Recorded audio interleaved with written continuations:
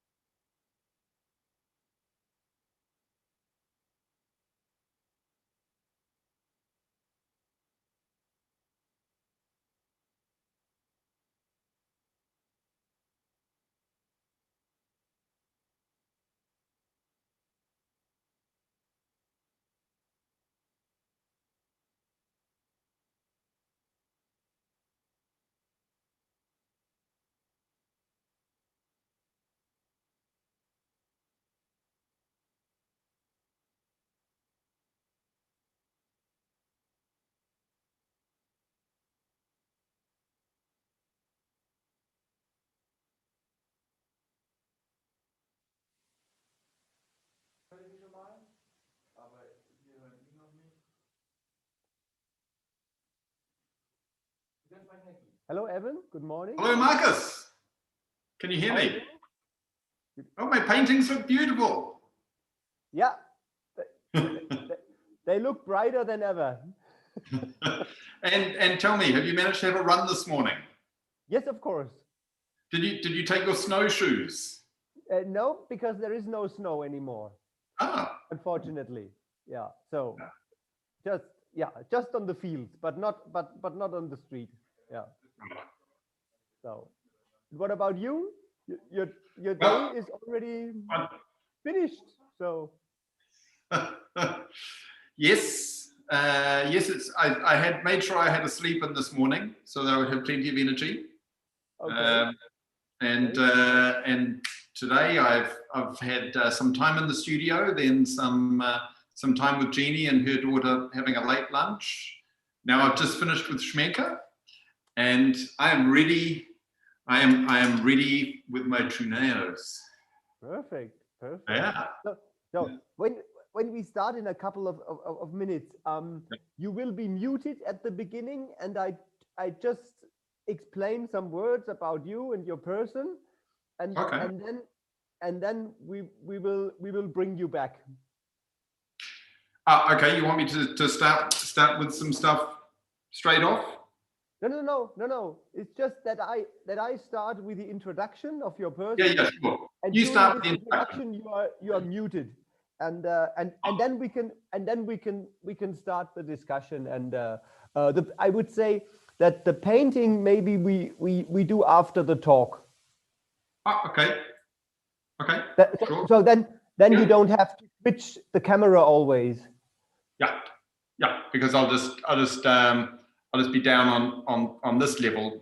I when we see. do- So you are using one camera. Yeah. Okay. Well, but yeah, it looks fine. Yeah, that's fine. Yeah. Okay. I can turn up the brightness on there a little bit, but not too much because we get a bit of glare. I think that's probably good. Yeah, I think also from the light, it's yeah.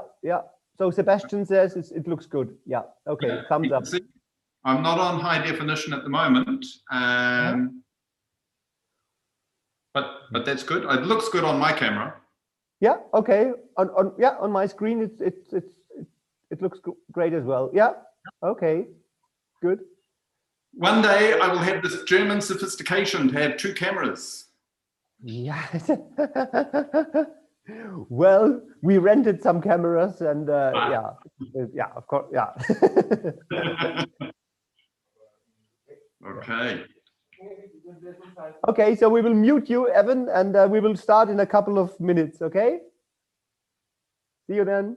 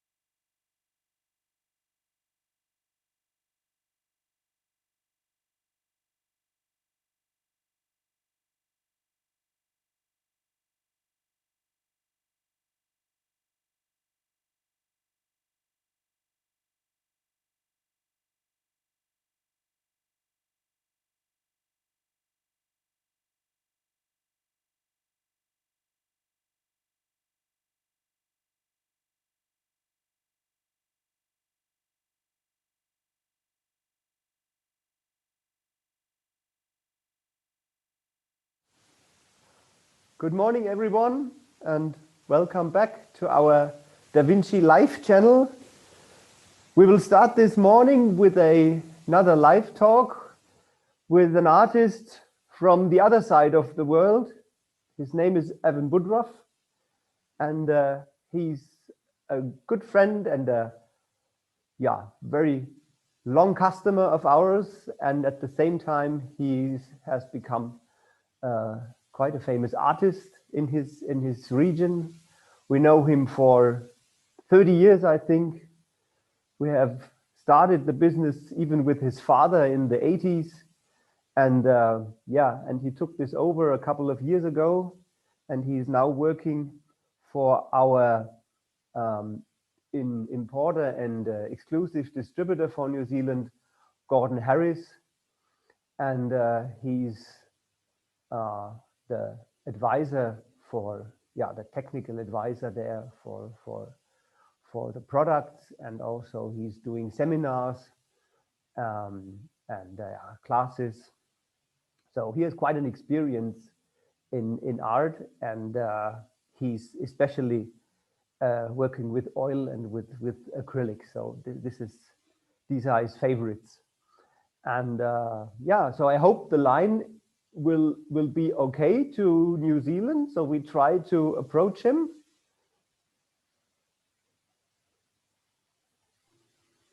Evan? Hello. Evan, hello, Evan. Good evening, Auckland. In New Zealand. Yeah. Welcome to our brush talk. Thank you. Yeah, I hope. Be there, huh? Yeah, very good. Yeah, I just said some words about your person, about our relationship that we have for so many years. I said we know each other for about 30 years now. Yeah, 31 years this year. I think 1990. Yeah. we I remember. still look so young. Yeah. So yeah, I remember when your father came to our factory in the 80s. Yeah, and and that's where all started. Yeah, sure. And I visited in maybe 10 years ago, 2011. I visited DaVinci. Yeah, well, yeah, it doesn't feel that long. No, Yeah. not long at all. Yeah. So today we wanted to have a talk together about the Cuneo line. You have been the testing artist before we launched this series. So it took about a year for us to prepare everything, because we had different materials available, and you helped us during the testing. Maybe to explain again the reason why we did this step with this Cuneo line, and this was that the availability of the raw material, means the natural chunking bristle, has become very difficult. And so we were very lucky that the industry, the fiber industry, provided us with some very interesting new synthetic fibers, which were like the natural bristles, had a very rough structure and had also split ends. And this makes this Cuneo fiber so particular compared to our standard fibers, which should imitate a hair, and means they lead into one fine point. And the Cuneo splits and has also this special rough surface where the color can stick on, and so this is the difference to the normal common synthetic fibers that we use for many years. And so we started to develop some samples, and you were testing them, and after a year we said, okay, we are now ready with the mixture. We are happy with the results, and so we did the launch last year in summer. And I heard. Well, sorry, Marcus. I know German efficiency is usually very quick, but I do remember maybe 8 years ago, in fact, you were trying to develop Truneo, and I received, along with 5 other artists around the world, we received a beautiful bundle of brushes made with 6 different fibers, and you were like, please test these and see if they will do what the Chungking bristles will do. And all 6 of us had to say, no.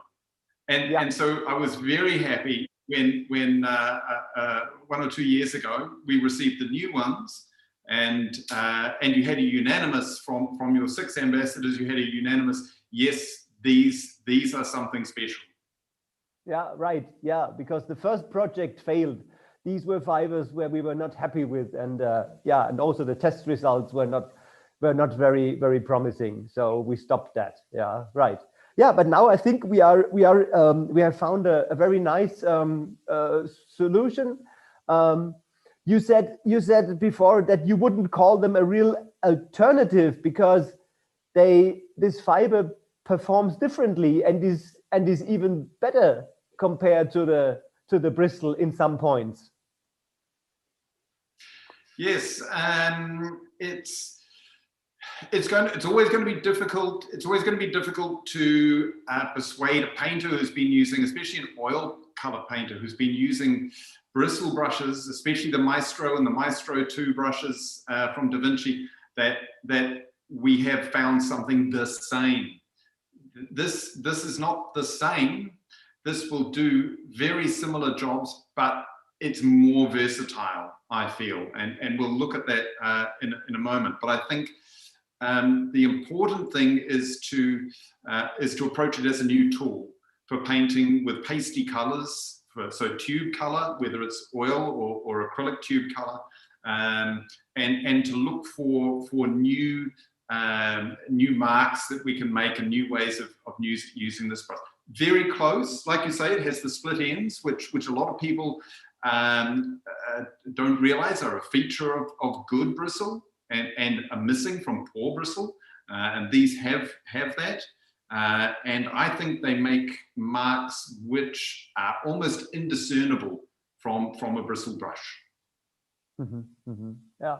So when we started with this line, we decided to focus on the most common shapes, which is the round and the flat shape. Filbert is not available at the moment because this is, it's something for the future, but this shape is always very difficult to achieve because we are doing this line in our automized production, and so we need to make special molds to prepare these brushes. So for the moment, we will have the round and the flat. And there was also, the year before, we started with a modeler, which is made from a similar fiber. It's the same family of fibers, but the mixture of the fibers and also the color is different to the Cuneo. So this is the product then for priming but of course also for painting on large canvas. Yeah. So you said you wanted to show us something, how these brushes perform, and so we are curious to see that. Okay. Yeah. Show you what they can do. Yeah, please. Okay. Okay. I'll just I'll turn everyone down to my page here. So here is just some rough marks made with the Truneo. So most people are familiar mostly with synthetic brushes, which they want a nice clean shape from. Bristle brushes, novice painters may not like them because they look bristly. You know, that's what they are. But this lovely individuality of each hair in a bristle brush is what gives you these varied track lines of paint.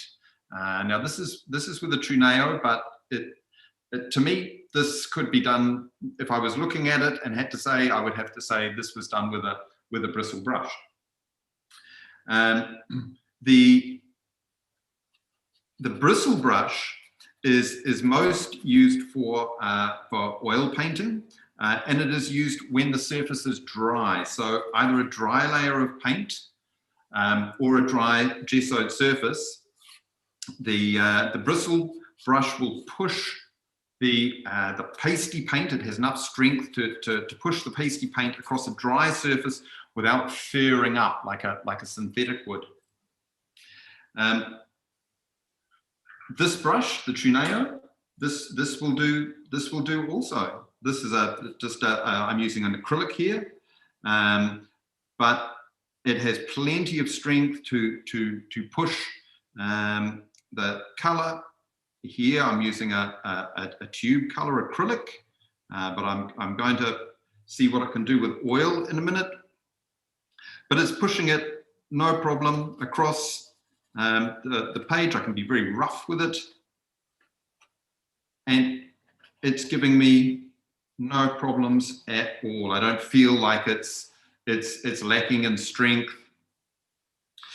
The original bristle brushes, the original pig bristle was in the old days was used for the first spring in pocket watches. So it has an incredible strength to it. This Truneo has a very similar strength to push this paint around, but it's not going to fur up. Now, the unusual thing about this, you can see how nice and sort of gestural all these marks that it's making out. I wouldn't usually be able to do this with acrylic with a bristle brush, because a bristle brush tends to really hang on to that acrylic paint, and it's very hard to clean. I mean, fantastic for the art shop. You know, if an acrylic painter is using bristle brushes, they will be in for a few brushes, and that's good for business. But usually synthetic brushes equal synthetic brushes. Synthetic paints equal synthetic brushes. So acrylic paint, usually we would have an acrylic brush. So we can now use the strength and the individual bristle mark making in that a bristle brush would have, but because it's synthetic, now we can use it also with an acrylic paint. And this is some innovation that Da Vinci have been making with their new ranges of synthetic brushes, and enabling techniques to flow over. I mean, another artist will talk about Casaneo, but this allows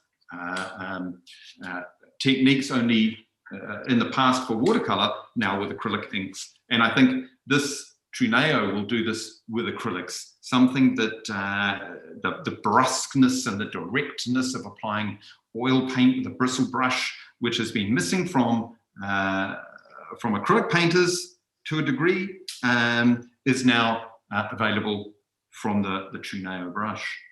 So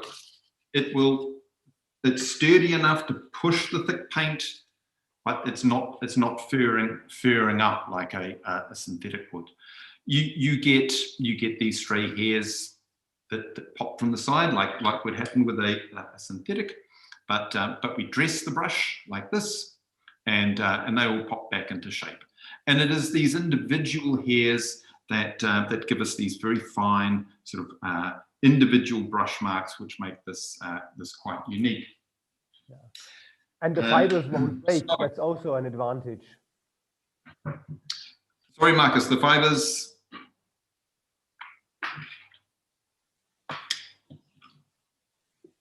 Well, and this is interesting with the fibers, and you were talking about the different mixtures of fibers. I think a lot of people don't understand the technology that goes into making this brush. You know, there is not one type of fiber. This is not a toothbrush. This is a mixture of fibers, like all of Da Vinci's new generation synthetics, and this is what gives it its unparalleled response. Because as an artist, this is what I want. I want response from my brush. The way the brush responds will determine the marks that I make. So here I'm taking some oil paint, and this is just straight from the tube.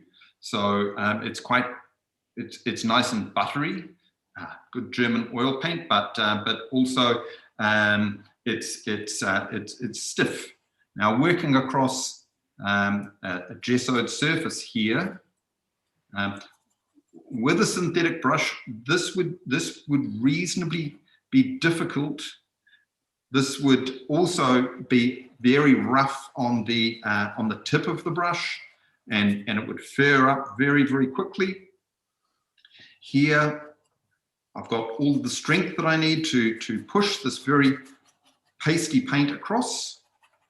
And this is one of the benefits of oil paint. It's oil, so it spreads. So with a small amount of oil on a well-primed surface and a good bristle brush, we can actually take a small amount of paint and really, really push it across. But you need a strong brush. And this Truneo is really doing it. It's pushing it across, but look, it's still good brush shape. And in actual fact, this is now looking like a real bristle brush, not some synthetic. But with oil paint, so it will have the pushing power to get that on. But where a bristle brush falls down, stops becoming so useful on an area, is when you start layering up, because once you have some wet paint on the surface, a hog hair brush will start to pull that paint off if you try to layer up. So you can put 1, maybe 2 layers of oil paint down before your bristle brush starts to pull it off. You need to swap over to a softer brush. But the Truneo is not a bristle, it's a synthetic, and it has the soft response necessary for some delicate layering as well. Let's see how with a large brush like this. It's nice and bright.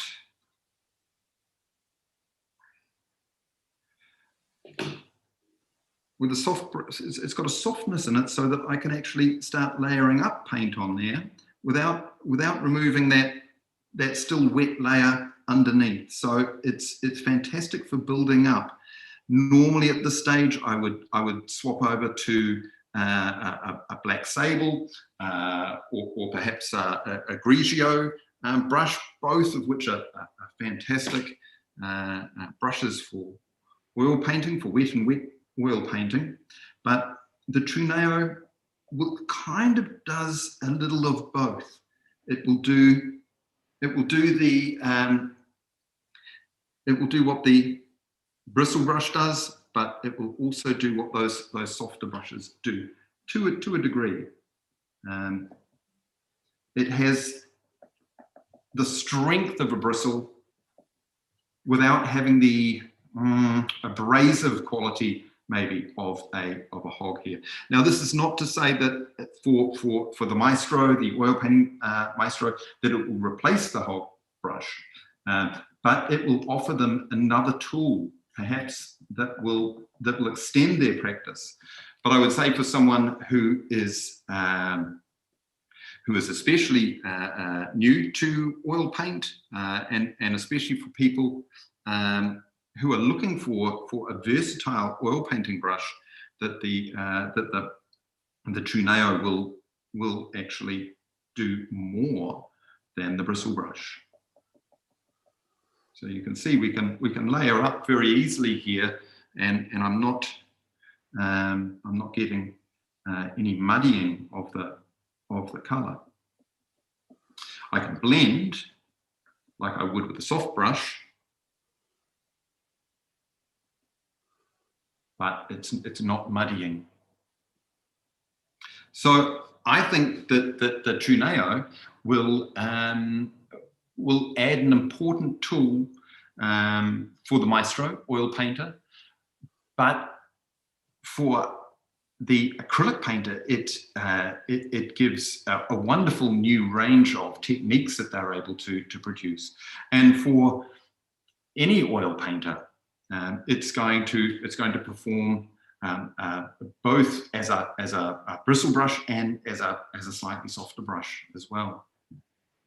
But for me, also cleaning is an issue. Cleaning brushes. A wonderful thing about synthetic brush like Truneo is it's much cheaper than the pure chunking bristle brushes. But the only way to really save money on brushes is to look after your brush. And Marcus, do we have some time so that I can show people how to look after their brush? Yes, of course. Yeah, would be a good idea. Yeah, why not? Yeah. So here, oil paint. So maybe I'll save this one just for a minute. My synthetic. Yeah. And just coming back to acrylics, because you mentioned at the beginning that you paint with acrylic out of the tube. Would you recommend also other types of acrylic paints, or is this more for the thick paints? My rule of thumb for using a brush is the stiffer the paint, the stiffer the bristle, or the stiffer the brush that you need. And the more fluid the paint, the softer the fiber. But of course, this is just a rule of thumb and can be changed. To be quite honest, I have not tried the Truneo with a fluid acrylic, but there is no reason why we can't do that. Why we can't do that right now. So here I have some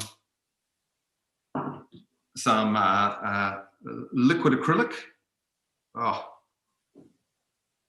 And although the Truneo is designed to keep most of the color at the tip, I can see here it's actually drawing the paint up into the fiber. So it's going to give me quite a good color capacity, I think.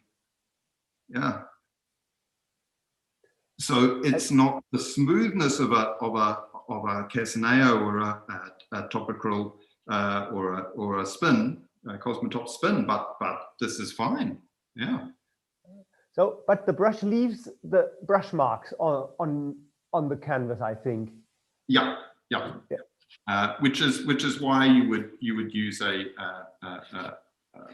bristle brush. You'd be wanting that mark making, that gesture, which is so important for a lot of painters.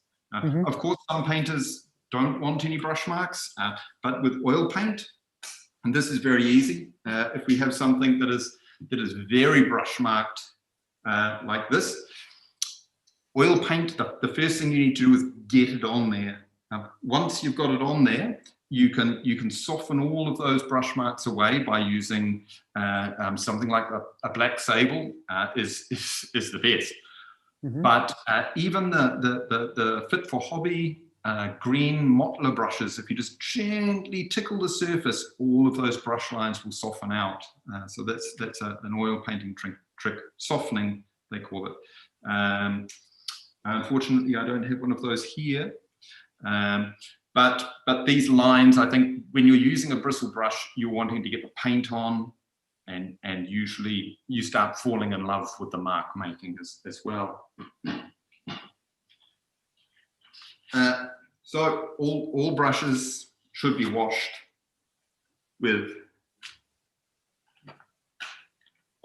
our best Da Vinci Kern Cipher. This is a brush cleaning soap, and here's my one here. Actually, this is this is not even mine. This is my wife's. This is from the laundry because it's a very good cleaning soap. It's quite an oily soap, because the trouble with normal soaps is they might clean well, but they don't condition the brush. And this is a conditioning soap which will not just clean, but maintain the natural oil content. Even when we're talking about a synthetic brush, and we say, well, what natural oil content? Well, of course, it's all natural oil. It's made from oil. So you want to maintain that. You don't want to dry the brush head out. So with synthetic, it's very easy. I won't take you over to the sink. We have some water here. The brush cleaning soap, you can be very, very hard on your brush on the surface of that. See how I'm pushing that in? But as long as then you take the lather from the ferrule, the steel piece here, to the tip, and you get your fingernails in there. This is the part that you want to be concentrating on cleaning. So get as much of that out as possible, and give it a good rinse. And in actual fact, these two nails are very easy to clean. Look, that's pretty good already. I could give it another quick clean. We are having drought here at the moment, so this is the most sensible way to clean a brush anyway, in a bowl of water. Yeah. But again, get the fingernail in there until the lather comes through clean. So that will need maybe one more of that, but I'll leave that to your imagination. Here we have the oil painting brush. Now, one thing that I hate about painting with oils is cleaning the brushes. And to tell you the truth, this is a first. I haven't cleaned one of these Truneos with oil paint in it yet, but this is a very good way how to clean oil paint from your brushes, any oil painting brush, without using solvents. Because again, the natural oils in a brush, you wouldn't want to put solvents near them. Would you wash your hair with solvent? No. So first I pinch out as much of the paint as I can in a paper towel, so I can get rid of a lot of the paint there. Now, according to Cennini and Vasari, writing in the 15th century, you use half a finger of oil. I guess it's about half a finger of oil. And here I've got some artist quality, but not good artist quality, linseed oil. And you can see how brown and it's a bit black down the bottom it is. This is just for wiping out the brush. You don't need to have clean oil. It's not like water that we're washing out. And I'm just using the oil and the edge of the bottle there to extract as much of the solids from my brush head as I can. So you can see there's a lot of paint going out, a lot of residue going out, and that will settle in the bottom. That's fine. Then wipe that out, and you can actually see here that now I've got very little color left in my brush already. So this oil is taking out the majority of the paint. So the paint and comes the oil out. You said in the beginning, this is linseed oil. Just linseed oil, not a high quality linseed oil, but not a hardware one, just a cheap artist one. Now that I've just got an oily brush with very little pigment in it, I can take it back to the water and back to the Da Vinci brush cleaning soap, and again be very hard on the brush head on the soap, and concentrate on pulling that from the ferrule to the tip. Now, I don't mind washing this with my hands because there's no solvent involved, and even if I was using a cobalt or a cadmium here, again, unless I had a cut on my finger or something, it's not going to hurt. But we can see we've almost got all the color out already. And you can see the lather is now starting to come through almost white. So again, just bring that through, and the brush is just about clean. So no solvents, very little time spent cleaning. What you need to do So you will get some staining from colors. I've used a phthalo. Now phthalo, first time you use your brush with phthalo, it's going to stain the fibers, but there's no actual color in there. We can see that there's no color coming out of there onto the napkin there. So that is a clean brush. So avoid solvents and your brushes will love you. Da Vinci brush cleaning soap, and take some home too. It's very good for getting red wine out of carpet. It's good for getting oil out of silks. It's a fantastic cleaning soap. Now, just you mentioned these two, Marcus, the bristle. Mottlers. Mm-hmm. Yeah, the mottlers. Is that in focus? It seems a little out of focus. We lost. Yeah, now it's better. Yeah. Better close up. Yeah, no. So the mottlers, these do have a different hair. This is a new one here. This one here is a reasonably old one, so we can see the wear in it. But I am very rough with this brush. This is not just used for priming, but also for my collage with collage glues, fabrics. I'm collaging fabrics on, so I'm giving it a real lot of punishment. But you can see how clean it is in that ferrule area, because I've been very pedantic about cleaning. Now, if you're cleaning a big brush, especially these flat brushes, there's one action that you can do that's a bit different, and that's you pounce it like that in the water, and all of the paint will come out of here. If you just dab again until all of the paint comes through. Of course, you should wipe out any excess before you start flushing it down the waterway. And then again, the soap, very hard on it. And there's a reason there's a hole here. With these brushes, you need to hang it to dry. Which would be good also for the normal brushes, but it's a bit more complicated because they need to be fixed. So you should never leave your brush in the water. Like this is very bad, because any little gap in the ferrule here, if there's just a microscopic gap, water gets down, will expand the timber, and you'll get a loose ferrule. Right. But a lot of people understand that. Less people understand, once you've washed your brush, don't stand it up like that, because again, if there's a little gap in the glue down in here, water will get through into that end grain, swell it, and you'll have a loose ferrule. So always dry flat. Yeah, and the moisture also stays in the bristle. That's the next thing, and dries very slow. I usually just have some strips of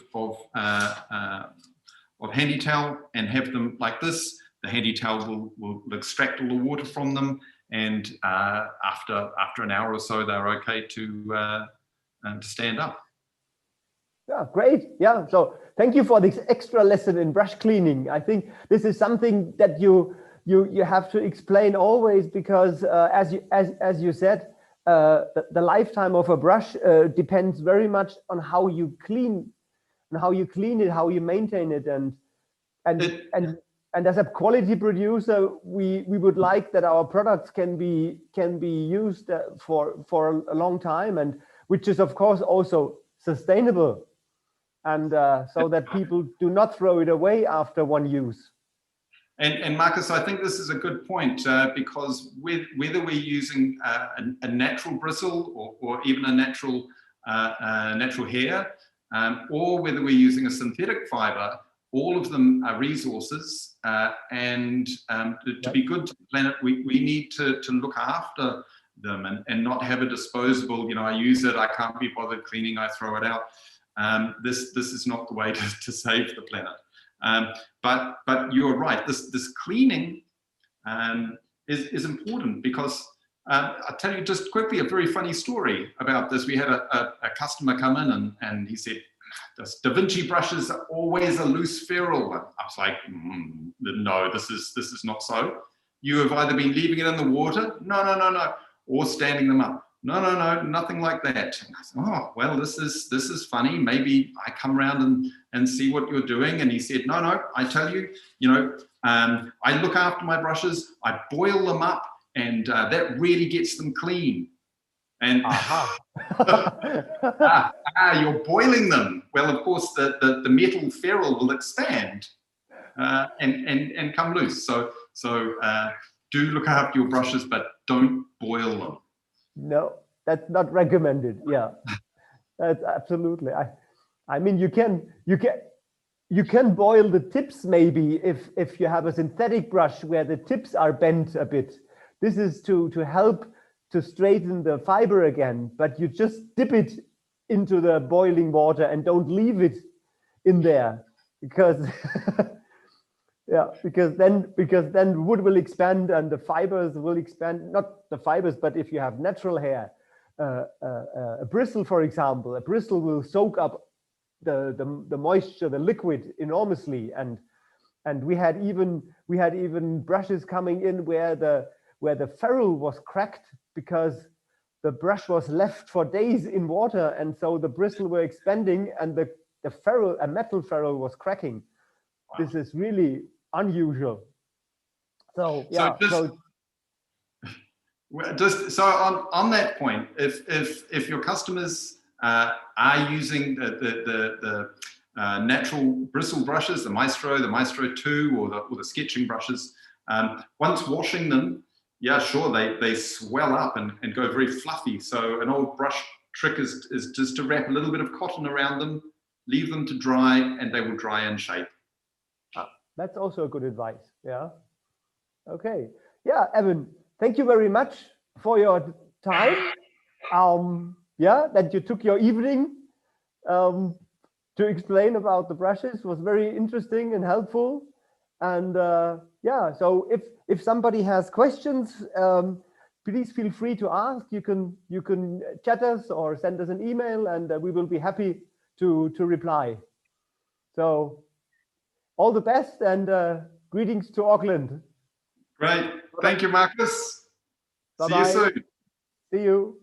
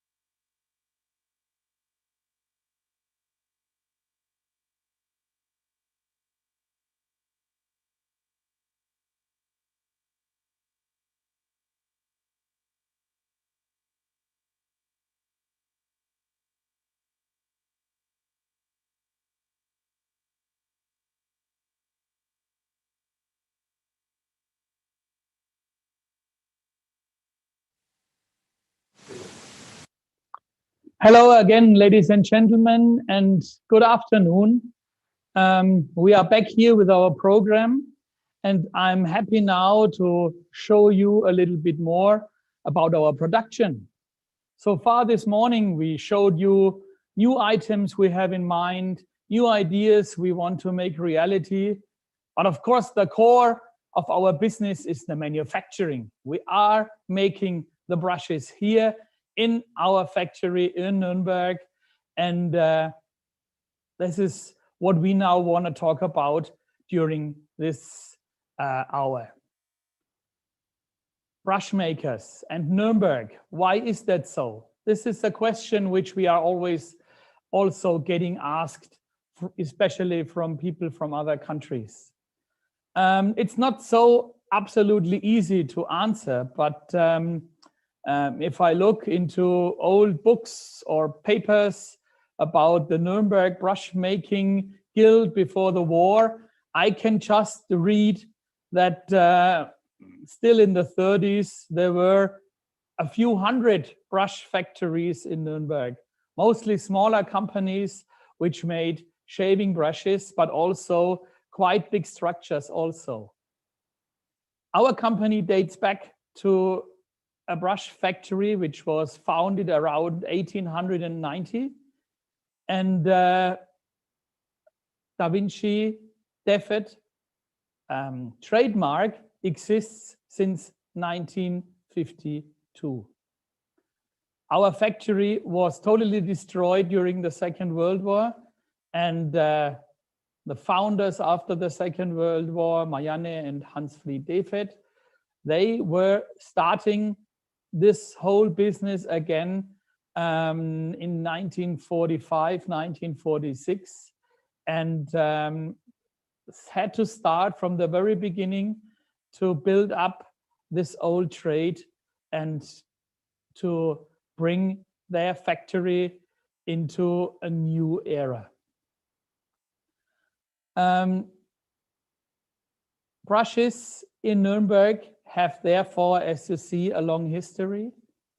And this has probably to do with the fact that Nuremberg was a trading marketplace since medieval times, that fur and herbs from all the world were traded in Nuremberg, and that there was a special, how can I say, passion in our area to develop the knowledge how to prepare all these hairs and how to make them perfect for brushes.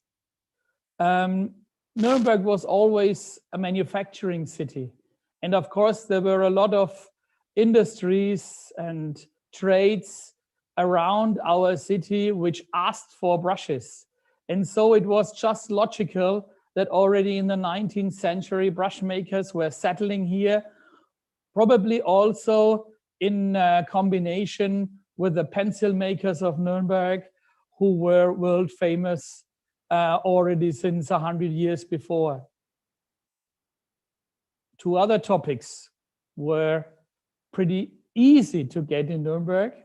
This was wood for the handles, because in our area there is plenty of wood available. And on the other side, Nuremberg has always been the city of toys. So there were a lot of metal specialists. So also the ferrules for the brushes were a thing which were not difficult to obtain. And so this all developed that in the 20s and 30s, Nuremberg of the last century, Nuremberg was the city in Europe for producing artist brushes, all kinds of brushes. Well, there is not so many structures from these times back, but we have always put big value on the fact to grow these knowledge of generations further and to develop it further. And if we are now looking into a brush factory of today, you can see that the differences in the manual brush production are not too big, because today, as 100 years ago, there are no machines to make quality brushes which are made from natural hair. So we will show now you some footage which we have taken from filming about 1 or 2 years ago. Please understand that due to the current pandemic situation, it was not possible to go live into the production the last days. And today is also Sunday, so we cannot show you live impressions from our factory, but we want to show you once again how a real valuable quality brush is made by hand. So please show the video clip which we have prepared. Ladies and gentlemen, hello and welcome to our program. I am standing here together with my partner, Julian Rodner-Defert, and my name is Hermann Meyer. We two together are the owners of the Da Vinci Künstler Pinselfabrik Defert GmbH. This is our full name. And we are running and managing this company together. We are standing here in our manual production. Why, Julian? Because of the corona pandemic, we were not keen to film in our production. So we decided to show you some footage we already recorded and give you a look inside how a brush is made. But also with our live comments so that we can give you the best information possible.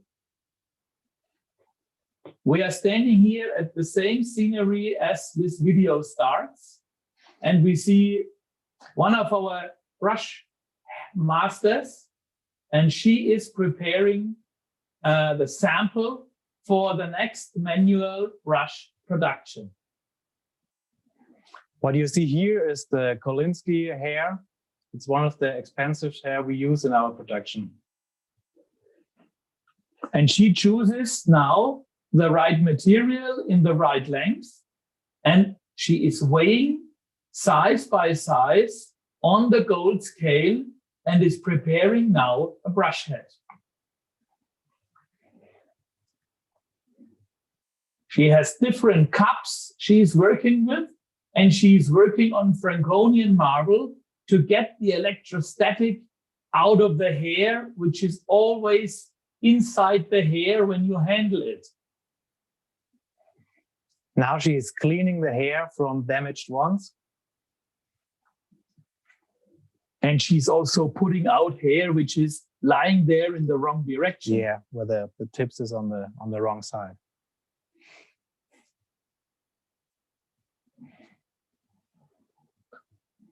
And if you look now very closely, you can see that there is already a kind of a mirror inside the hair, because the cups themselves have a shape inside.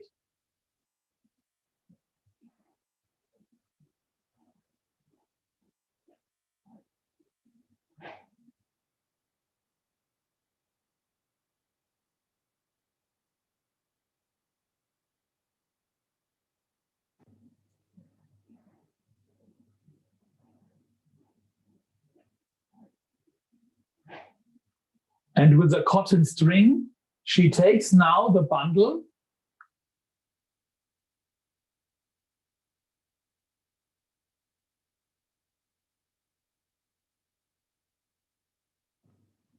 she fixes the hair, making the typical brush maker's knot, and now she can arrange the tips into the right shape.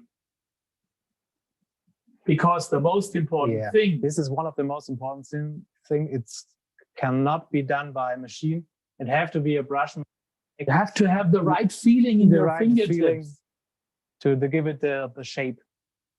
And you should never cut the tips away, because the tips are the most expensive thing from the hair. Yeah. This is what the artists are really looking for. This is what the artists really need. So this is the only point where you can use a scissor is to cut the string.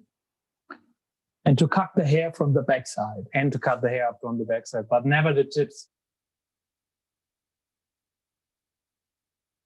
So now the hair bundle is given into a ferrule.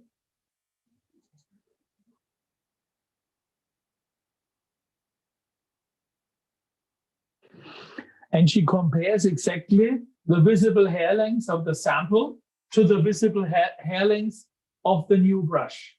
This is what the brush maker is doing. But of course, the hair is not really fixed inside the ferrule.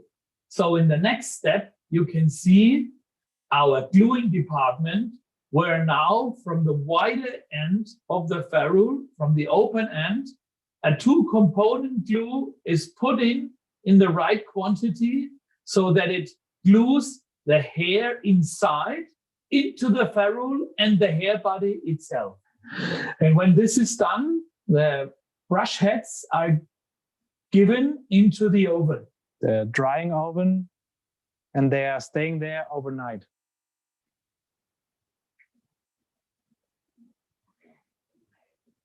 The next morning then, the brush master, Manuela, is taking them out again, and she is controlling them personally before handing them over to the first quality control.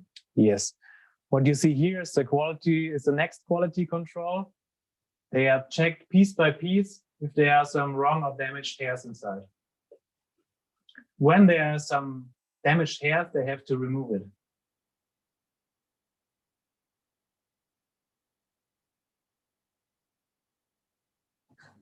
What has happened in the meantime? In the meantime, the handle was stamped on our hot stamp machine, where we engrave our brand into the special handle, because also the handles for the Maestro brushes are the best quality handles with 5 layers which are on the market. And after the handle is stamped,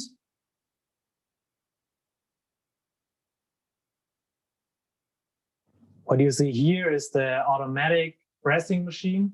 So the handles and the brush heads get glued first and then pressed in the machine.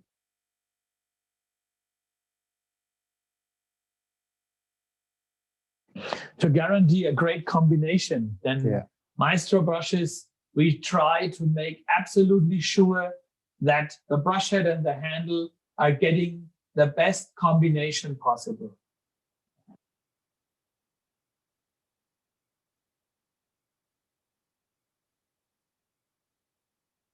The starching process is also quite important because the hair and the whole brush have to be protected during the transport to our dealers and to our consumers.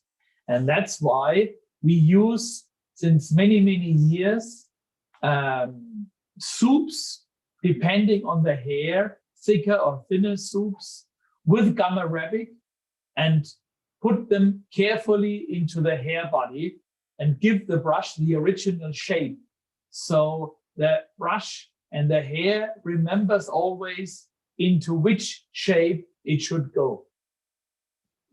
Quality controlled again by a brush making master. They are wetting the brushes and see if the tip is closing and remove damaged hairs.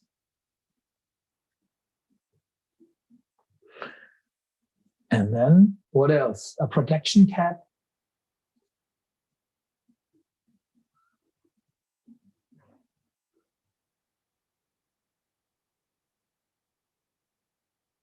A nice packaging. And our Da Vinci Maestro brush is ready for traveling.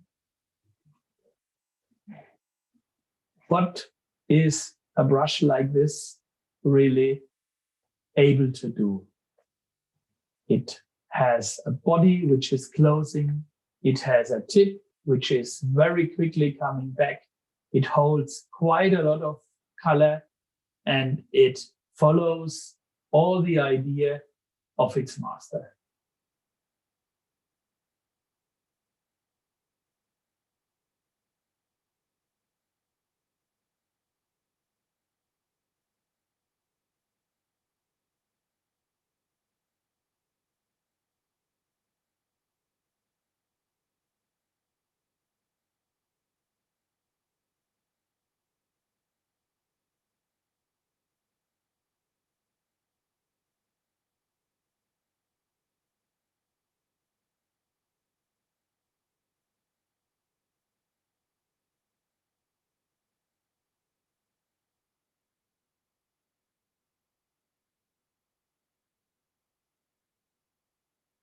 Ladies and gentlemen, we are standing here in our automatic production.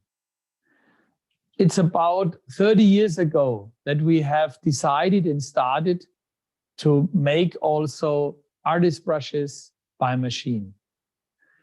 We have found some special ideas.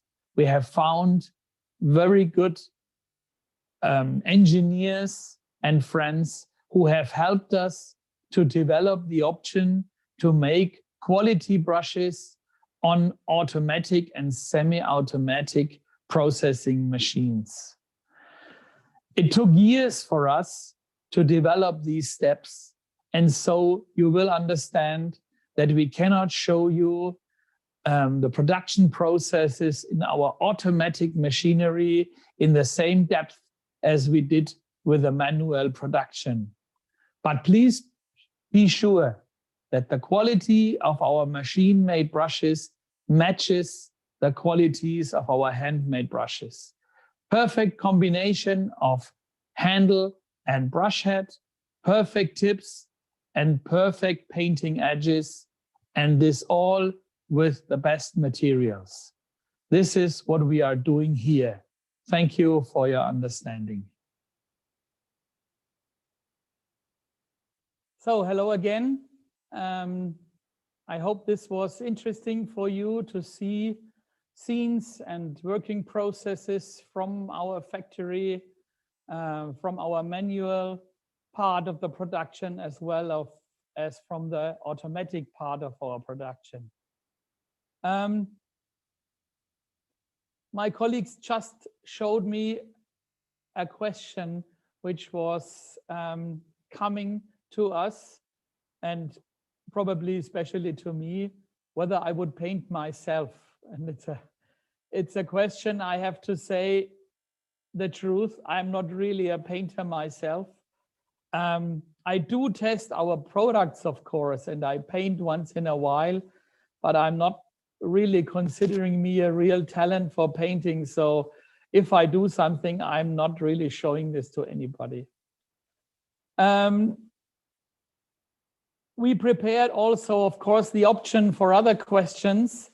But before we go on, we would like to show a few other bits and pieces, how to,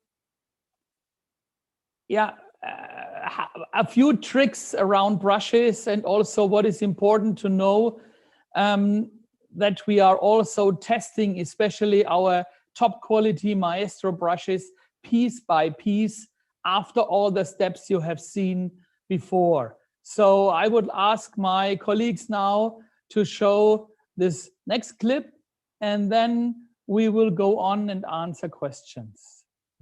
Hello, I am Julian Rodner-Deffert, and I'm responsible for the production and the quality at Da Vinci. Today I will show you the most important quality control of the Maestro Series 10, and additionally some useful tricks all around brushes.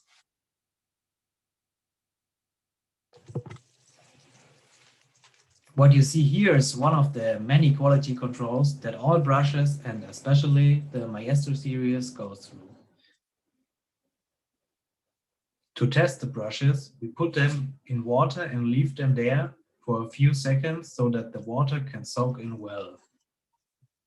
Only a complete wet brush shows whether is it working and in perfect condition.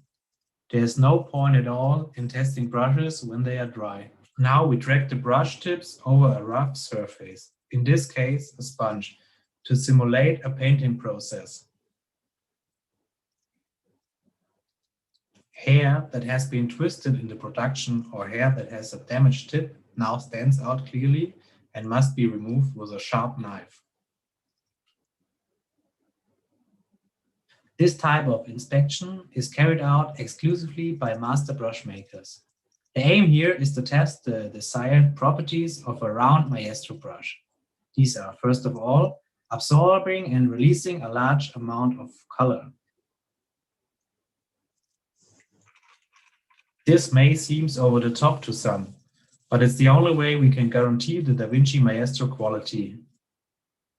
We get asked a lot how to open the washed brush properly. Because of the French way of attaching the brush head to the handle, we carefully bound the brush with cellophane foil. To loosen this packaging, it is recommended to use a scissor instead of a carpet cutter. Carefully go under the string with the scissor and cut it, being careful not to damage the hair. The brush is now almost ready for use. Only the gum arabic needs to be washed out. Please note that you should never open a brush when it's dry. This will damage the fibers and hairs. The best way is to soak the brush with water, taking care not to bump the tip. The fine tips of hair are very sensitive. Afterwards, the gum arabic can be easily removed with your fingers. The brush can now be used for painting.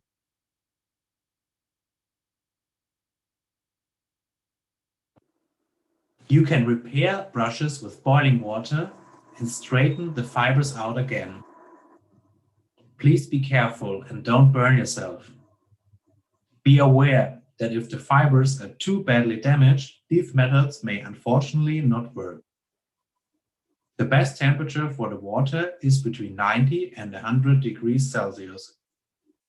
Please dip the brush until about half of the furrow into the boiling water for about 3 to 5 seconds. The heat makes the synthetic fiber straighten out. Then remove the brush from the water and shape them to the original form with a piece of thicker cloth. If this is done, let the brush dry on a towel in a flat position. You can correct several brushes at the same time, and you can do the process a couple of times if it does not fully work with the first try.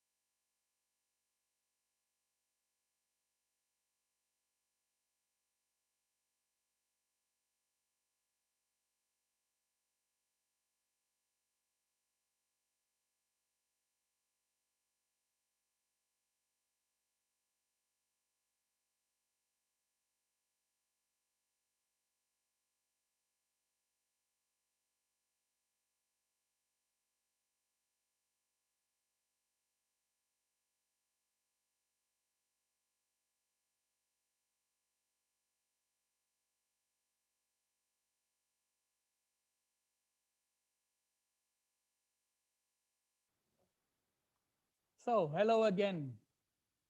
I think there were some interesting hints we could give you about the starching of brushes, about the preparation and final testing of brushes, about the cleaning of brushes. I really want to point out that this repair advice we gave you for the synthetic brushes with the boiling water is only true for synthetic brushes. Please do not do this for natural hair brushes. This is an important advice which I want to say once again, because the hot boiling water is not so good for natural hairs. It's just good for the synthetic fiber. It's nice to see that in the meantime, we got some other questions which I would really like to answer now. First of all, we get the question, how many brushes a brush maker can do a day?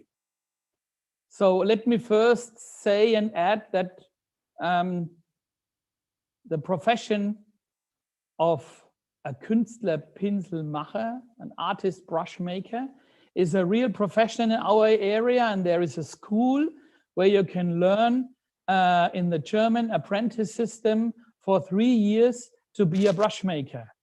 And you can even get, after another 5 years, a brush making master. So you see, this shows also the long tradition of brush making in our area. A real good brush maker can make about 300 to 400 brush heads a day. Of course, it's always decisive what sizes he's working on, how big the brushes are. The bigger the brush, the less quantity, of course, is possible. So this is something I wanted also to answer, which was asked from our audience. Another question I just see is whether it's possible to see this film online also after the show. And I can really confirm that we will make all these clips and all these seminars or lessons, however you want to call it, we have here in our program afterwards on our YouTube channel. For example, our programs about the new items in German and English language are already to be seen on our YouTube channel. And this will be then happening throughout the next days, that you can, if you miss something or whatever, see these reports, these programs again on YouTube. And another question is the question about what about the percentages in our factory between the handmade brushes and the machine-made brushes?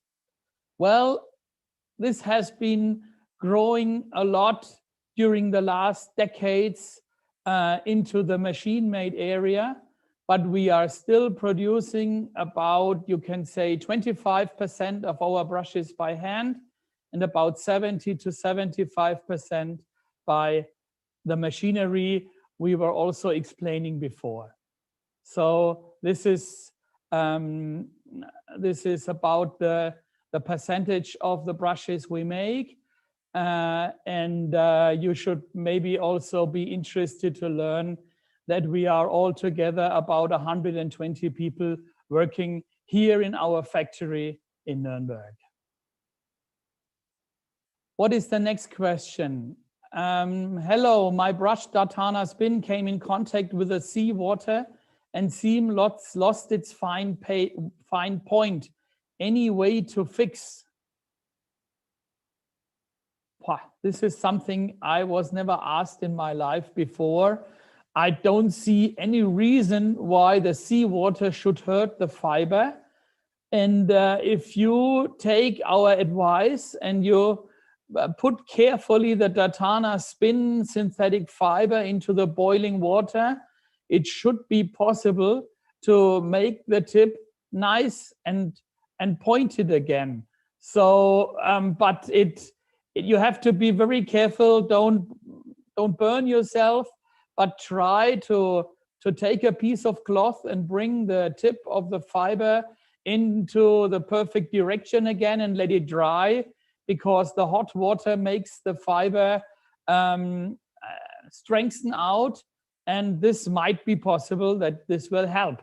But sorry, I have no experience with synthetic fiber brushes in seawater. This is something new for me. Yeah, well, the next question is there any way how to repair natural hair brushes, mixed brushes?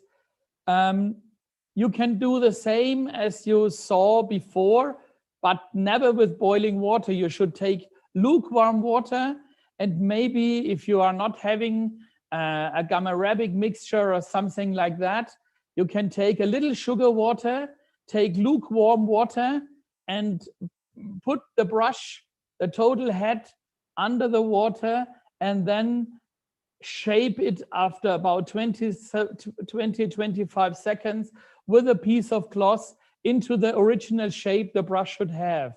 And then you might be really successful.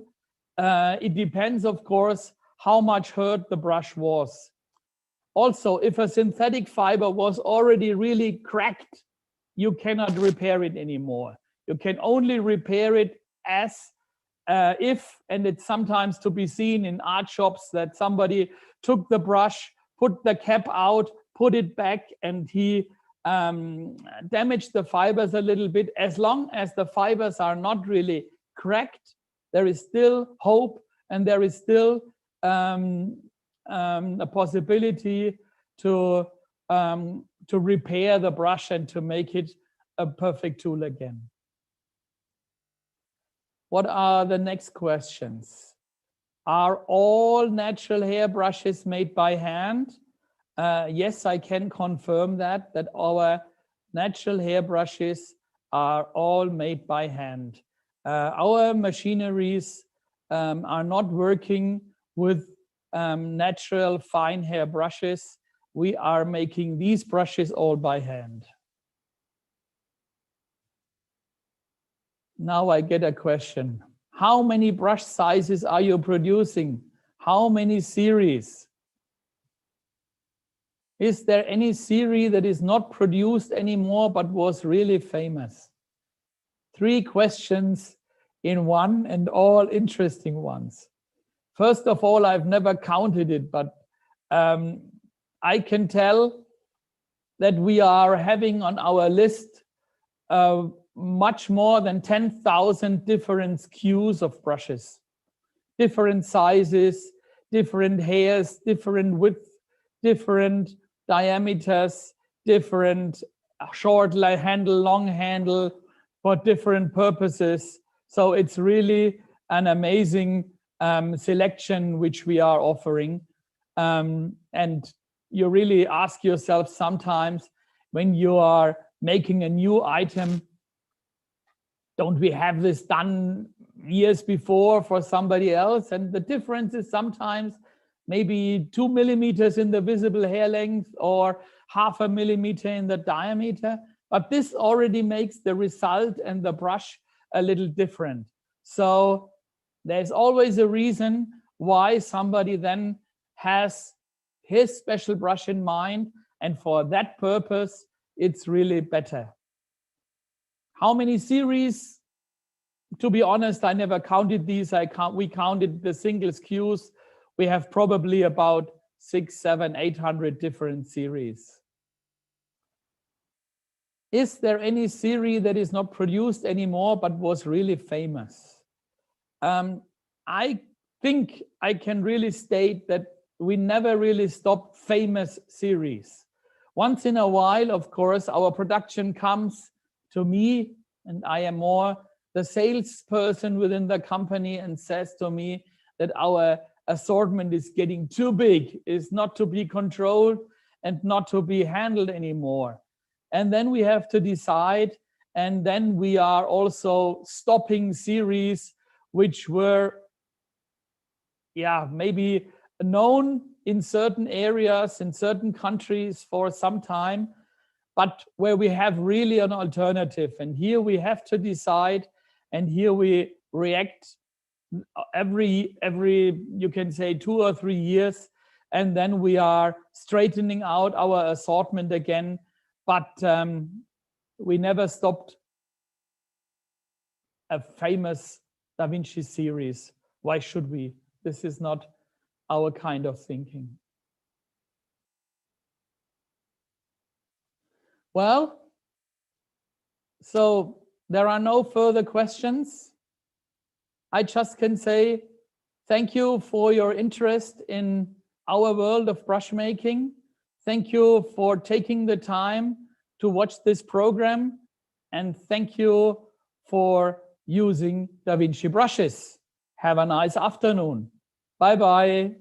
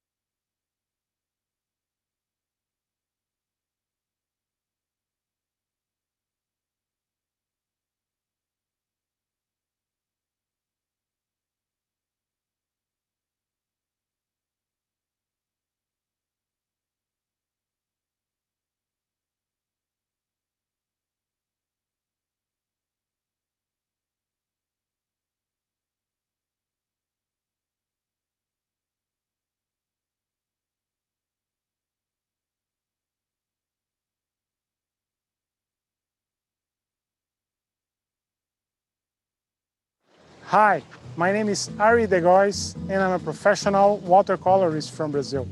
I live in an island that calls Florianopolis. As a plein air painter, I always choose strong brushes that can resist in different types of travel, and when painting, provides me a soft touch and a good accumulation of water. I've been working with DaVinci for many years and have always found what I needed as a watercolorist in each product line. Today, I choose the Casinel set to paint this beautiful seascape.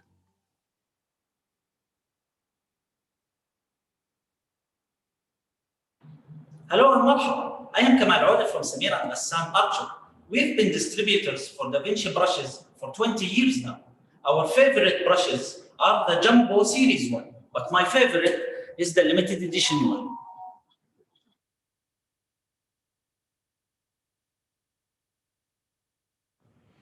Hi, I'm Melody from Seoul. I'm an abstract painter. I love to use these watercolor brushes for my oil painting. It's quite soft and elasticity while painting, so I could make more sensitive marks and textures. And the body is comfy for me.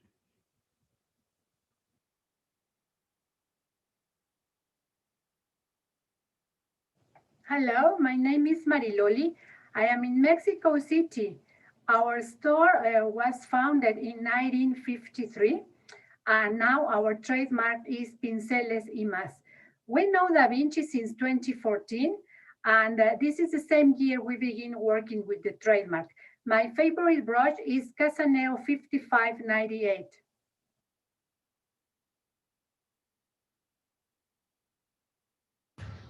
Hello friends, I'm Erika Rosin from Brazil. We are artistic. We are located in Valinhos, 100 kilometers from São Paulo. I know DaVinci brand for 4 years and I work with the brand here for 1.5 years. My favorite DaVinci brush is the travel brush. I think it's a great idea to protect the hair and take the brush everywhere. So I love this product.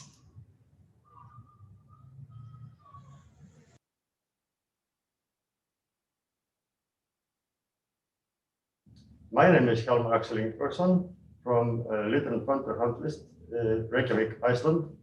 We have been working with DaVinci since 1978, or for the last 42 years. My favorite brush is the Casanel travel brush.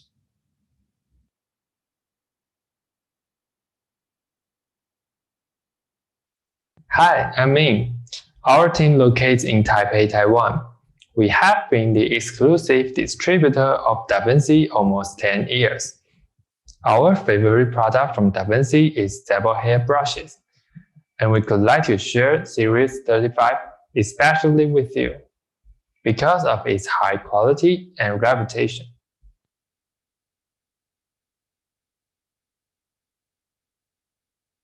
Hi, I'm Susie Morris and I'm based in the United Kingdom. I'm originally from Scotland and I now live and work as a professional artist from my studio in London. I've known DaVinci artist brushes since I first went to art school, really, but it's in the last 10 years that I've been privileged to really get to know the company better, partly through their support of British artists at an artist residency, and also through being involved in the DuraPlus system, and through watching the traditional handcrafting by skilled artisan brush makers in the Nuremberg factory. So when I'm asked about a favorite brush, well, it has to be the Susie Morris Pure Badger Mottler Series 5 through 8. This has to be a firm favorite in my studio and gets used most days.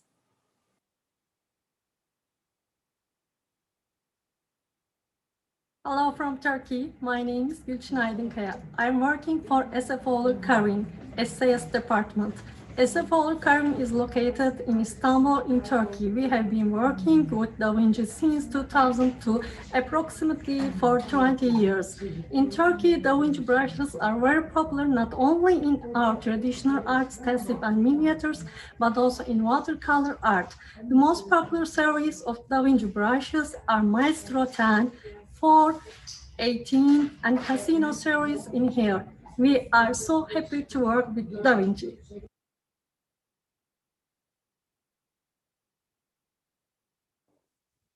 Hello everybody, my name is Romina, I work in La Pizzeria. And I am Paula from Arte Nostro, and we are here in Santiago de Chile. We work with Da Vinci brushes since 2014. We sell and distribute for all our country. We love all the Da Vinci brushes. But in special this one, that is the Casaneo 498, because it's the best that you can find here in Chile and in the world. Yeah. Thank you everybody and take care. Stay safe. Bye. Bye.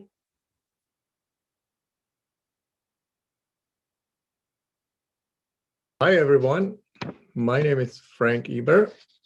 I live in Paso Robles, California, USA. I have known Da Vinci for a long time. I've actually was born and raised in Nuremberg. So I grew up in the same city.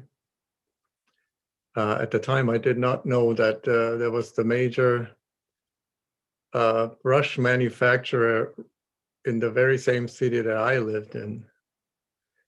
But I do work with Da Vinci. I have been working with them for quite a while now. And I have my own series, the 224, which is actually the watercolor series, MOP series Casaneo 498. So you can get those anywhere, or you can get my own series with my name, the 224, via me, via my website, frankeber.com. Well, thank you for watching, and happy painting, everyone.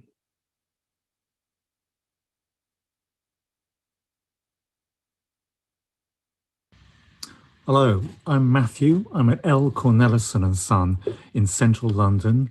I've been working here about 25 years, selling Da Vinci brushes. My favorite is series 5580, Cosmotop Spin, going from size 10-0 to size 40.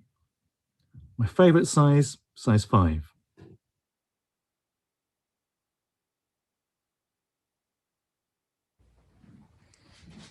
Hi, this is Curtis Ott. I live in Haag, Bavaria. For many years, I paint with all colors, and I only use Da Vinci brushes, because they're the best.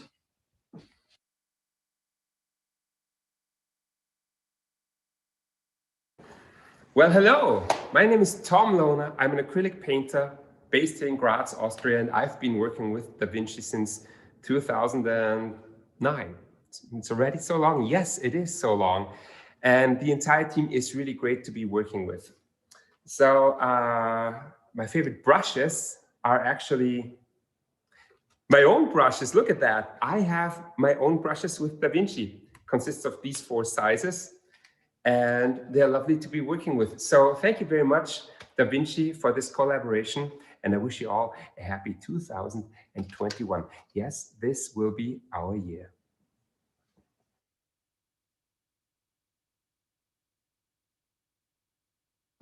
Hi, this is Fawzia Shabnam from Dhaka, Bangladesh.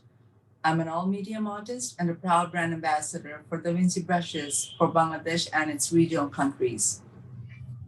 My official affiliation with Da Vinci brushes has been since 2020.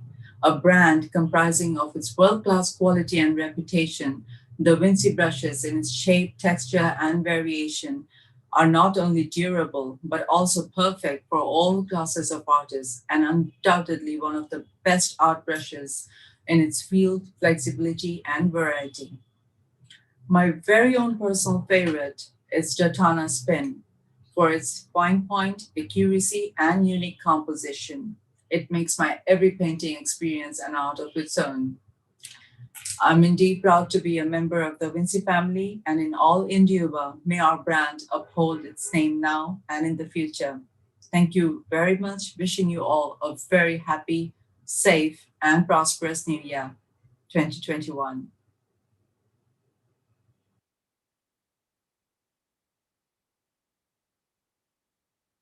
Good morning, everybody. This is Kennedy Art from Dublin, Ireland's oldest artist supply company.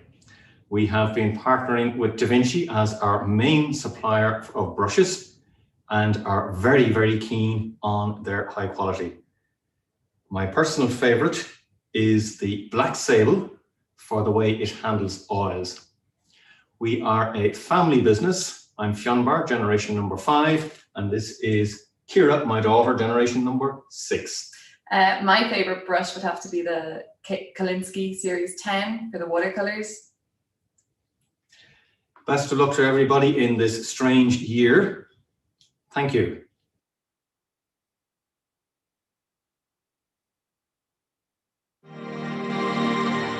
En Color & More somos orgullosos distribuidores de la марка Da Vinci. Кисточки Da Vinci уже давно являются нашими любимицами. Их качество полностью оправдывает цену. Удачного дня и вдохновения желает вам команда Color & More. In Color & More, we are proud distributors of the brand Da Vinci.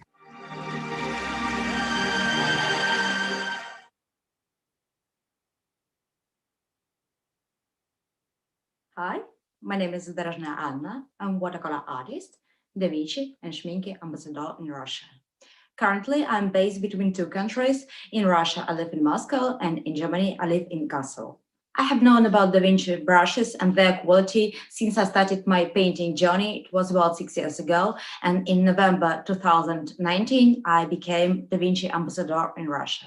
If we're talking about a favorite series of Da Vinci brushes, I have my signature set made by Da Vinci, and it consists of 3 brushes and 3 series. First is Mix B. It's a perfect series for washes. The second is Casaneo. Casaneo is a universal brush. It allows you to do washes and details. And the last but not least is Spin Synthetics. Spin Synthetics allows you to do careful small details and perfect for dry brush technique.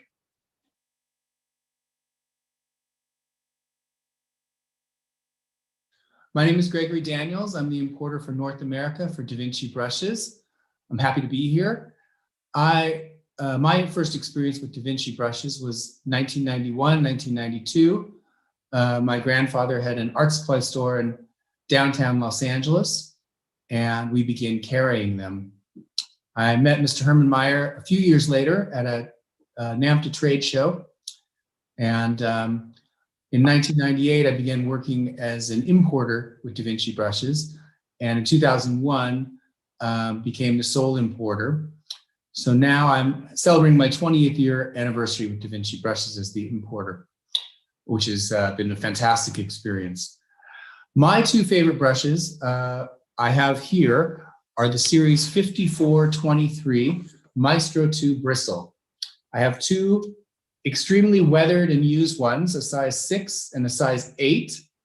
And the reason I love these so much is these are the brushes my wife uses, and they've painted the paintings in the backdrop behind me here, and the paintings that are all over our house here in Los Angeles. So thank you very much. And it's been a wonderful experience bringing Da Vinci brushes to North America, and I look forward to the future.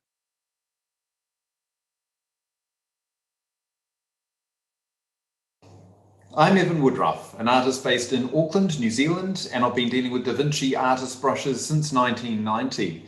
And in that time, I've accumulated about 400 of their brushes, which is not too many if you think about it. You buy 1 per month, 30 years later, you've got 400 brushes.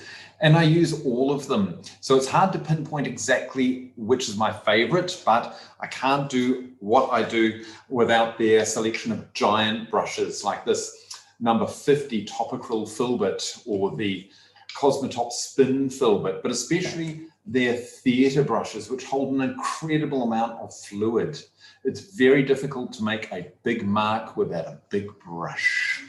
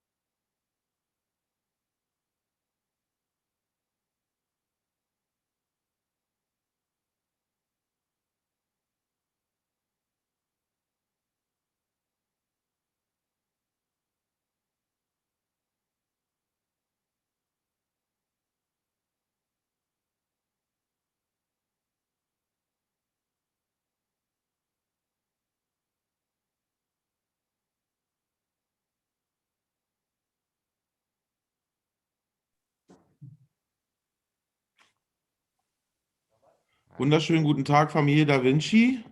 Einen wunderschönen guten Tag in die Hauptstadt. Kannst du uns hören? Ja. Das ist schön, das ist ein kurzer Technikcheck. Wir würden jetzt noch mal ganz kurz rausgehen und dann Punkt 13 Uhr anfangen. Und ich sage dich kurz an und dann bist du da. Fliege ich da jetzt wieder raus aus Zoom oder bleibe ich hier einfach drin? Du bleibst einfach drin. Okay. Ach, Okay. warte. Ihr braucht hier noch den anderen Account. Müssen wir auch noch gleich checken. Zack. Das Studio sieht auf jeden Fall sehr schön aus. Vielen Dank für dieses schöne Studio. Bitte? Sehr, sehr schön sieht das Studio aus und aus der Regie. Ah, jetzt höre ich dich erst wieder. Du warst, also ich höre, ach so, ich höre die Regie und dann dich nicht. Ah, ja, das habe ich jetzt auch noch nicht gewusst. Aber ja, Mai, gell. So, vielen Dank. So, hiermit bin ich drin. Ja, okay, alles klar, Du brauchst warte. das dritte. Ah, alles klar. So, umdrehen, damit es nicht so ganz idiotisch Bitte, bitte vielleicht noch dein Handy an ein Ladekabel hängen, nicht, dass die Batterie während des Vortrags ausgeht. Aber ich habe den neuen Xiaomi-Akku, der hält 3 Tage, aber hast recht. So. Jetzt ist hier aber die ganze Zeit ein Kabel im Bild. Warte mal, das ist ja nicht schlimm. Ich mache das hier runter. Das Bild sieht, das will ich ja auch nicht, dass man es sieht. Wir haben es gleich. Warte, Wir sind ja schon live, ne? Das ist ja das Schöne. Wenn ich so drehe, so wolltet ihr es haben, ne? Nee, ist nicht richtig. Nicht, dass wir hier nachher einen Fehler machen. Also, so rum muss es liegen und so rum müsst ihr es sehen. Ist doch richtig? Ja, perfekt. Okay. Also, Sehr schön. So. Super. nee, warte. So, so und so. Ja, jetzt. Jetzt noch feststellen. Momentan sieht man nur deine Hand. Ja, warte. Alter. Das ist alles jetzt in der Outtakes. Wir sind übrigens schon live drauf, aber es ist Das ja ist noch doch- nicht 13 Uhr, deswegen gehört, ja, das gehörte zu den Outtakes. Das ist total schön. Das ist total schön. Gott sei Dank hast du das gesagt. Das wäre mir sonst nicht aufgefallen.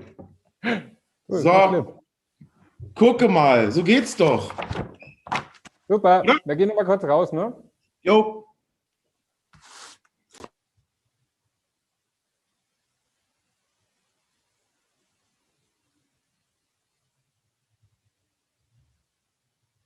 So.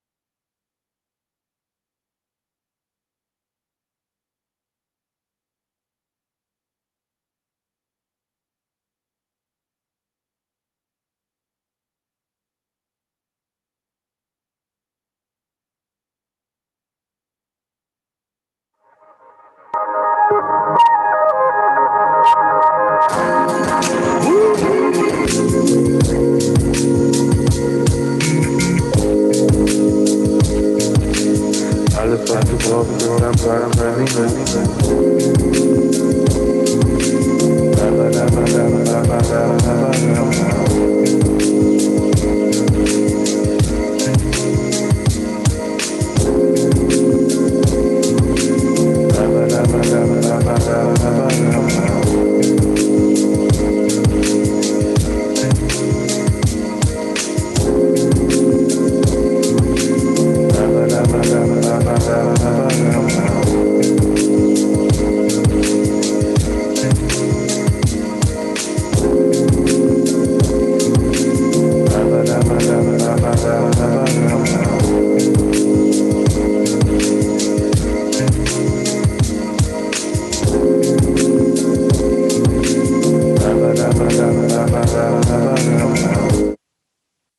wunderschönen guten Tag hier aus Nürnberg. Jetzt freuen wir uns sehr, einen direkten Draht zu unserem Markenbotschafter Gries zu finden. Herzlich willkommen in die Hauptstadt. Malen haben wir ihn gerade schon gesehen. Gries, bist du da? Jetzt kommt er, da ist er. Ich sehe Audio ihn, ein. aber ich- Grüße dich! Guten Tag in die Hauptstadt. Wir haben eine Tagchen. kleine Planänderung gleich am Anfang gemacht. Wir haben das Video, das du völlig spontan gemacht hast für uns auf der Messe, mal gleich eingespielt von dem Linierer. Das ist ein Zauberpinsel. Man glaubt es ja kaum, aber ich bin ja gar nicht so ein Material-Nerd. Ich meine, ich kenne mich ja also jetzt natürlich ein bisschen aus, aber viele Sachen kenne ich gar nicht und den kannte ich natürlich auch nicht. Und dann dachte ich so, da ist ein Pinsel, da ist nochmal ein Pinsel dran, aber es macht ja leider alles Sinn. Und es ist wirklich ein Zauberpinsel. Den habe ich ganz oben auf der Liste stehen bei mir. Das ist jetzt ein sehr spontaner Gesprächseinstieg gewesen, weil wir eigentlich gesagt haben, wir sprechen mal erstmal über dich, aber jetzt kam einfach der Pinsel von Anfang an. Und das ist so im Prinzip, was die Kommunikation zwischen Künstlern und uns so ein bisschen kennzeichnen soll. Wir haben eine Idee oder ein Künstler hat eine Idee und dann probieren wir das aus und dann muss ein Künstler den natürlich erstmal ausprobieren. Und in dem Fall war es tatsächlich mal einer, den wir ganz neu hatten. Und da bin ich ganz kurzfristig auf der Messe bei dir gewesen und habe gesagt, probier mal aus. Du hattest den Pinsel noch nie vorher in der Hand. Ja. Und daraus entstand das Video. So entstehen die schönsten Dinge. Ja, der Talk heute ist für uns natürlich auch etwas, wo wir mal kurz zeigen wollen, unseren Händlern zum Teil auch, wer ist denn der Gries? Mit wem arbeiten wir denn da? Und mit wem haben wir denn diese Artist Collection zusammen gemacht? Deswegen war es für mich erstmal wichtig zu fragen, was war denn so deine erste Berührung mit Malerei? Wie kam es denn eigentlich zu dem Künstlerbedarf? Oder beziehungsweise zum Künstlersein? Kann man das werden? Ja, ich weiß es nicht. Ich fürchte ja, man ist wie so ein Ball, der wie so eine Flippermaschine hin und her geschossen wird und dann landet man da irgendwo. Ich glaube, ich habe als kleines Kind, wie alle malen, ne? Also im besten Fall malen ja alle Kinder und dann hören sie halt irgendwann mal auf, weil irgendwas anderes irgendwie cooler wird. Und da hatte ich Glück, dass genau dann Graffiti kam in die Zeit. Und gleichzeitig noch mein ambitionierter Nachbar, der Kunstlehrer war oder ist, war.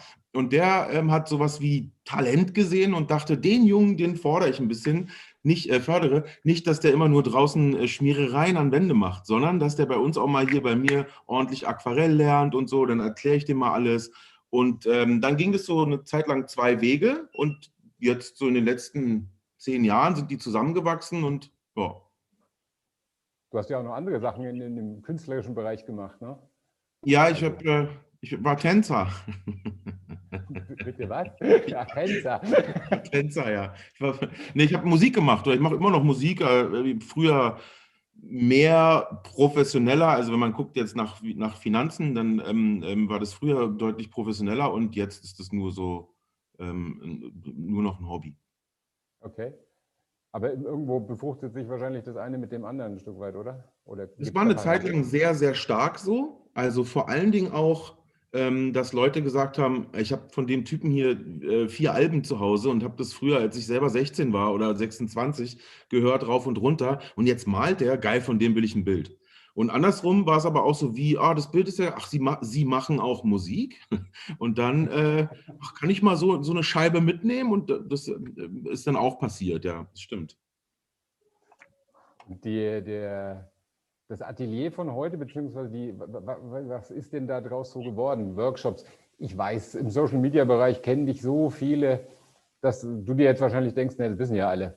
Aber wir wollten es halt noch mal ein bisschen breiter streuen, ne? Ja, naja, situationsbedingt sitzen wir alle zu Hause. Und ich hatte das große Glück, dass mir jemand einen Impuls gegeben hat und hat gesagt, gibt es eigentlich von dir Online-Kurse? Und dann dachte ich so, nö. Und dann hat die Person gesagt, ja, warum denn nicht und so, das macht doch alles Sinn und bla bla bla, und hat mir dann so auch mal erzählt, was sie damit verdient hat. Und dann dachte ich so, Dann habe ich mir eine Kamera geholt, ein bisschen Licht, einen guten Kumpel, der schneiden kann, und einen guten Kumpel, der besser im Internet ist als ich, der Sachen programmieren kann. Und der hat quasi so ein kleines Portal gebaut oder hat mir die Seite auf einem Portal zusammengeschustert, dass das alles funktioniert. Und dann hatte ich recht schnell meine Online-Kurse und konnte immer Leuten sagen, die sagen, oh, ich wollte so gerne jetzt kommen und malen lernen. Geht ja nicht. Dann habe ich gesagt, kein Problem, klick mal da. Und dann haben die das zu Hause gemacht. Das waren dann halt Videos. Und gleichzeitig war mir halt mega langweilig unten im Studio. Und dann dachte ich, mach doch mal hier, ach guck mal, da kann man hier so, guck mal hier so live, kann man hier drücken, Livestream, was passiert denn da? Dann habe ich mal so geguckt und dann sehe ich da, die meisten Künstler sitzen ja da und malen was. Dann habe ich das auch erstmal gemacht. Und dann haben sich so ein paar Formate ergeben, ja, so ein paar Ideen ausprobiert, und jetzt habe ich gerade hier meinen Februarplan gemacht. Es gibt jetzt so 4, 5 feste Formate und jeden Monat 15 Livestreams bestimmt. Ja, ich habe den Februarplan heute Morgen erst angeschaut, da sind ja echt viele spannende Dinge dabei. Was mir aufgefallen ist, du machst jetzt einen Kinderworkshop. Das fand ich auch extrem spannend, weil es auch etwas ist, wo wir immer sagen, wenn man Kinder das nicht relativ früh beibringt, dann wird der Zugang etwas schwerer. Ist richtig. Witzig, dass du das jetzt sagst, weil diese Kids-Workshops habe ich eigentlich von Anfang an relativ früh auch gleich gemacht. Und mir persönlich haben die ja sehr viel Spaß gemacht, weil die halt so zuckersüß sind. Ne? Die sind dann so, oh, ich bin jetzt da im Fernsehen drin und jetzt soll ich sagen, von welchem Tier soll der Flügel kommen, und dann von der Gans, also super süß. Und ich habe dann auch zum Beispiel die Kuscheltiere von denen abgezeichnet. Also die haben die dann in die Kamera gehalten und ich habe die abgemalt. Und natürlich, hier wohnt in der Nähe eine Familie, eine Junge, und der Sohn war im Livestream drin. Und dann ist der hier an der Straße vorbeigegangen und haben wir so kurz gequatscht, und dann wurde ihm schon wieder langweilig, weil die Alten ja immer so lange quatschen und so. Und dann sagt er, Mama, wo ist eigentlich, oh Gott, ich glaube Tippi hieß das Ding. Und dann fragt er, wo ist denn das Bild von Tippi?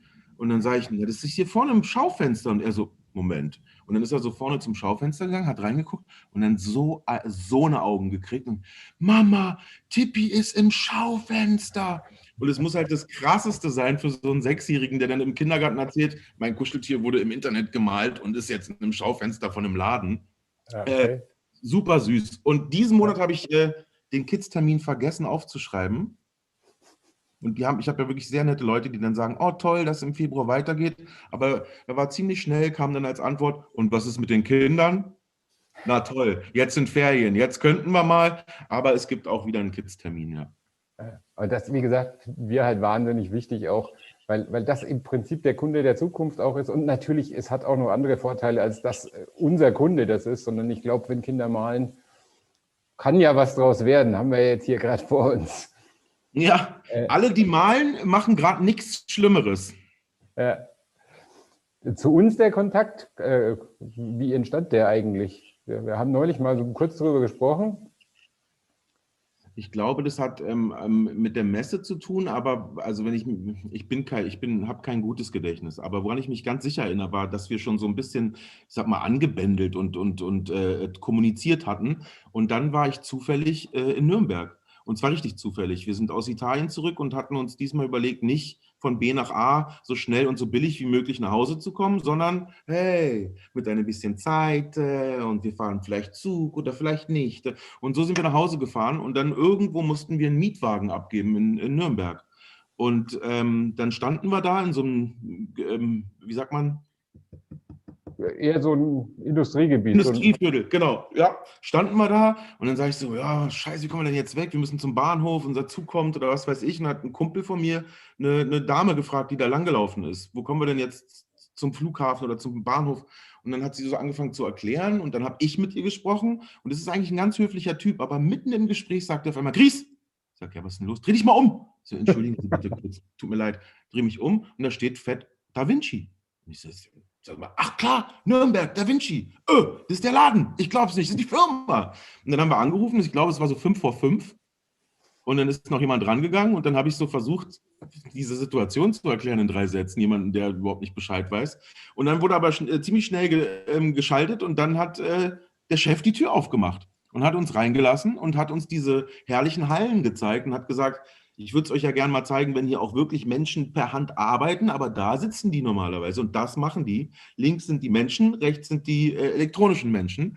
Und dann haben wir uns alles angeguckt und spätestens da war mir klar, also wenn Pinsel mit Sympathie, dann hier.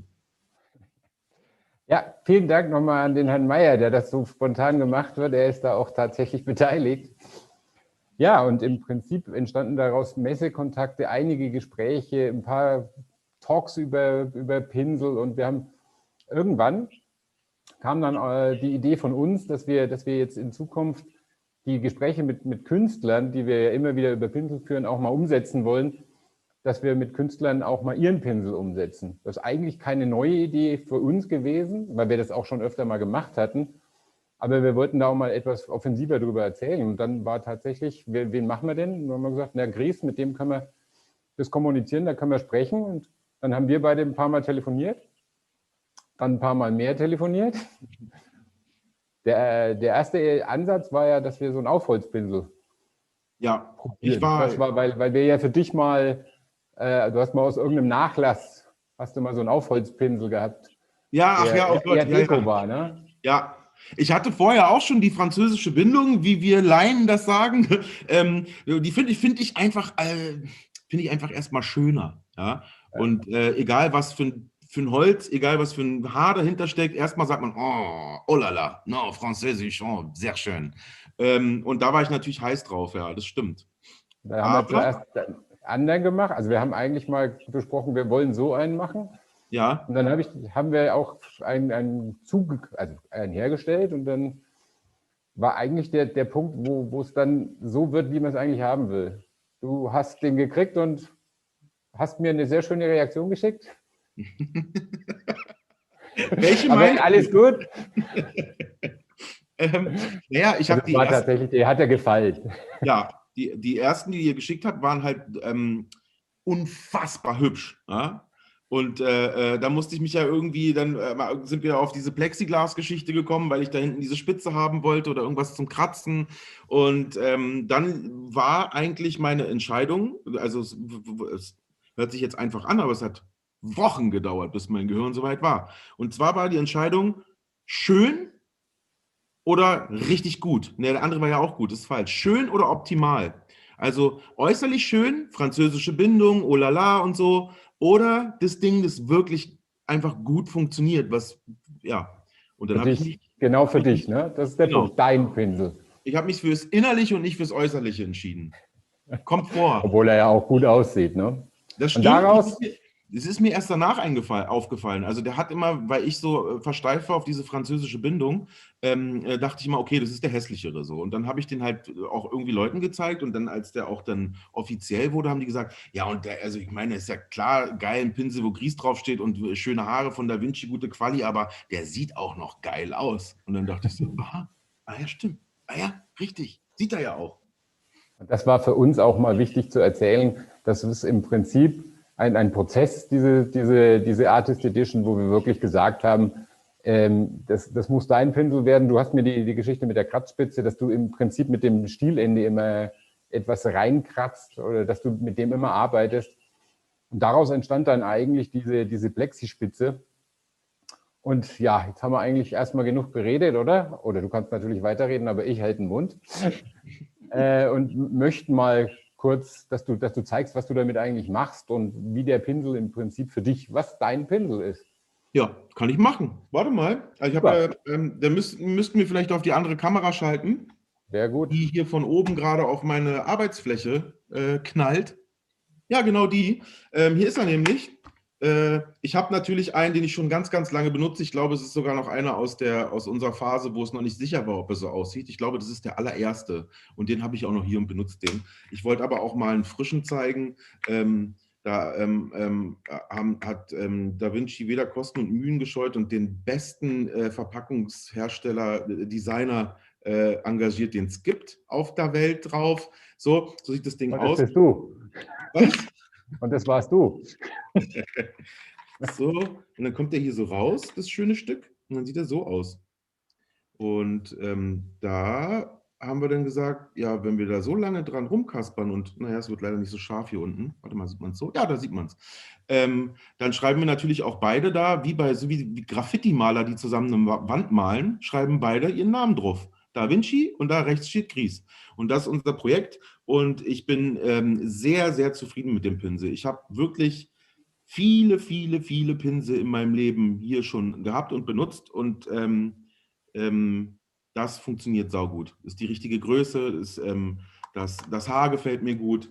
Ich hatte dann ganz am Anfang auch nochmal so, na sagen wir mal, Nachfragen, die nicht nur von Superlativen gekrönt waren. Da hat dann jemand gefragt, warum ist denn das so, dass zum Beispiel der Pinsel, wenn ich ihn benutze und damit male, warte mal kurz, so, ist ja Naturhaar. Und dann kommt es auch vor, dass der Pinsel mal, nicht hingucken, bitte, dass der Pinsel auch mal so aussieht beim Malen. Und da waren gerade die, sagen wir mal, ich will es nicht böse sagen, aber die Anfänger. Ich war ja selber vor ein paar Jahren noch so, dass ich den Unterschied gar nicht kannte und immer mich eher für einen synthetischen Pinsel entschieden habe. Der synthetische Pinsel kann nur spitz. Der ist immer spitz, der ist immer toll, immer ganz spitz vorne, aber er kann nur spitz. Und diese Pinsel hier, oder dieser und die anderen Naturhaarpinsel können halt noch mehr. Dann sieht der Pinsel mal so aus, ja, zum Beispiel. Diese Situation kann man nutzen und auch andersrum. Manchmal gibt es bei einem Bild Stellen, wo man sagt, ach geil, da lege ich jetzt einfach den Pinsel nur so hin und habe ich eine Linie. Da braucht man nicht immer nur dieses ganz, ganz, ganz dünne und feine. Oder wenn der Pinsel so richtig schlimm aussieht, so, ja, da gibt es auch Einsatzbereiche für. Vielleicht kriegen wir es gleich mal hin. Ich mache hier mal sauber. Ich wollte euch eigentlich den wichtigsten Grund zeigen, warum der Pinsel hinten diese Schräge hier hat. Und zwar kann man hier wunderbar die Nagelhaut, nicht Spaß. So, hier ist noch ein alter Bud Spencer drin, den muss ich jetzt noch vom Block kriegen. Und Moment, ich muss mal gucken, wo hier die Ecke offen ist. Da. So, gucke mal an. Das gibt es ja gar nicht. Kann er auch noch. Auch das kann er. So. Ziehe ich hier mein Papier runter und wir haben ein neues Blatt. Und ich wollte euch gleich als erstes mal zeigen, was man machen kann, wenn der Pinsel so aussieht, wie er gerade jetzt aussieht. Also so strubbelig. Dazu brauchen wir natürlich erstmal Farbe. Und zwar nehme ich mal hier ein dunkelgrün. Es ist eigentlich auch völlig egal, welche Farbe das jetzt gerade ist. Und jetzt versuche ich mal, den Pinsel so hinzukriegen, dass der jetzt so aussieht, wie ich es will. Also um euch zu zeigen, dass alles quasi, jeder Pinselform, die sich hier bildet, für was gut sein kann. Und wenn der jetzt so aussieht, dann kann man zum Beispiel sowas hier machen. Ja, was ist denn das? Toll, sagen die Leute, die jetzt zugucken. Da kann man dann so mehrere kleine dreckige Punkte auf so ein Blatt machen und nicht nur einen. Das ist ja stark. So, noch ein bisschen mehr, vielleicht hier noch ein bisschen, hier unten noch ein bisschen mehr. Ich nehme nochmal Farbe dazu. Und wieder nicht hingucken. Ich weiß, die Leute, die diese Pinsel bauen, wenn die das sehen, kriegen die immer so ein leichtes Herzrasen. So, hier richtig, richtig ekelhaft hier. So, zack, zack, zack, zack, zack, zack, zack, zack, zack. Ja, was ist das? Nur ein Fleck. Nein, ich nehme mal hier, damit man es schneller versteht, noch eine andere Farbe. Die packe ich hier rein. Oh, ist gar keine andere Farbe. So.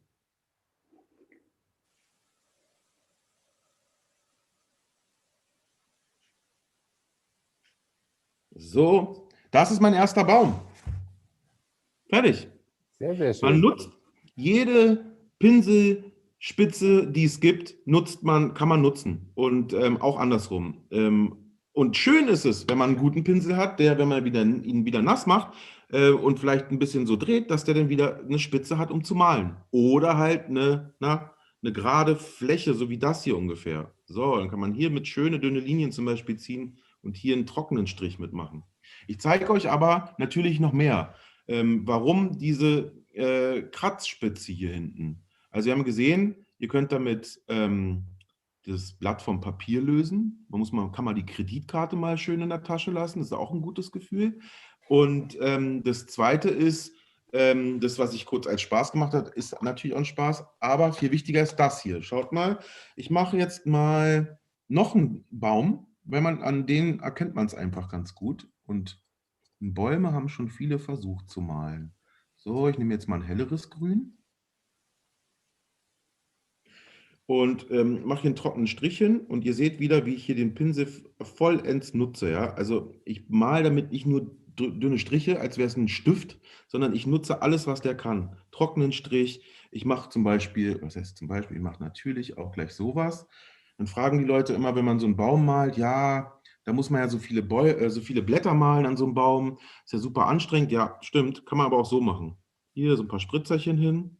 So, und jetzt hat man da Spritzer. Und jetzt nehme ich zum Beispiel, weil die Blätter ja hier so rumfliegen, nehme ich diese Ecke hier, ich kratze gar nicht. Ich bewege Pigment ganz, ganz leicht und ziehe hier mal so 1, 2 Äste lang. Seht ihr gleich besser, wenn ich es dunkler mache? Moment. So, die Baumkrone kriegt oben mehr Licht ab und unten weniger. Also ist die hier dunkler. Dunkelgrün. So, da ist sie. Und davon schmeiße ich auch ein paar rein. Von den Grünspritzern. Ne, von den dunkelgrünen. Und jetzt ziehe ich hier so ein paar Äste mal raus. Dann kann man hier noch einen hinziehen. Hier ziehe ich jetzt auch den ganzen Stamm runter. Da brauche ich gar nicht den Pinsel nehmen. Warum nehme ich da nicht den Pinsel? Ist ja eigentlich komisch, ne? Ich bin ja ein Aquarellmaler. Warum male ich denn das jetzt hier nicht mit dem Aquarellpinsel? Weil, und das zeige ich euch gleich hier unten, so, wenn ich jetzt mit dem Pinsel hier rangehe, habe ich immer Wasser und Pinsel auf dem Pinsel. Und ich verändere immer das Gemisch, was hier unten schon stattfindet. Es kommt entweder zu viel Wasser dazu oder zu viel Farbe dazu. Aber wenn ich die Pinselecke nehme, verändere ich an diesem Gemisch hier gar nichts. Ich bewege und transportiere nur. Schaut mal, ich ziehe hier einfach ein paar Gräser hoch und muss hier gar nicht lange ackern. So. Viel geiler, als jetzt hier krampfhaft mit so einem Pinsel versuchen, super dünne Striche zu machen. Also ich transportiere damit. Ich habe jetzt hier fast schon das Letzte, was ich mit dem Pinsel mache, vorausgezeigt, aber hier war mir wichtig, dass ich transportiere.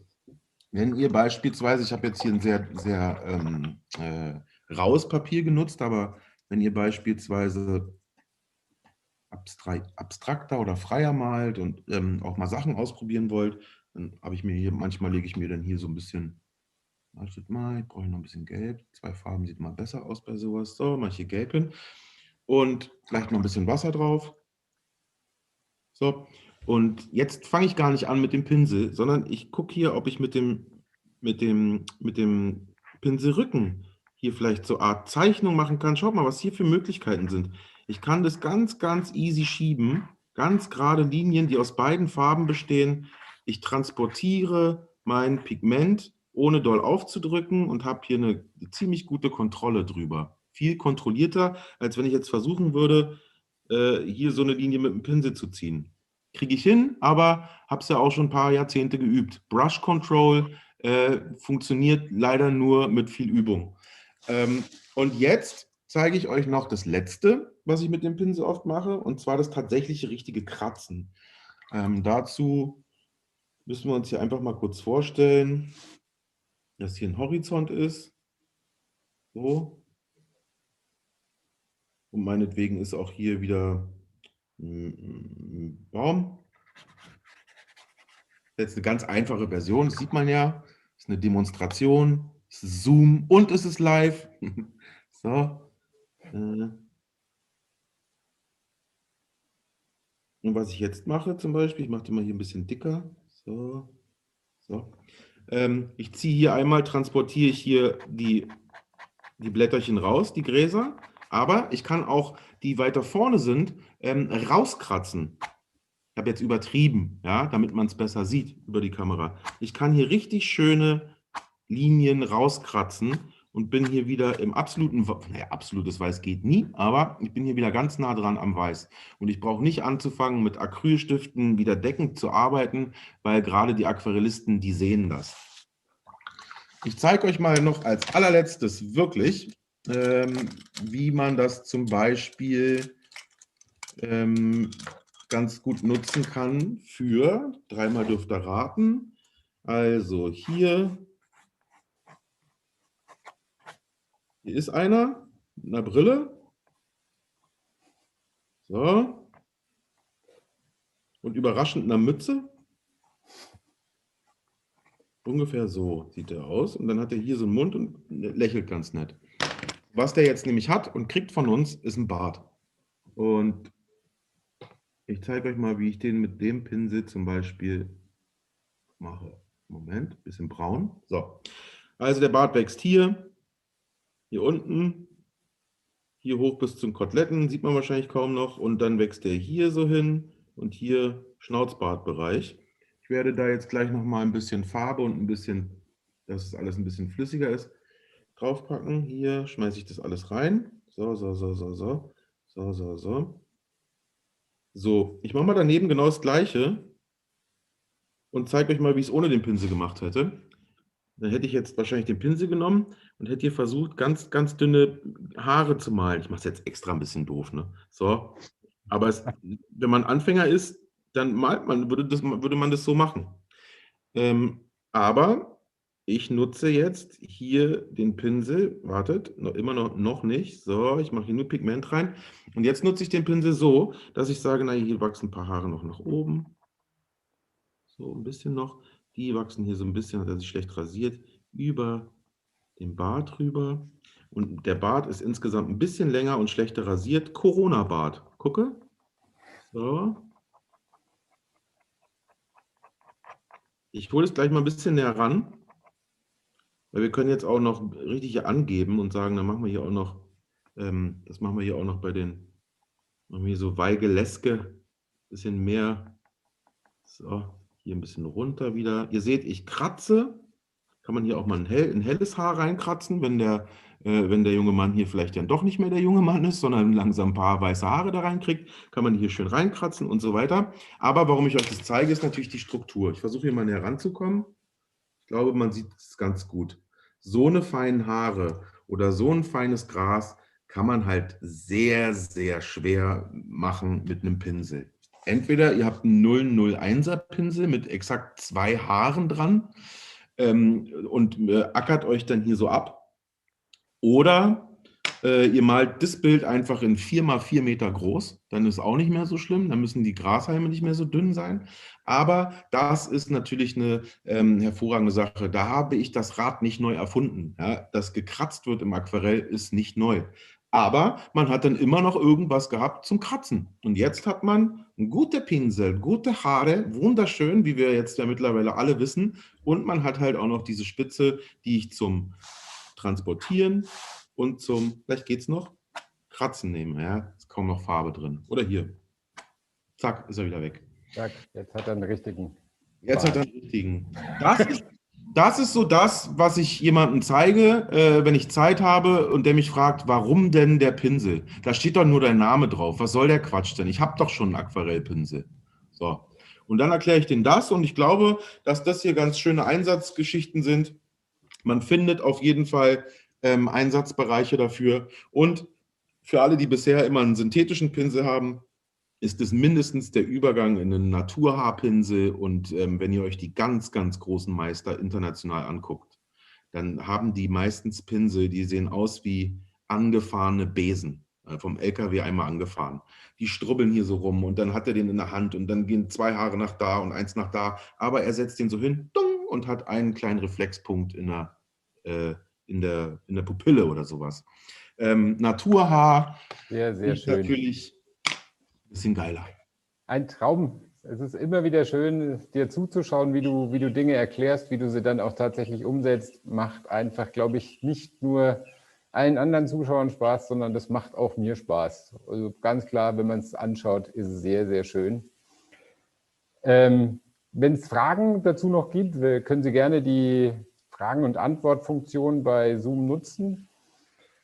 Ansonsten ist es so, dass wir auch in Zukunft gerne mit Künstlern sprechen wollen und natürlich auch mit Gries weitersprechen werden, um einfach sicherzustellen, dass wir wissen, was braucht denn der Künstler, wie soll denn die Anwendung aussehen, was kann vielleicht irgendeiner unserer Pinsel noch nicht. Das ist eben unser Weg und deswegen haben wir den Weg auch mal gezeigt, wie diese Artist Collection entstanden ist. Das war uns mal wichtig zu zeigen. Ansonsten ist es auch noch ganz spannend, dass wir am Freitag ja mit der Rabi Rabi einen Workshop gemacht haben. Da gäbe es auch ein Gewinnspiel auf Instagram. Rabi Rabi kennst du auch ganz gut? Ja, klar. Da gäbe es übrigens auch ein schönes Gewinnspiel dazu.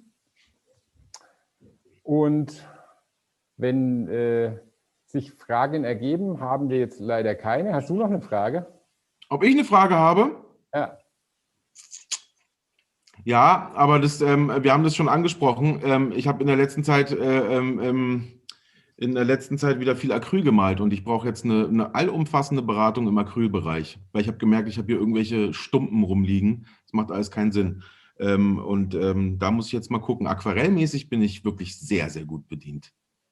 Siehst du, und dann sollten wir da im Anschluss gleich drüber sprechen. Das werden wir dann auch noch machen. Du hast ja demnächst jetzt gleich auch noch Hahnemühle. Das ist bestimmt genauso interessant für die Zuschauer. Ja, Fragen sind jetzt momentan keine reingekommen. Wir haben, glaube ich, vollumfänglich alles behandelt. Es hat Spaß gemacht. Es ist wunderbar, wie immer. Und ja, ich freue mich auf viele schöne Projekte, viele schöne Vorführungen, die wir noch irgendwie miteinander machen. Spaß und gleichzeitig Arbeit, das hat was. Ja, geil, ne? Herr Zeitl, es war mir ein Vergnügen. Gerne wieder. Ist nicht so viel zu tun zurzeit. Alles, was mit Handy geht, geht quasi ziemlich fix gerade. Aber Pinsel werden relativ viele gebraucht, das muss man sagen. Das habe ich auch gehört, ja. Es wird sehr, sehr viel gemalt jetzt gerade und das ist ja wunderschön. Es gibt also doch noch ein paar schöne Sachen. Vielen Dank, viele Grüße in die Hauptstadt. Bis demnächst. Grüße zurück, ich danke.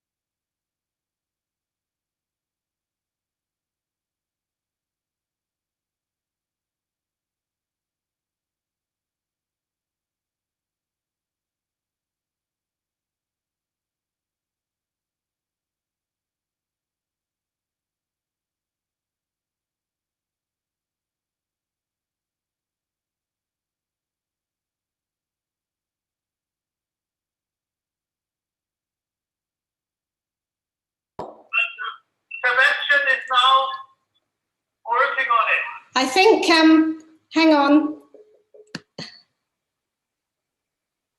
Right.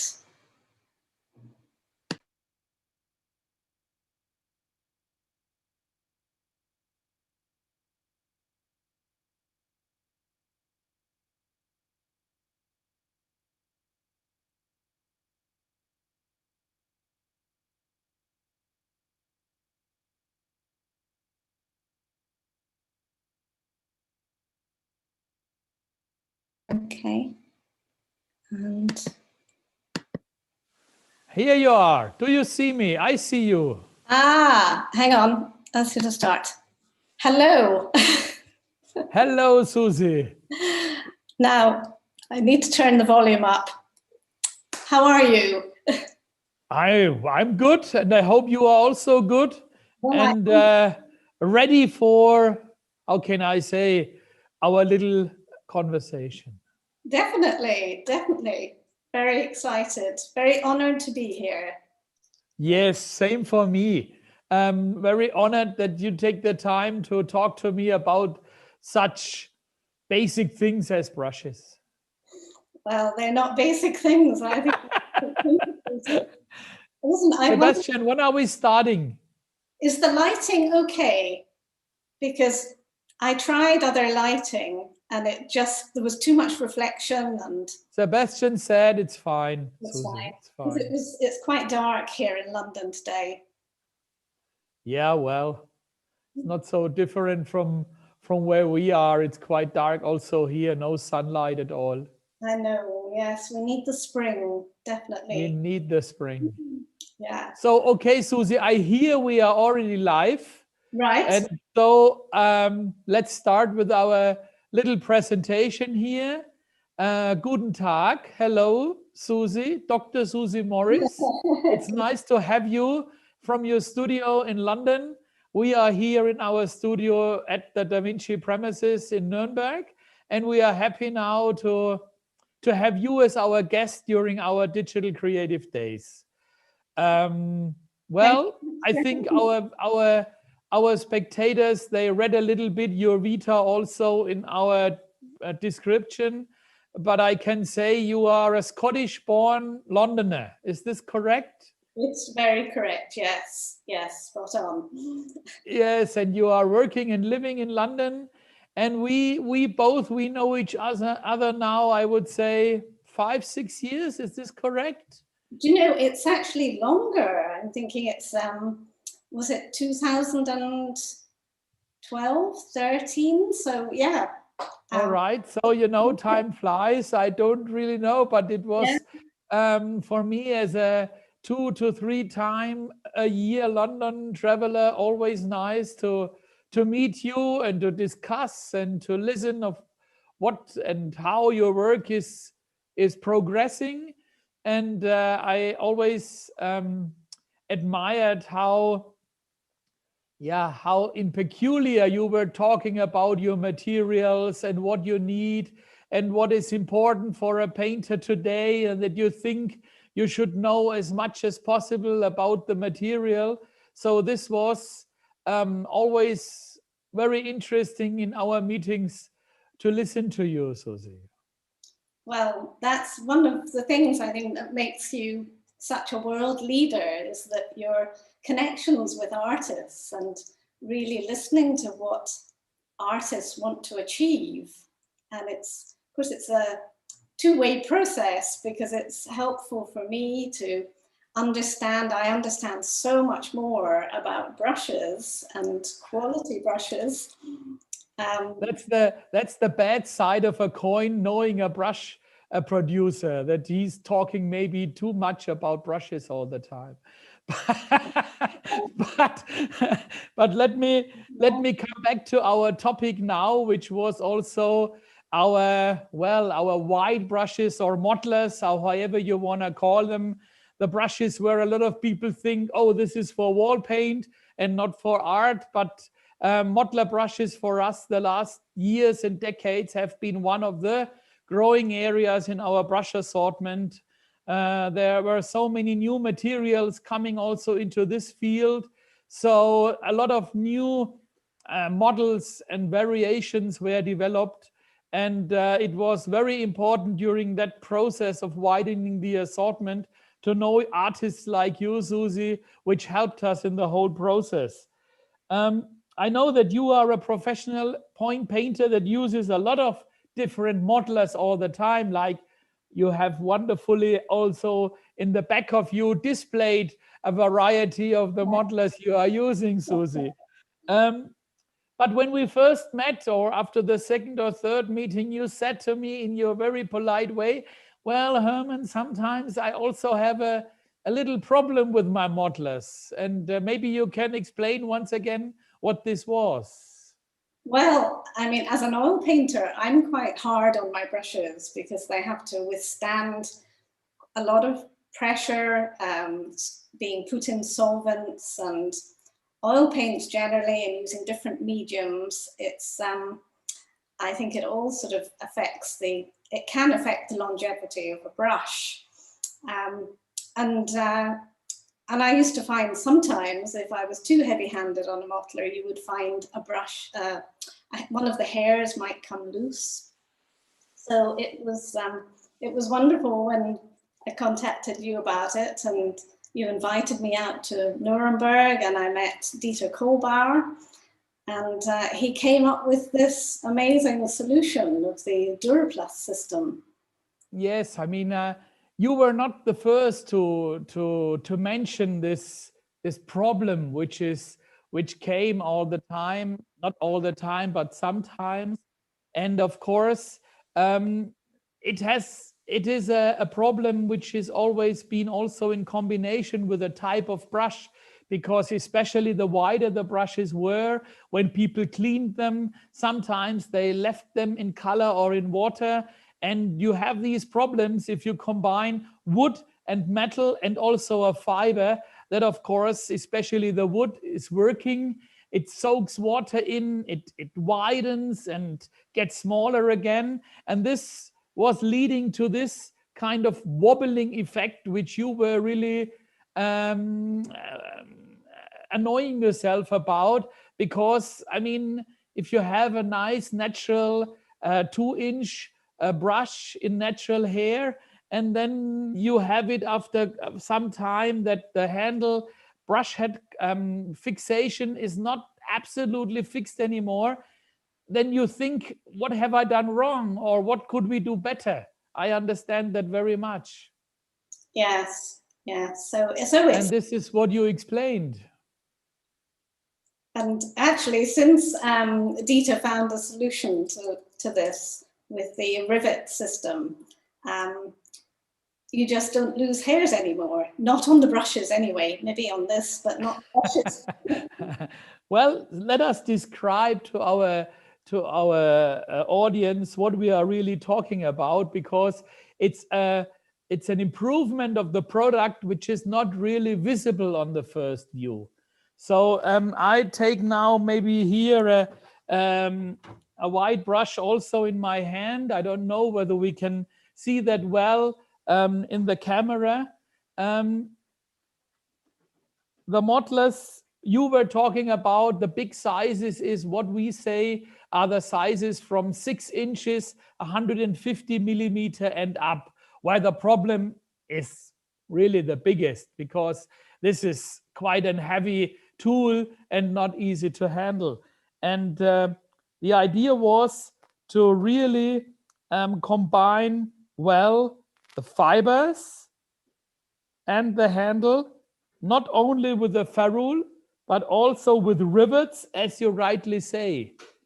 But the real important thing is also, and I maybe show this also on a smaller brush, that the secret is behind the ferrule, that the fibers are dipped deeply into the glue, and the handle is also made in a way that it's fixed with the glue. So even without the metal, the whole thing would be one part.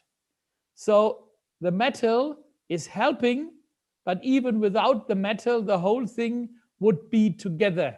This was the basic idea, what we then called our Duraplus system, which is fixed in addition, by the single rivets in the bigger sizes. And in the smaller sizes, we do not need the rivets, but we show here with a cutout ferrule that the fibers and the handle and the glue are in one piece. So even if you are letting the brush overnight in water, what you never should do, then the brush is still good the next day and the materials are not so much working that the whole thing gets loose or wobbling or whatever. And it's great to hear that you confirm that, Susie. Yes, From no, your daily experience. Right? You can feel this in your daily experience also. yes, sorry. No, I definitely do actually. And it gives you a lot more confidence actually using brushes if you, because you don't want to be worried about, you want to be focusing on the art that you're making. And, well, especially because even these bigger brushes have also their price, and the longevity of a tool you buy is also very important for you. I understand it's an investment to buy a brush like that. And I mean, you want to, if I think it's important to use archival quality brushes and paints and materials, because at the end of the day, I want my work to survive for a very long time. So no, it's really important. And then you have the materials and your work, and I'm sure you work with colors and with everything, which is also respecting your aim you just name, because I mean from the light fastness, and I know that you work with Schminke colors also. I think this is also important for you, right? Yes, because the pigment is so strong and so concentrated, and again, it's all about the longevity of the work and the light fastness. And the same with the brushes, you know, I think it's so important for artists to understand about the materials. Well, I mean, you showed me and told me also that once in a while, if you have colleagues from the other ateliers around you come to you, they are quite amazed about the variety of brushes you are using. They certainly are, yes. Yes, and I really enjoyed this morning listening to your speciality brushes, because as you know me, it's all about the marks that you can make with a brush. So it's really exciting for me to see the diversity of your brushes. And I was thinking actually even this morning, putting my makeup on, that I even use some of your cosmetic brushes in my painting, just yeah. Well, that's the whole philosophy of Da Vinci, that you always think about Da Vinci the whole day. All right. I wanted to ask, can we see a little bit of your work when you work with some modelers now in your studio? Can you try to show us a little bit? What I'm going to do, just a second, excuse me a second. Take your time, Susie, take your time. I lost the EPOCAM when we spoke, so I'll just get it back. And yes, what I'm going to show is two things, and I've got some examples. I'll show how the mottlers are so good for blending and softening. So I'm going to show a sort of gradation of color. Great, wonderful. Another thing that these are so incredibly useful for is because the hair is has a coarseness, although it's soft, I use it in glazing to make marks into a painting. So we'll start off with the gradation, and I'll just move this on to the right. And now, is this, I wonder if this,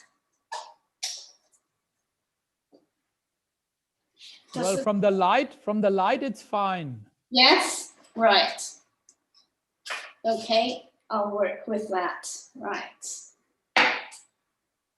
And you are there in your studio, right? Susie, you are in London in your place where you normally are working with all the brushes. I am, yes, yes. No, I'm very lucky. I have a beautiful studio with, it actually has loads of natural light, although you wouldn't think so today. So I'm using the spin. The spin, yeah, our series 5080. And are you working now on, is this canvas or paper, or where are you, what are you working on, Susie? This is on a piece of canvas. Okay. So these are beautiful brushes for laying on washes of color. Mm-hmm. And is this oil paint you are using?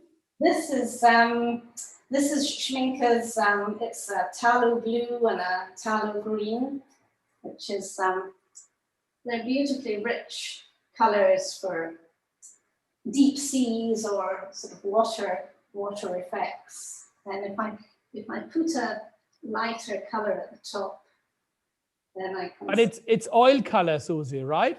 It is oil color. Yes. Yes. I use a lot of oil color, quite like watercolor, only it's with mediums.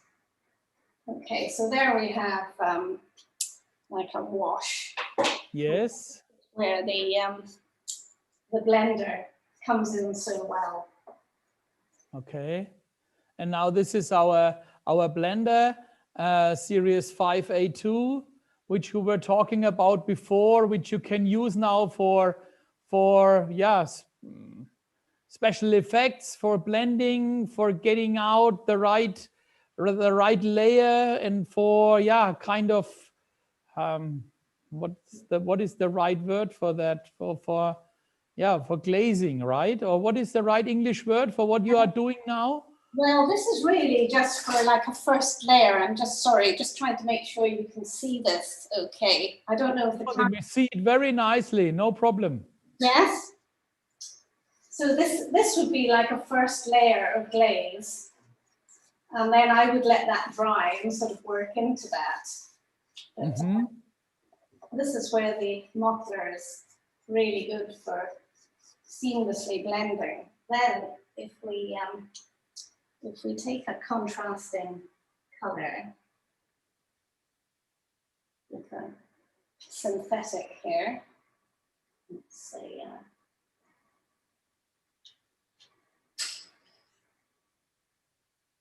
and then again,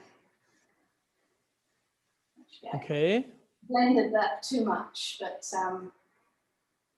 yeah, but it's about the idea now. I understand.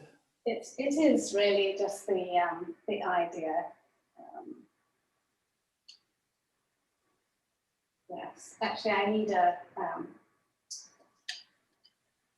I should have done it with this fan blender, because if we do another area.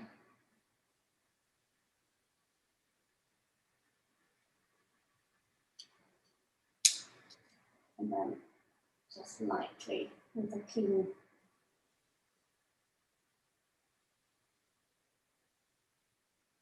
So you're working with these brushes, of course, absolutely dry with these Badger hair brushes, and you use them perfectly for blending because the hair is strong and is coarse and is perfectly wonderful for that kind of work, right? Yes, they're just depends. It's all about the pressure, really, in using these. I'm going to put that away and actually show you, like using a glaze on. This is a painting that's kind of in progress. Okay. You could say that it's a bit like a sky. But if you say it's just a layer, if you work on a bigger artwork, how many layers are there? Is there one layer? Are there more layers? How do I have to understand that, Susie? This painting has, gosh, several layers, probably maybe sort of, well, it probably has 4 or 5 layers at the moment. All right. And then how many more? And how many more to come? Sometimes you can end up with about 20 or 30 layers. All right. Okay. They're really sort of, yeah, they end up very heavily layered, which is why it's quite a slow process with my work, because I build up the layers over time. But I'm just going to take a bit of take this sort of smoky sfumato color, which the Italians use a lot of. Well, this is a famous word in art history, or sfumato. Yeah. Very famous word. Yeah, it's a useful color. And you see that sort of okay. And then I'm just going to show how the mottler can go in and make some really sort of interesting marks. Let's just get a bit more color in there.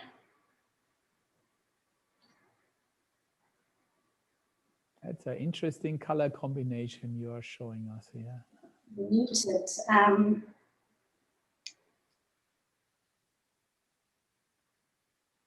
Right. And then again, if we take a clean, clean mottler, and we can go in and you can make these really sort of delicate marks. Absolutely, you can tell, you can see how that works. Yes. And if you want to sort of soften out. Susie, and your work is sold to private collectors, but is also to be seen in museum in the UK, right? I've got I have pieces in various sort of institutions.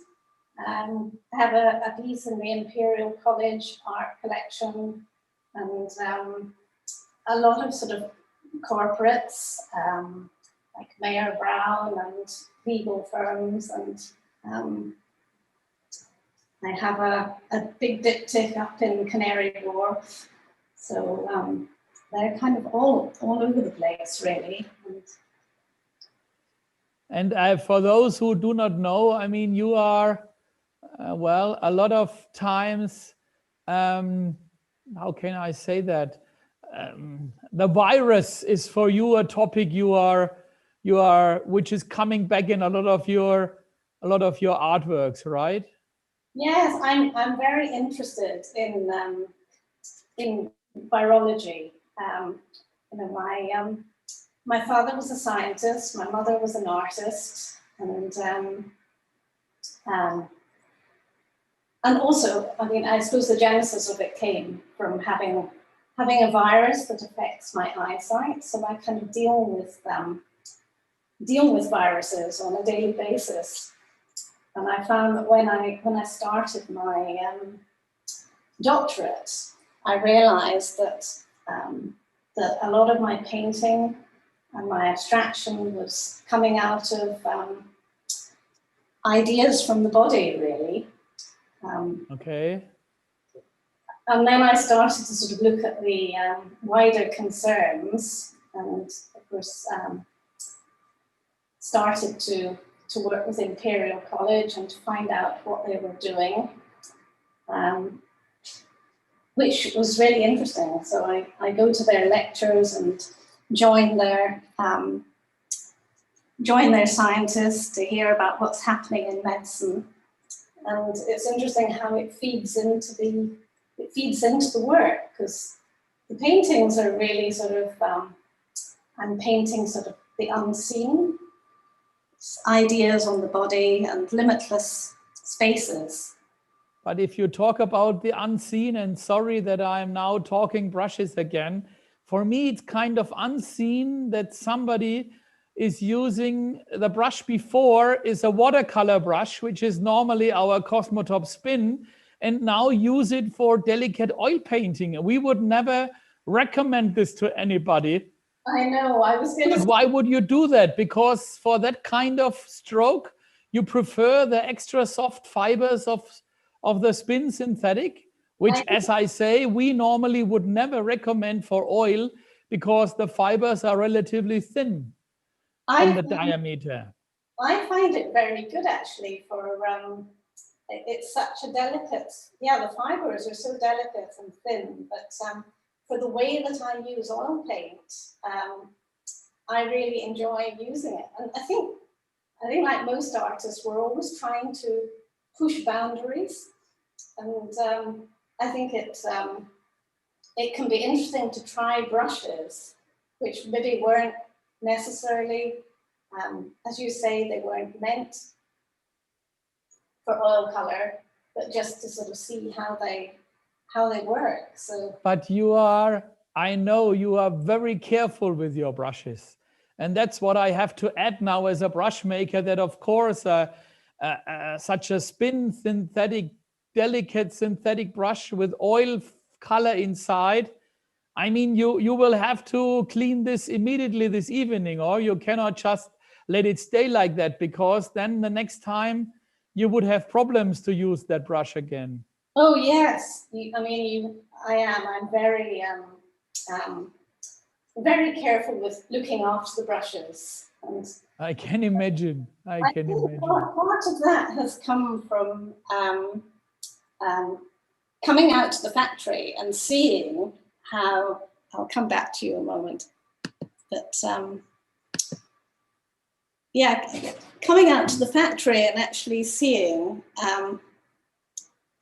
your artisans making these brushes, it's with such dedication that they are almost like pieces of art. And I always think this when I'm using any of the brushes, that I want to look after them because someone has put so much love into making this. And that had quite a profound effect on me when I saw your factory. I left thinking, goodness, Da Vinci artist brushes should be a lot more expensive than they really are. Well, it's nice that you say this, and maybe we have these little details in a lot of parts.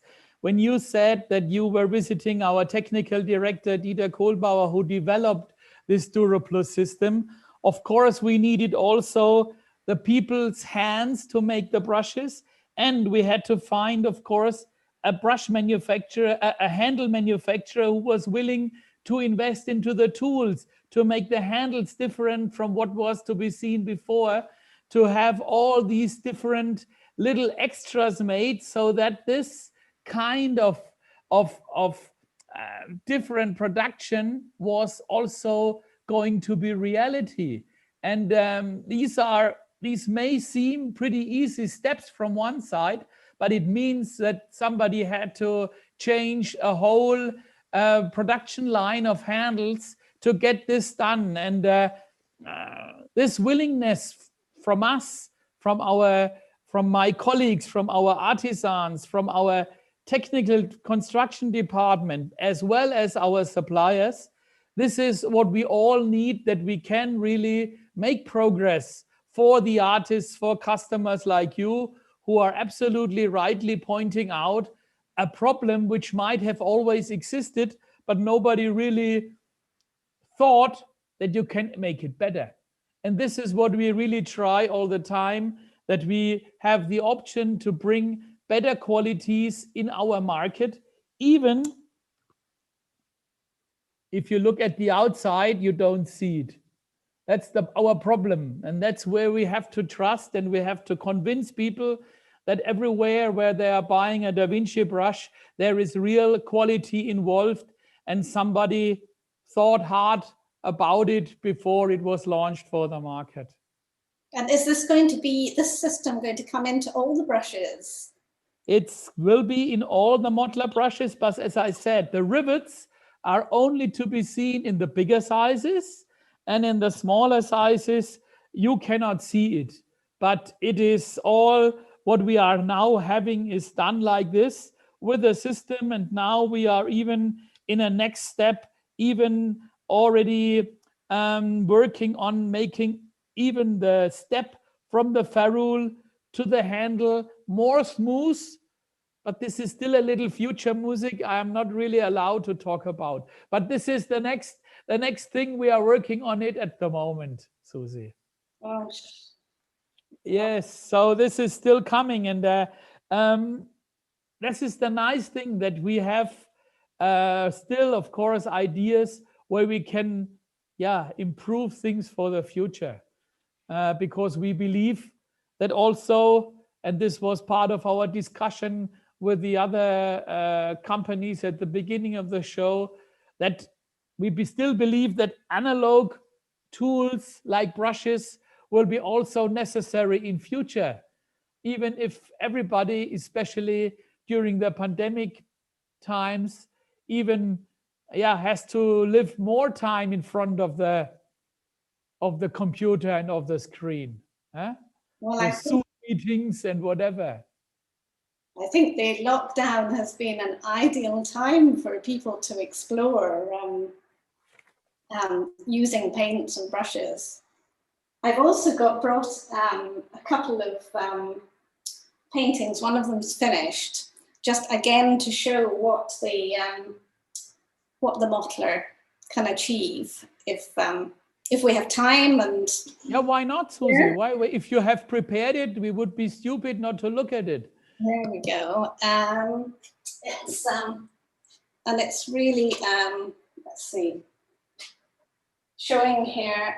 I don't know if you can see that, but it's just showing how delicate. I mean, it almost looks like a watercolor, but these sort of softened effects and leaving it slightly pronounced here is, it's just, I couldn't do this without the... But this is all done with your favorite series, with this Becher Blenders 5A2, where you get the final touch from, right? Exactly, and I've yes, I have the favorite. I have the favorite brush. I was very very well. We have to say now, of course, that you are also a Da Vinci brush ambassador, Susie, and this was a special tool we made with your name on when you made you finished your doctorate, because you were so fond of this special type of brush, which you say is the most important for your work, right? Yes, I mean this was such an honor to have my own brush. I mean, this is really special. And, I'd say it comes out on special occasions. Yes. Using that brush, this was just an idea of sky, sort of sky piece that I did a few years ago. Again, using the Mottler, just being able to vary the pressure to get these sort of softened effects. I should come back to. So yes, well, this was very interesting, Susie. What you have shown us now, and what we could, I think, have explained now better to our audience, what the quality of our Da Vinci Mottlers are. The invisible insides of it, because you are, as I say, not able to see this from the outside, just in a shop, and if you have nobody to explain the details. No, and I think also, sorry. No, it's all right, Susie. No, I was going to say that I think sometimes as well, artists don't realize that if they have an idea that that you will make bespoke brushes, you know, like the Mottler for me.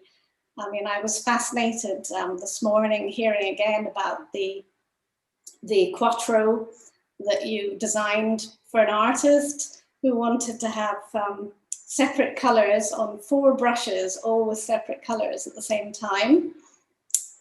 We were talking about that brush here. Yes, I mean, it's these, this bespoke personalized service that I think that makes you a very special, well, the world leader in artist brushes. I think it's... But I tell you now a secret. When our brush makers heard about this idea, they said, this is the best brush for cleaning the tires of a car which I have ever seen. So you see, you can always make more usages out of a brush than just to use it for different color. But don't get me wrong, I really respect that idea a lot. But you see, there are always also other ideas coming out of one idea. So that's pushing the boundaries, definitely. Susie, I just want to ask my colleagues here, are there any questions from our audience? Are there special things we should answer in our discussion? Do we have any other things from outside? Have you any other thing, Susie, we should talk about now, or? Yes, well, actually, it's interesting about you picking up on me using the spin for oil color, that it's not really meant to withstand it. And yet, you know, this spin that I've been using it for a while now, and it seems perfectly capable of withstanding. But if you would be asked what purpose you are doing, or what painting technique you are trying to do when you have this softer, wider, it's a cat's tongue more or less, brush in your hand, when are you using this kind of brush? In which part of your work? Well, you can see, if we go back to the painting a minute, you can see that I was using it in these areas here, if you can sort of see that. And it's the softness of the fibers. Because if I was to use a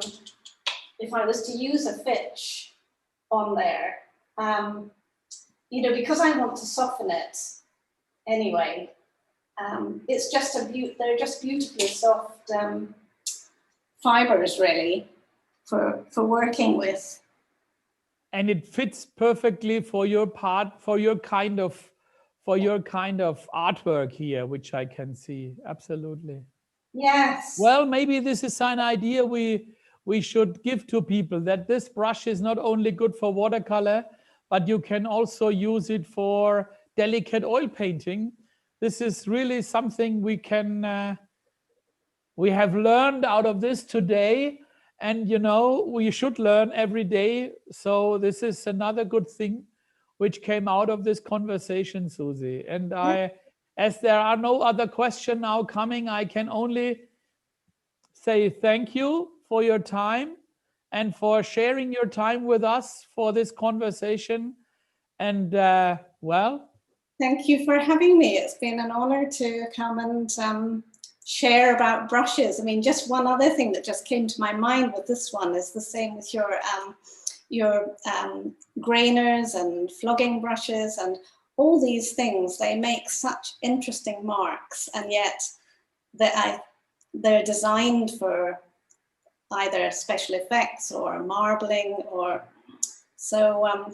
Yeah, you have such a diversity of. I get one question at the moment, Susie, but this is not easy to answer. How long is the life of a normal brush used for oil paint? And That's nor- a, that's, and that's a normal difficult one. what, as opposed to a Da Vinci brush? No, in general, if you, what do you expect from an oil painting brush? How long do you think you should be able to use an oil painting brush? I think if you look after your brushes, you can have many, many years. I mean, I was clearing my other studio the other day, and I found it was a Da Vinci brush that I had used when I was at art school. And that's quite some time ago. That's only 10 years ago, Susie. So again, I always looked after, because, you know, in those days when I'm in my 20s, you had to really save up to buy a Da Vinci brush. So you looked after it, and there's no reason why they shouldn't last for, you know, several years.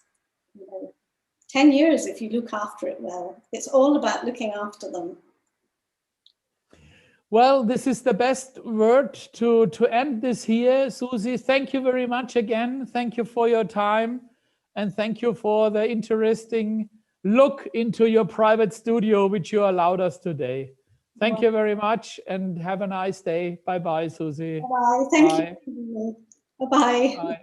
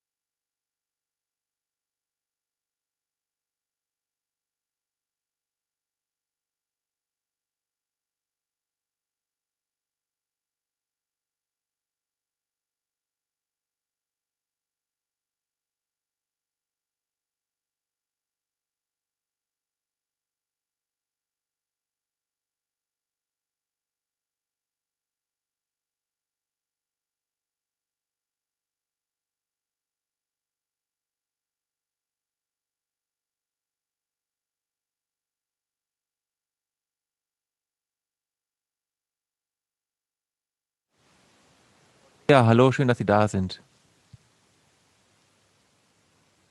Hallo, Frau Dreher, hören Sie mich? Ich höre Sie leider momentan noch nicht.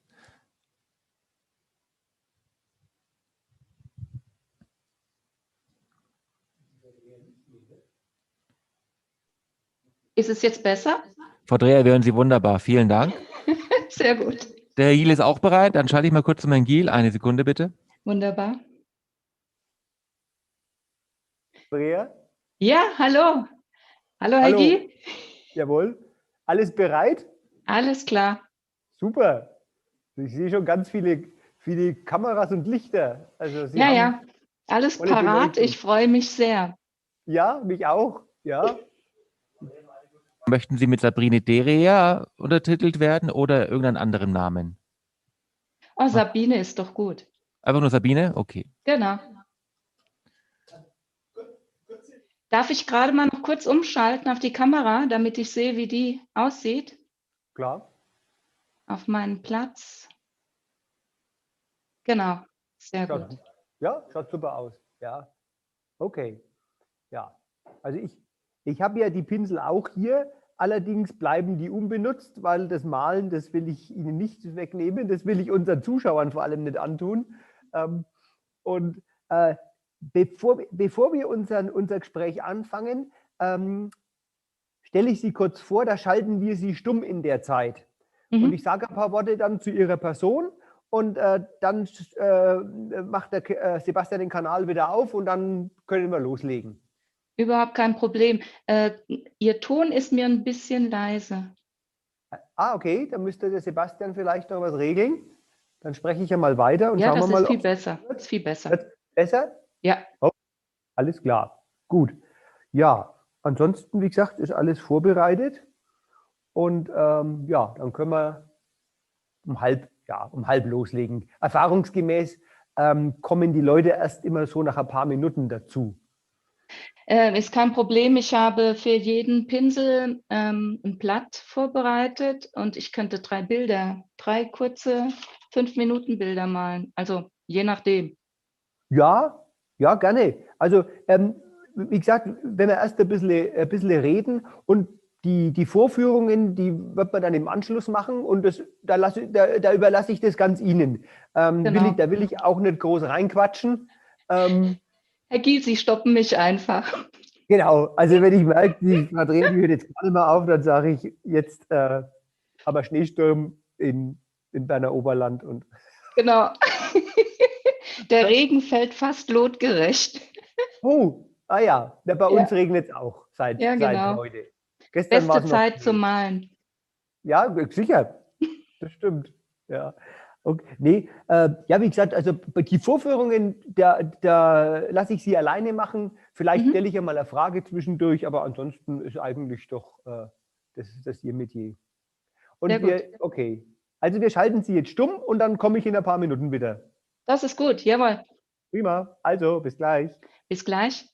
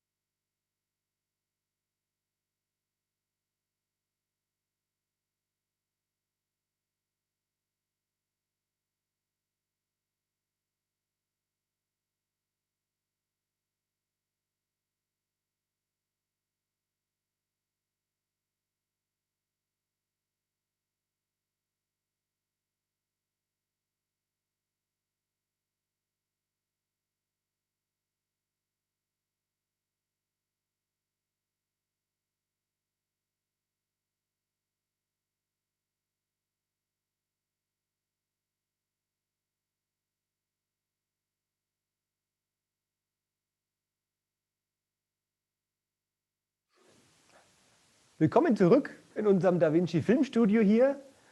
Wir haben jetzt gleich einen weiteren Live-Talk, dieses Mal mit der Schweiz. Die Künstlerin ist uns seit vielen Jahren wohl bekannt, die Frau Sabine Dreher, die ursprünglich aus Deutschland stammt und seit vielen Jahren in der Schweiz lebt und dort arbeitet. Sie ist eine ambitionierte Aquarellmalerin, arbeitet ja sehr experimentell und hat uns schon vor einigen Jahren einige interessante Ideen herangetragen, immer wieder mit speziellen Pinselformen, die wir dann auch teilweise umsetzen konnten. Und wir werden heute mit ihr über das Thema Spezialeffektpinsel sprechen. Diese Effektpinsel haben bei uns die letzten Jahre einen wirklich großen Zuwachs gefunden. Wir haben das Sortiment auch immer wieder erweitert von Anregungen von Künstlern her. Es hat auch einen eigenen Verbraucherprospekt dafür, wo wir die wichtigsten Effektpinsel nochmal ausführlich beschreiben und abbilden. Und ja, sie wird uns heute ein bisschen zeigen, was man so mit den einzelnen Pinseln, die teilweise schon sehr speziell ausschauen, machen kann, um auch so ein bisschen die Scheu vor diesen Pinseln zu nehmen. Denn sie sollen ja dazu helfen, dass man kreative Effekte viel leichter umsetzt als mit herkömmlichen Pinseln. Wir schalten jetzt in die Schweiz, in die Nähe von Bern. Und ich hoffe, die Frau Dreher ist an der anderen Leitung. Ich sehe sie schon. So, guten Tag, Herr Giel. Guten Tag, Frau Dreher. So, prima. Ich habe schon ein bisschen was Einleitendes gesagt zu Ihnen, zu Ihrer Person. Haben Sie ja vielleicht mitgehört. Haben Sie da noch irgendwas zu ergänzen? Habe ich was vergessen? War alles gut. Alles war perfekt. War alles gut soweit, ja. Vielleicht noch anzumerken, Sie geben ja auch viele Kurse, haben Sie gesagt. Ja, das ist die ganze Zeit habe ich in der Schweiz und im Ausland Kurse gegeben, also in Italien und teilweise in Deutschland. Jetzt ist mit Corona alles eingeschlafen, aber Corona hat ja nicht nur Schlechtes. Jetzt haben wir umgeschaltet auf Online-Kurse und auf meiner Homepage findet man da auch recht viele Sachen dazu. Und so organisiert man sich wieder neu und muss wieder kreativ sein. Ist doch alles für was gut. Ja, und auch Instagram machen Sie ja auch Live-Vorführungen dann teilweise, habe ich gesehen.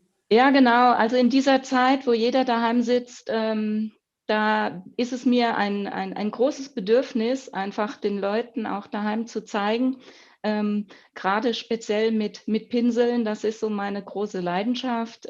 Ich sehe den Pinsel als Instrument an.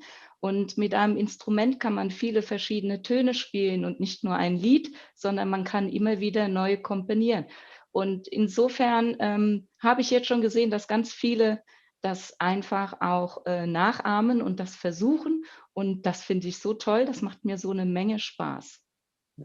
Ja, und das sollen die Helferlein von uns, die sollen dann natürlich dazu beitragen, dass auch jetzt der, sage ich mal, der etwas Ungeübtere, der sich da mal rantraut, das auch schafft. Denn es ist ja, wie man immer wieder feststellt, gar nicht so schwer, wenn man das richtige Werkzeug hat. Ja, das ist ganz richtig. Und wenn man diese Scheu von diesem Anfang und von diesem weißen Blatt verliert, und dann ist es einfach. Ja, ich kann mich erinnern, wo wir das erste Projekt hatten mit unserem Vario-Effekt, den Sie jetzt dann auch noch zeigen werden. Das ist ja eigentlich eine lustige Geschichte, denn die Frau Dreher hat uns diesen Pinsel beschrieben und wir haben dann festgestellt, es gibt eigentlich diesen Pinsel schon, aber den hatten wir für einen ganz anderen Zweck konzipiert, nämlich der war in unserem Kosmetiksortiment als Foundation-Pinsel. Und die Frau Dreher hat ihn dann zweckentfremdet für Blüten, Blumen und sonstige kreative Effekte. Und wir haben festgestellt, dass der gleiche Pinsel wunderbar für die Aquarellmalerei oder auch für Acrylmalerei durchaus funktioniert und haben somit zweimal den gleichen Pinsel im Sortiment, den wir einmal für die Schönheit verkaufen und einmal für die Effekte in der Malerei. Genau, ich weiß noch, ich habe zu Ihnen gesagt, Herr Giel, ich bräuchte einen Pinsel so für in die Hand zu nehmen mit langen und kurzen Haaren. Und dann haben Sie gesagt, Bürsten machen wir nicht. Aber ich habe eine Idee. Und dann habe ich das mehr beschrieben und haben gesagt, ja, da könnte es eine Möglichkeit geben. Genau, und dann haben sie mir einen Pinsel zugeschickt und ich war ganz erstaunt, dachte, wow, das ist was, mit dem kann ich was anfangen und habe damit so den ersten Film bei Instagram gemacht und hatte da innerhalb von 2 oder 3 Wochen 40.000 Klicks, genau. Und das war ein Riesenerfolg, ja. Also wir waren da auch bass erstaunt, als wir diese Anzahl gehört haben und haben gesagt, also das können wir versuchen, das gehen wir ein, das Risiko, da eine zweite Serie parallel laufen zu lassen. Ja? Und man hat gesehen, der Pinsel hat sich auch wirklich, jetzt ist er ja schon 3, 4 Jahre ja im Sortiment, hat er sich ja wirklich auch gut entwickelt für diesen speziellen Bereich. Und es gibt ja neben dem Pinsel ja auch andere Effektpinsel, die jetzt vielleicht nicht ganz so spektakulär sind, aber eben doch ihre Arbeit tun. Und ja, dann würde ich eigentlich sagen, legen Sie mal los, zeigen Sie mal, was Sie mit den Pinseln dann erzielen. Gut, dann schalte ich gerade mal um auf meine Kamera. Einen Moment bitte. So, hier habe ich schon was vorbereitet. Und zwar habe ich hier nur mal zum Vorstellen die verschiedenen Pinsel, also das wäre der Vario-Tip. Mit dem kann man, wie man sieht, ganz viele verschiedene Dinge machen, wie Federn, Palmen, Tänzerin oder Blüten. Man kann abstrakt damit arbeiten, man kann Linien ziehen, Gräser, also damit ist einiges möglich. Ja. Dann haben wir hier meinen Vario-Effektpinsel. Ich sage auch gerne Rosenpinsel dazu. Das ist ein toller Pinsel, weil er ist im nassen, also im trockenen Zustand sieht er so aus. Und wenn er nass ist, zeige ich nachher das Besondere an diesem Pinsel. Das ist nämlich ganz wunderbar, er ist formbar. Das zeige ich gleich. Und hier sieht man, man kann auch ganz viele Dinge damit machen. Das zeige ich später auch noch in einem Bild. Hier haben wir den Cosmotop Spin, den Schwertpinsel. Und auch damit kann man viele verschiedene, er hat so eine schöne, flache, hier vorne so ein flaches Schwert, mit dem man auch tupfen kann und Viereck und Blätter rausmalen kann. Und mich interessiert immer besonders, was kann ich denn mit einem Pinsel alles anfangen? Ich nenne das, also in Deutsch nennt man es einfach Pinselschrift und das lehrt man nicht, sondern das muss man teilweise auch ausprobieren. Und da bin ich manchmal stundenlang dran und es wird mir nie langweilig. Das hier ist jetzt der Pinsel, das ist jetzt der Vario-Tip und der hat vorne so Zacken, auch diese langen Härchen. Und da habe ich jetzt auch wieder entdeckt, dass man hier ganz viele Dinge, wo man mit einem feinen Liner sehr viel nebenher malen muss, kann man hier auf einmal malen. Und es sind ganz hier zum Beispiel so eine Menschenmenge einfach gedruckt und aufgesetzt. Und es ist eigentlich ganz einfach. Da kann man auch noch viel mehr machen, auch zum Beispiel Blätter. Ich finde das eine ganz tolle Sache und wollte auch gerade schon mal anfangen, euch was zu zeigen hier. Und zwar werde ich jetzt mal mit allen Pinseln was malen, damit ihr mal ganz schnell seht, wie man schnell zu einem Ergebnis kommt mit allen Pinseln. Das hier ist jetzt ein Hahnemühle-Papier, ein Britannia Satinier. Das ist ein schönes, glattes Papier, auf dem ich gerne arbeite. Jetzt setze ich hier, er hat so eine schöne biegsame Spitze, die immer noch unter Kontrolle zu halten ist. Das mag ich.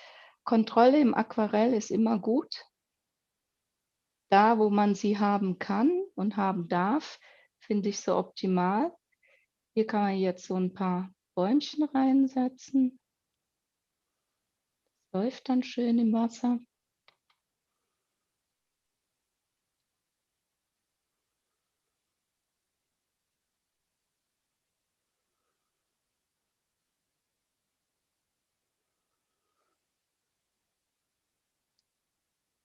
So, und jetzt käme dann der Effektpinsel zum Beispiel zum Tragen.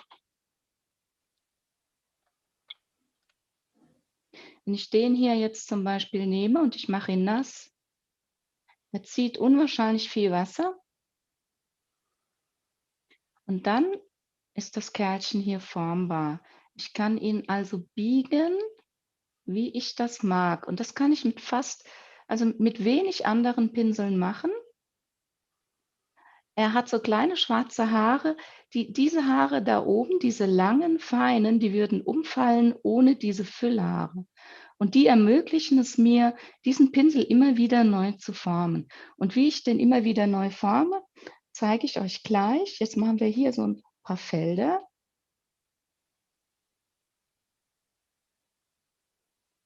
So einfache Linien kann ich hier ziehen.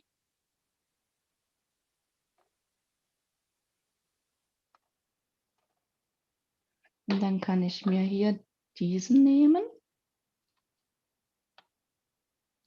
Schaut mal, wie schön das hier läuft. Jetzt nehme ich meinen Föhn. Ein kleines bisschen föhnen.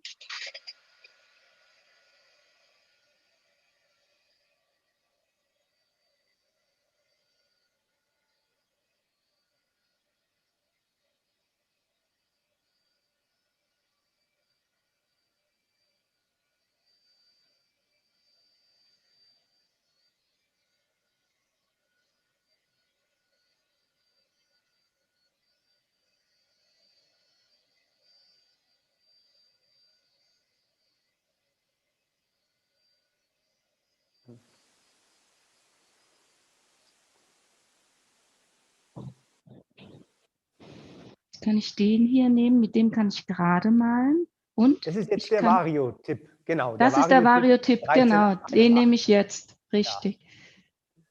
Also das ist, Sie haben jetzt ja den 20er. Es gibt den ja auch noch, das ist ja der größte auch aus der Serie, es gibt den ja ab Größe 8 aufwärts, also auch für kleinere Ausführungen.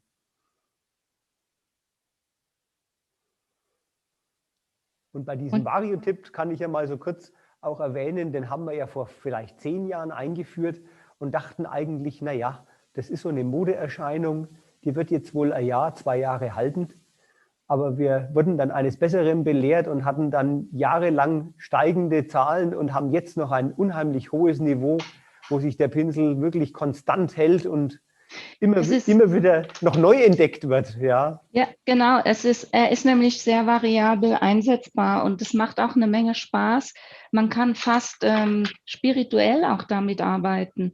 Also wenn man da dabei ist jetzt, wenn ich das jetzt zum Beispiel mal zeige hier, wenn ich jetzt den nehme und mache das mit den Rosen, wenn ich ihn hier rund forme, dann kann ich hier zum Beispiel mit dem hier gerade das Innere zum Beispiel von Rosen malen.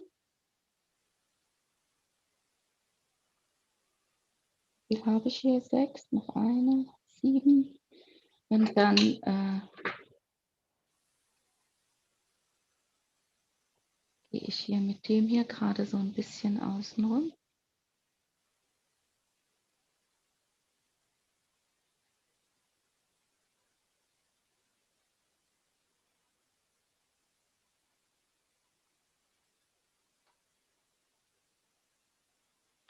Und während ich das hier mache, kommt dann der hier zur Geltung. Der kommt dann zum Einsatz. Und es ist natürlich schön, wenn man immer wieder neue Dinge sieht, die man mit Pinsel anstellen kann. Ist keiner mehr froh als ich, weil es ist nicht einfach nur mit der Spitze und mit dem Körper gemalt, sondern man kann viel mehr mit diesen wunderbaren Sachen anfangen. Man muss es immer nur ausprobieren. Und gerade das ist das, was ich so toll finde, weil sie so wahnsinnig vielfältig sind. Man kann sie hinten nehmen und hat sie dann gar nicht mehr so unter Kontrolle. Aber auch das ist schön. Man kann nämlich dann unkontrolliert malen und diese Sicherheit mit diesem, wie sagt man so, dass man so genau malt, die fällt dann weg. Und das mögen auch viele, dass sie nicht mehr so genau sein müssen, weil sie auf der Arbeit schon immer so genau sein müssen. Also wenn es da Fragen von unseren Zuschauern gibt, die beantworten wir natürlich gerne während der Sendung. Verwenden Sie gerne die Chat-Funktion, also wenn es da irgendwelche technischen Fragen hat von der Fertigung, beziehungsweise Fachfragen zur Maltechnik, da ist die Frau Dreher genauso da mit dabei. Also was ich oft gefragt wurde, Herr Giel, ist, wird eigentlich der Vario-Effekt 88, wird der mit der Hand gebunden? Das ist eine Mischung. Wir haben da eine spezielle Form uns gebaut, wo wir diese überstehenden Fasern quasi einstreuen, dass man also immer diese Fasern an der gleichen Position hat. Denn wenn der Pinsel trocken ist, sieht man ja, dass das wie so ein, wir sagen intern den Pfefferstreuer dazu, weil der so aussieht wie ein Pfeffer oder wie ein Salzstreuer. Und die Fasern sollen ja immer an der gleichen Position bleiben. Ja, genau, weil es sieht also ein Werkzeug dafür. Ja, genau, es sieht für mich einfach so aus, als wären das ganz viele Schlepper auf einmal zusammengefasst. Genau, weil mit der Hand könnte man das nie gleichmäßig machen, deswegen gibt es diese Form, aber der Pinsel selber wird also mit der Hand gemacht. Also das ist keine Maschine, die dieses Produkt herstellt. Ja. Und bei dem Vario-Tipp, den Sie gerade haben, der ist maschinell hergestellt. Also da haben wir die Möglichkeit, es mit Maschinen zu machen. Und das ist ja eine spezielle Zusammenstellung, auch zwei verschiedene Fasern. Die langen Fasern, mit denen Sie arbeiten, das ist eigentlich eine Faser, die fürs Acrylmalen gemacht ist. Also die ist ja sehr kräftig. Das ist wunderbar. Man kann sie nämlich gut kontrollieren. Ja, für Top-Acryl. Und die kurzen Fasern, die halten die Flüssigkeit, und das ist aus unserem Nova-Sortiment, das eben was sehr saugfähig ist. Und wir nehmen bewusst zwei verschiedene Fasern, weil dann hat man auch diesen Spreizeffekt. Ja. Denn wenn man so einen Pinsel aus einer Faser machen würde, dann würde der zusammenkleben und dann hätte man nicht so schöne separate Linien. Also da haben wir auch lange experimentiert, bis wir dann so weit waren und gelernt haben, dass man da unterschiedliche Fasern verwenden muss. Und ja, das funktioniert da sehr, sehr gut. Und wie gesagt, man kann, Sie malen jetzt Aquarell, aber wir haben schon viele Tuschmaler, viele Acrylmaler auch gehört, die sagen, wenn ich Flüssigfarbe vermal, geht es ganz toll mit dem Pinsel. Und er ist ja voll synthetisch, wie eigentlich auch alle Effektpinsel, die wir haben. Die sind komplett aus Synthetikfasern, sind also vegan und sind vor allem halt auch sehr leicht zu reinigen und sehr vielseitig vom Einsatzbereich. Ja, was ich eben auch festgestellt habe, Aquarellmaler haben ab und an so eine Pause in ihrem Malen, einen Stillstand, wo man einfach merkt, ich kann es eigentlich besser, aber es geht nicht mehr weiter. Und da ist natürlich sowas der ideale Fall dazu, mit dem zu experimentieren, weil das fördert und fordert die Kreativität enorm, weil man immer wieder einfach ausprobiert und dadurch neue Sachen einfach wieder findet und erreicht und diese Phase dann praktisch dadurch übergeht. Das finde ich eine ganz tolle Sache. Jetzt kann man zum Beispiel auch mal einen Buddepinsel, der so gebunden ist wie der kann das ab. Das ist jetzt übrigens der Pinsel ganz vom Anfang, der erste Pinsel, den ich geschickt bekommen habe. Das ist der Testpinsel sozusagen. Und wenn ich den jetzt, ich zeige es Ihnen gerade mal, ich den jetzt hier voll mit Farbe saugen lasse, da sieht man, wie gleichmäßig der hier steht. Und dann kann ich den nehmen. Und ich gehe in die Farbe und setze hier was rein.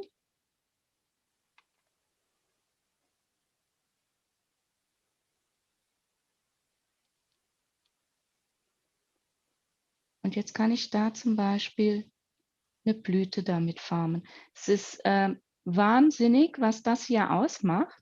Und wenn ich den jetzt noch mal flach mache, vorhin war er einfach gefüllt und jetzt mache ich ihn wieder flach, forme ihn um und dann gehe ich hier in die Farbe rein und hole mir, was hole ich mir, ein Grün.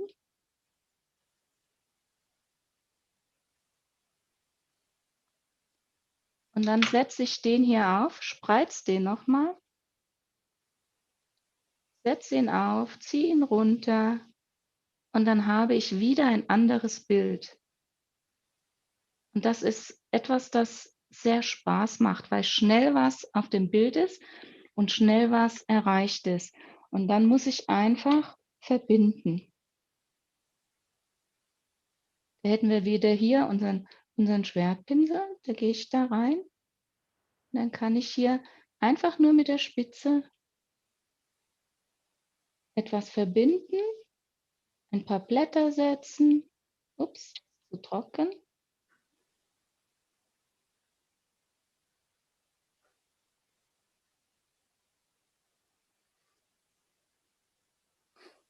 Und ich kann auch mit diesem Pinsel ganz andere Plättchen setzen.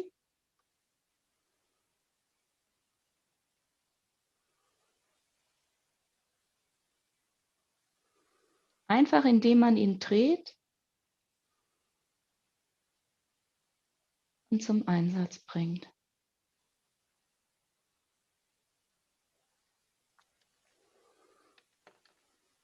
Und ganz zum Schluss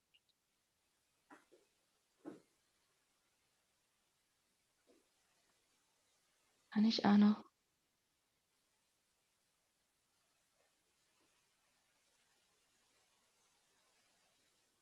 ein paar Gräser bringen.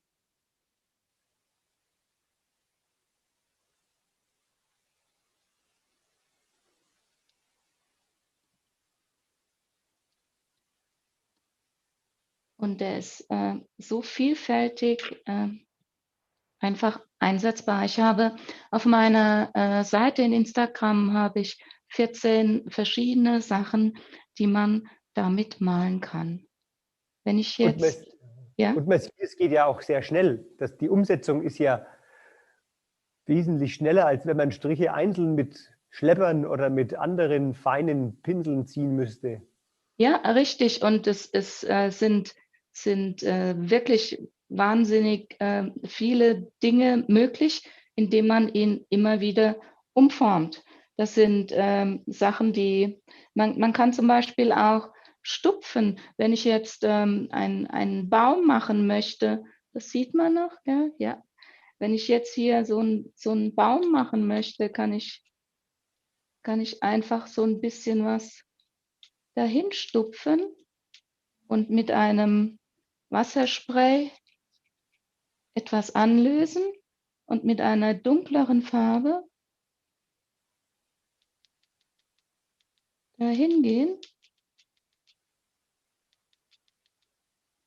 Und dann bin ich hier schon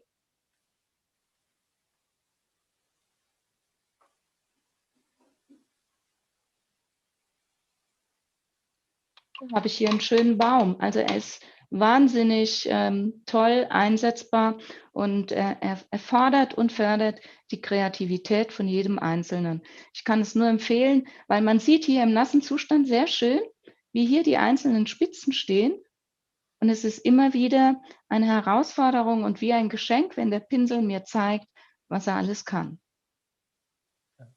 Und es ist ja so, neben dem gegenständlichen Malen ist ja die Aquarellmalerei die letzten Jahre auch ein bisschen in Richtung, ja, abstraktes Malen ja auch gegangen. Und das stellen wir immer wieder fest, dass da solche Pinsel auch sehr interessant dafür sind. Und das bringt ja auch neue Leute zum Malen. Das ist ja ein anderes Publikum, auch vom Alter her. Sieht man auch deutlich, dass auch junge Leute gerade im Aquarell auch wieder anfangen, was ja sehr schön ist.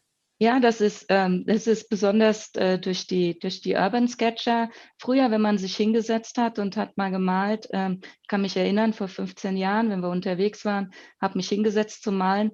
Das war fast peinlich, weil die Leute, einer ist mal vorbeigegangen und hat gefragt, ob ich keine Arbeit habe. In Italien würden sie auf dem Marktplatz auch sitzen und malen für Geld.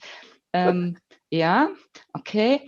Heute macht das keiner mehr, weil man gewohnt daran ist, dass viele hier sitzen und malen. Man kennt es inzwischen. Und ich bin da wirklich dankbar drum, weil es ist eine schöne Sache. Vor allen Dingen, wenn man möchte, dass das Aquarell weiterkommt und weiterlebt, finde ich das eine ganz tolle Sache. Und dass die Sachen so experimentell eingesetzt werden, gerade wie die Effektpinsel, das ist ein wahres Geschenk, ja. Ja, und diese Urban Sketcher, die sind ja auch mittlerweile wirklich toll organisiert in den Städten, die solche Veranstaltungen durchführen. Wir sind ja da öfters dabei. Das ist ja ein riesen Auflauf und toll zu sehen, dass da an jedem Platz eine Traube von Menschen sitzt, die auf dem Hocker zeichnet oder malt. Also es ist wirklich toll. Und auch die Community, die ja auf Social Media vor allem ja viel unterwegs ist, das ist schon toll, was sich da für eine Szene gebildet hat die letzten 5 Jahre.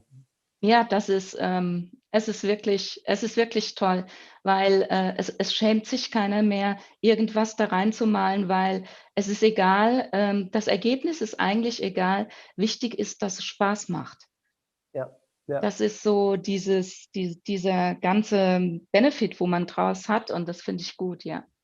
Absolut, ja. Prima. Ja, da haben wir jetzt ja wirklich schöne, vielseitige Anwendungen gesehen. Fragen hat es jetzt soweit keine gehabt, wie ich gesehen habe, aber ist ja kein Problem. Wir sind auch im Nachhinein natürlich gerne da, wenn es irgendwelche speziellen Fragen dazu hat. Ansonsten, ja, danke ich der Frau Dreher, dass sie ihren Nachmittag geopfert hat für die Vorführung. Wünsche ihr noch viele kreative Einfälle und wenn irgendetwas wieder eine Idee kommt, da sind wir auch immer gerne offen, sowas zu diskutieren und im Hause auch über Möglichkeiten nachzudenken, weil das ist ja immer sehr befruchtend, sowas. Auch wenn man natürlich nicht jede Idee umsetzen kann, aber wenn man es nicht versucht, dann weiß man nicht, ob es funktioniert und manchmal scheitert man, aber manchmal kommt man dann auch einen Schritt weiter. Ja, genau. Wenn ich mal in Nürnberg bin, werde ich mal bei euch vorbeigucken, weil ich finde das unheimlich interessant, wie Pinsel gebunden werden, und dann sieht man auch, was möglich ist und was überhaupt noch, welche Ideen da noch kommen. Richtig. Ja, da hoffen wir, dass wir bald wieder unsere gewohnte Genau. Reisefreiheit bekommen und dann können wir das gerne mal besprechen. Das wird Prima. doch tun. Super. Also dann viele Grüße in die Schweiz und bis auf bald. Dankeschön. Tschüss. Tschüss. Tschüss.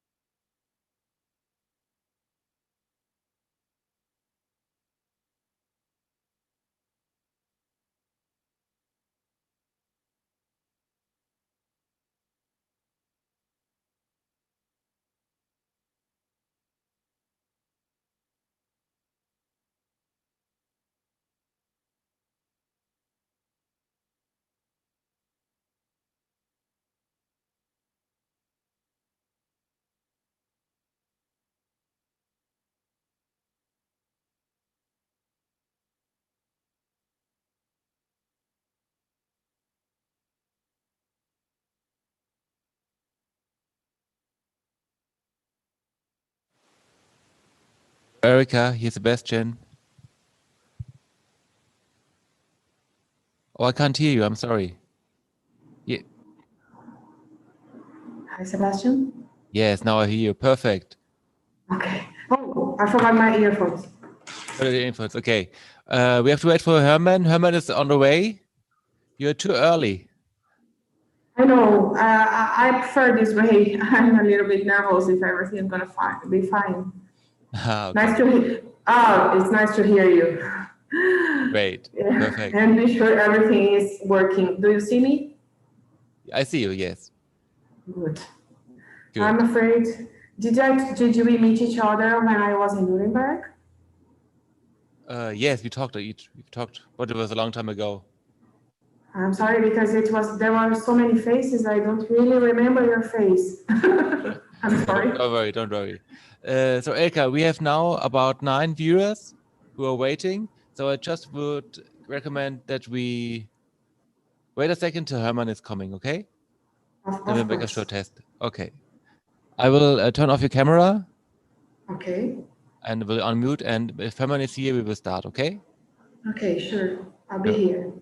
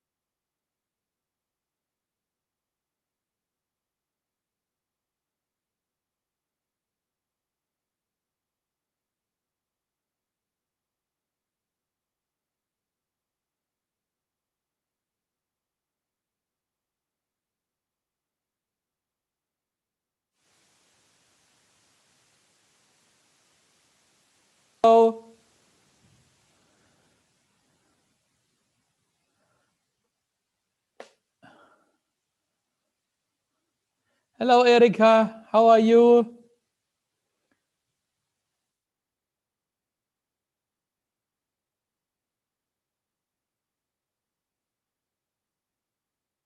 Okay. I was, I was, now I can't hear you. What happened? No, I can't hear you. Hello, Herman, I don't hear you. You now? Hi? Yes. Yes. Yes. Wow. Hello. Hello. So, are you in perfect shape for this seminar, Erika? Yes, I'm ready. I'm ready. We are getting tired after the second day, but we do our best, and yeah, so far so good. We are the feedback we got so far was quite positive, I have to say. Yes. Yes, it is. It has been positive. We are not a here. TV company. We are just a brush company. So we try to arrange this as professionally as it's possible for us. It's okay. It's okay. I like the visual, as I said before. It's okay. You are close to the audience, face to face. It's possible to look in your eye. So, yeah. Okay, all right. So, and Sebastian will now then let the pre-recorded clip go, and then we will say afterwards, well, this was pre-recorded due to the subtitles, and now we are open for all kind of questions, and maybe we two talk together in English, and if it's necessary, you speak in Portuguese. We will see how it develops and whether there are questions or not, Erika. This is something I cannot judge. There will probably have questions because we have already made a session of questions and answers with Heine Müller, and some people made questions and they want to show they are participating. It's positive. Some artists want to show they are supporting us, asking questions, so they are mentioned. You know, it's All right. positive. And well, you had checked the video with the subtitles, so I think this was all clear.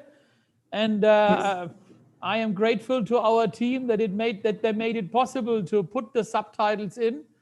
So the text is on yours. Nobody of us controlled what you wrote. So hopefully you didn't say anything bad about us, Erika. No, nothing bad about the past. Only true. But I have even sent an email to Sebastian because the result was better than I expected. The letters were very clear. I didn't expect such a high quality video with the subtitles. It was really great job. Haben Sie das gehört, Herr Müller? He's very grateful for the compliments, Erika. He takes it. He takes it. Yeah. All right, what's the time? Wonderful. We have 6 minutes. Yeah, still have 6 minutes. 6 minutes. And here, you know, I have here the Friends of Artistic. The Friends of Artistic, you know, some retailers that I have in my heart. So they have already, what can I say, shared. They have already shared the... Well, that's perfect. That's reminder, perfect. like a reminder, you know? Yeah. Well, Erika, I worked out now the next order yesterday, and they just put it in the order department, and I will show you the result before we take action, and then you please have a look over it and tell me this is too much or this is not enough or we need more. But this will come then today or tomorrow, or on Wednesday. Okay. Okay. You know, Herman, I've lost sales of big sizes of top acrylic. Amazing.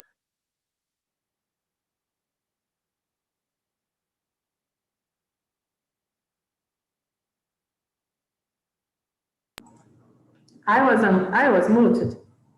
Yes, we are both now because he says we have to be quiet now.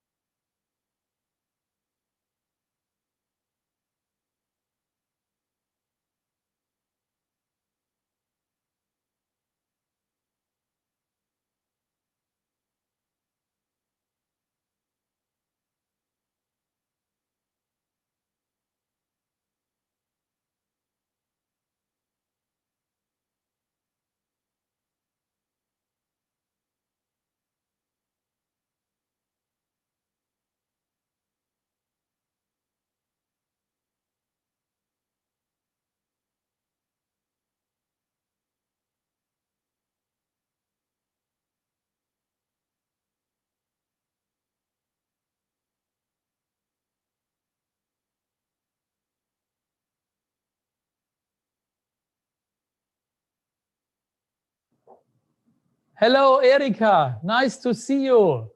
How are the things in Brazil at the moment? Hello. Hello, hello from Brazil. It's nice to see you again, Herman. Here's everything fine. Thank you. Oh, that's good to hear. Here too, and thank you for taking part in this little program about, the relatively short history of Da Vinci brushes in Brazil. And the nice thing is, you have always been part of that history of Da Vinci in Brazil, Erika. How long is it now that we have seen each other for the first time? Yes, I'm very proud to be part of the Da Vinci history in Brazil since the beginning. We have first met in January 2018 in Frankfurt. And we were introduced to each other because we already worked with Hahnemühle papers. And we were working with the papers, and then the team introduced us to Da Vinci brushes, to the universe of the brushes. It was the first time we met in January 18. So we have to be very grateful for our partner company Hahnemühle to have made this wonderful contact. I was always following a little bit in the beginning Mr. Klinke when he had the idea to start the work with Hahnemühle, with Mr. Bernander together.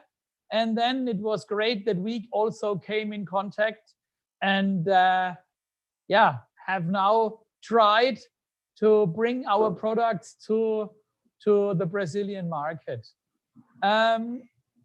I do remember my first visit with you in the country, and it was very, very exciting for me to see a couple of shops in Brazil in different cities to learn more about the assortments and what is really offered there, so that I understood better also the brush assortments, of course.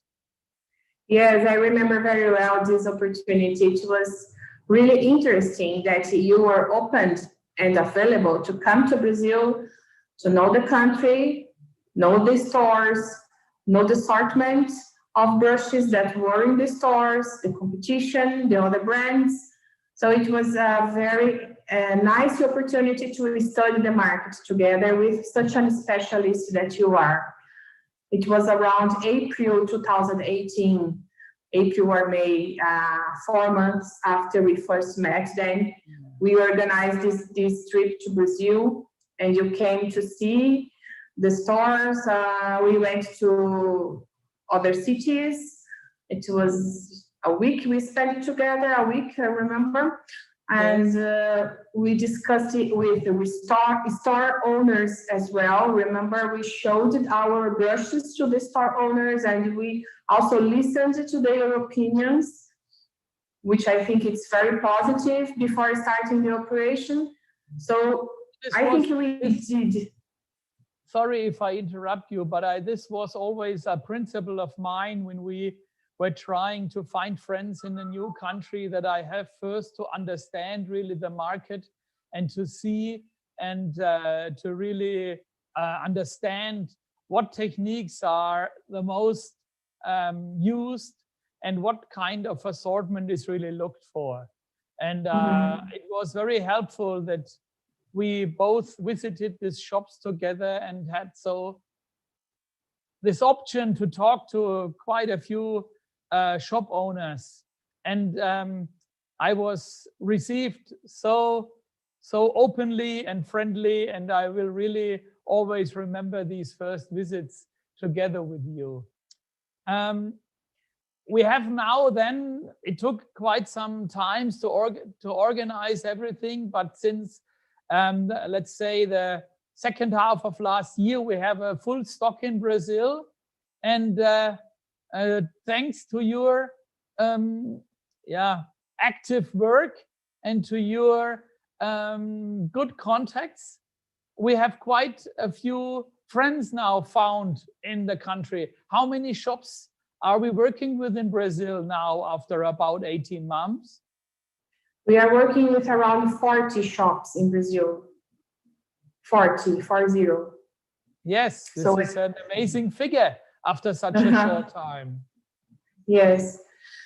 Some shops already recognized the Da Vinci brand before we introduced them, the brand in Brazil. It's important to say the brand is very famous abroad, and the shop owners, some of them are in the market, some of them are in the business for many years, so they know Da Vinci. Of course, other shop owners are a little bit younger in the business, so we faced the two situation that some shop owners already knew the brand and recognized its importance, and for other shop owners we had to explain which is the position of Da Vinci in the market.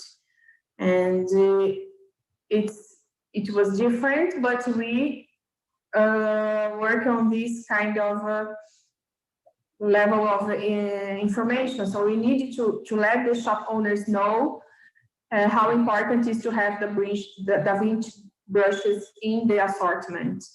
Yes, I mean, we had always had contacts before, but it was always the big problem for us with the customs and to make it really easy for our customers to get to our brushes. So the solution we found with the own stock in Brazil was very, very helpful.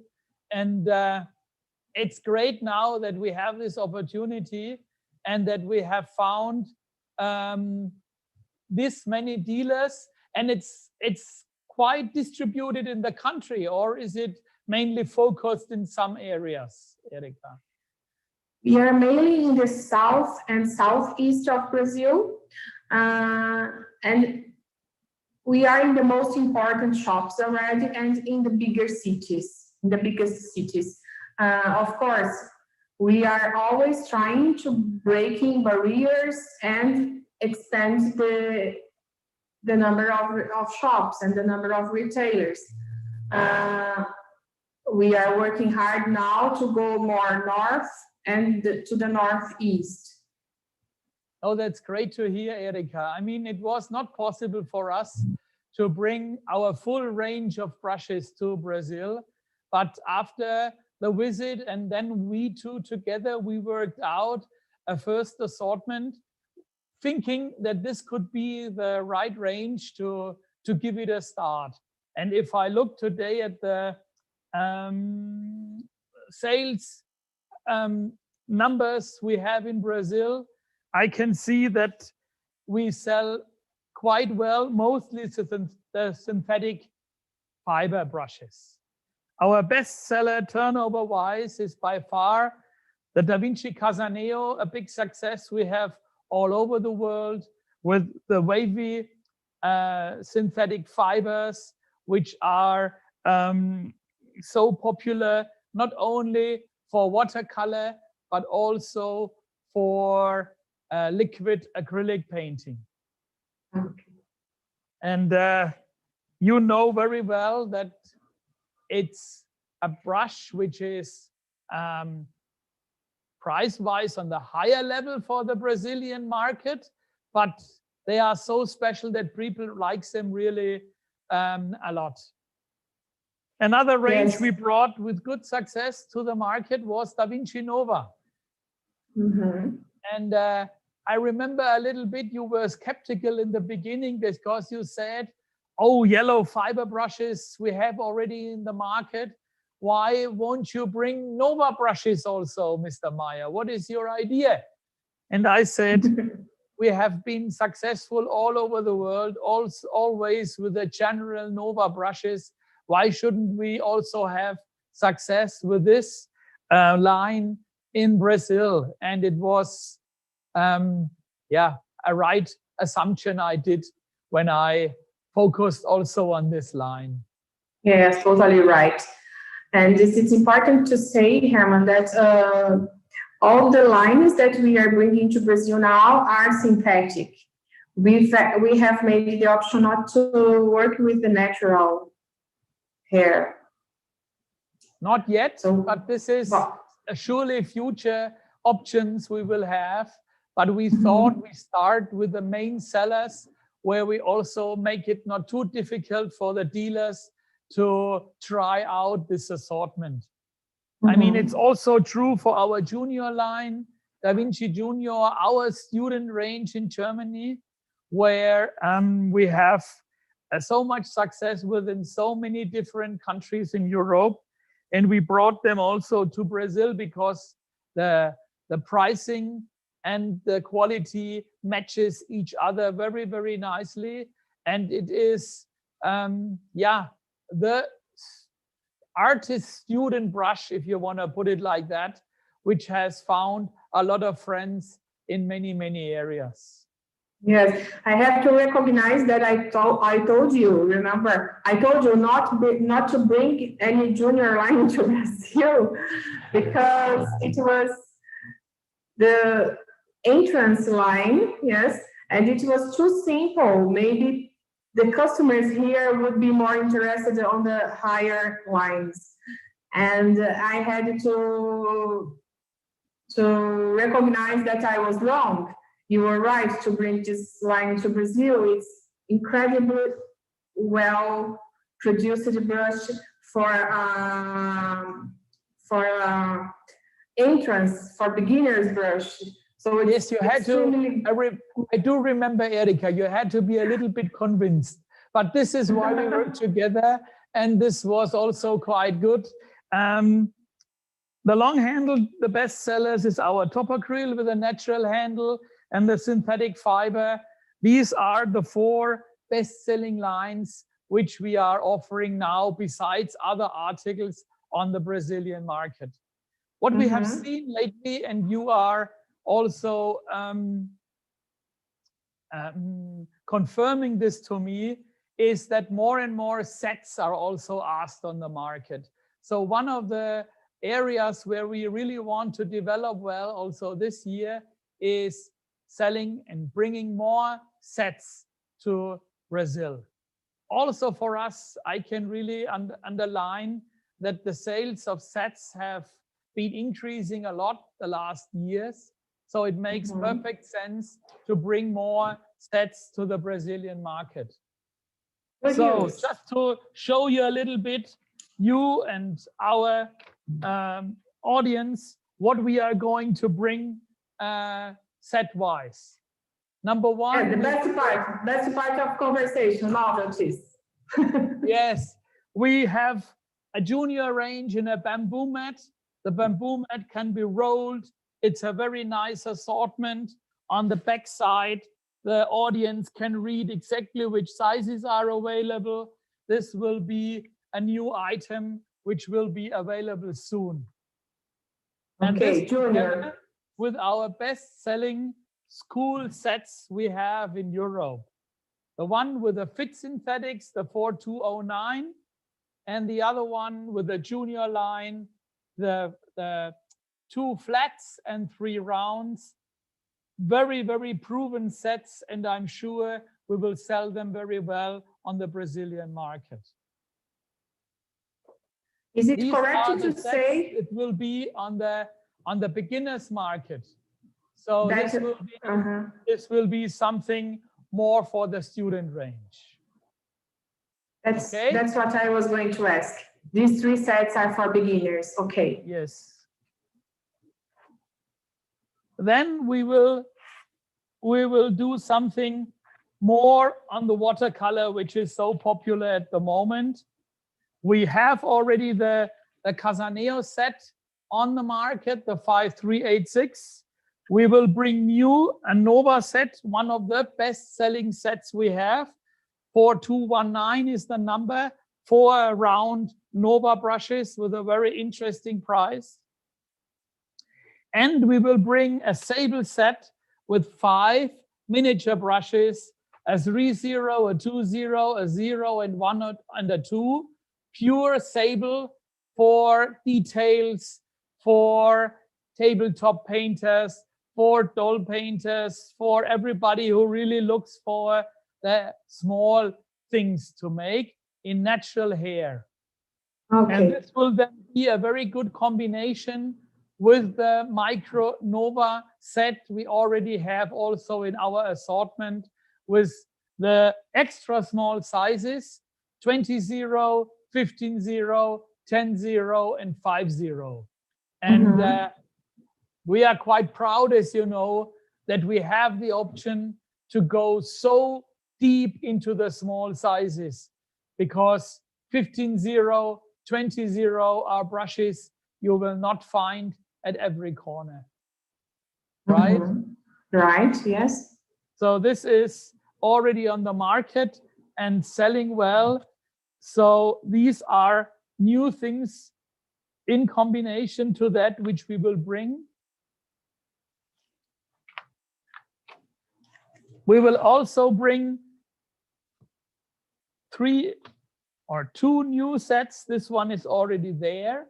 We have the calligraphy set with the Nova fiber and Perspex handles, which are really nice for people who are lettering, who are doing classes in calligraphy and so on. So this is a set we are really keen to push even more on the Brazilian market. And we will bring 2 special sets we have had developed for the Christmas season in Europe last year, and where we were really stunned on how well we were selling these. The number 1 is a botanical art set, which looks like this. It has 1 Casaneo wash brush, 1 Cosmotop spin flat, and 1 Nova brush put together in a very, very nice packaging, which we developed together with Paulina Bright. Paulina Bright is one of the most famous watercolorists in Australia. She has nearly 1 million followers, and we worked on the packaging together with her to develop this set, and we really had a very, very good success for this market before Christmas in Germany. So we decided to make it a standard product in our assortment. And the second one is a set which is made and coming from the urban sketching movement, which at the moment is also very, very popular in many countries. This whole set was developed with a couple of German young designers and influencers, 2 ladies called May and Barry, and they are also known in Germany as authors of books and so on. And they made, with these 4 brushes, a wonderful set: 2 Cosmotop spin brushes, 1 Casaneo wash brush, and the extra pointed Tartana spin, which we brought to the Brazilian market last year as a single brush. So this is also a beautiful set, which will surely also find, as I think, a lot of friends in Brazil. Wow, yes, I think it's going to be very, very popular. Yeah, I think the customers will like it.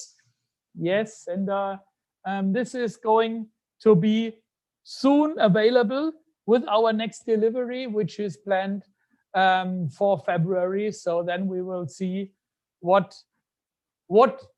your dealers will say in detail to this assortment. Yes, let's work with these and see what they say. I think they will like it. So we have a very good assortment with watercolor brushes, calligraphy brushes, which is a novelty because we still don't have. The new brushes, the new set of urban sketching and botanical painting. And of course, we will continue to deliver Casaneo sets, which are more gift items like this one, for example. I will also bring things like this to make a more serious gift also with Casaneo, for example. So I thought this might also be a good idea to try, as we have seen that you also sold our travel brushes quite successfully in the Brazilian market. But this is new one, or is the same? Because we already have a set of this one in Brazil, but not with short handle. It's not the short handle; it's the normal handle. You It's have the this normal, already, but I just wanted to show, when showing our set assortment, that this is also part of this set assortment. Yes, we must keep it, Herman, because it's really a success. Although it's top and very, very high quality, of course more expensive, but we sell it very well. We are out of stock at the moment. All right. And what we also will bring, and you have not seen this yet, we have developed 2 new Casaneo brushes, which are, how can you say, wash liners. It's not the traditional bound shorter watercolor brush, but it has a longer visible hair length, because we got special question, again, more from the botanical painters, that we should go a little bit into this direction. So this is brand new. We are presenting it now for the Digital Creative Days. It's 2 sizes, a size 0 and a size 2, and they will be also available and coming with the next delivery. So this is a good, how can I say, addition to the whole Casaneo range, and we are really looking forward to see how the market will react on these brushes. Which series exactly is this? It's a new series called 490. Try to wash the gum arabic out of the fiber. But now you can see how nicely this brush really works, makes very long lines, takes a big amount of water, and it's a body which responds very, very, very fast. It really follows the master very quickly. You can make lines, you can make all kinds of geometrical painting, but also kind of washes for flowers and whatever. So I think this will be a very, very nice, as I said, addition to the assortment. Okay. Once again, Herman, this addition is to the Casaneo line. Yes. Okay, it's 490, the series, and it's, Yes. You know that we say in Brazil, this kind of brush we call amarradinho. Did you know that? No, never heard. Amarradinho, it's because it's, this is the 498, and it has the iron here, the wire, plastic, yes. The wire, yeah. The wire and the plastic, and the way it is fixed, it makes the Brazilians call it amarradinho, because it's from the verb amarrar, so which means tie.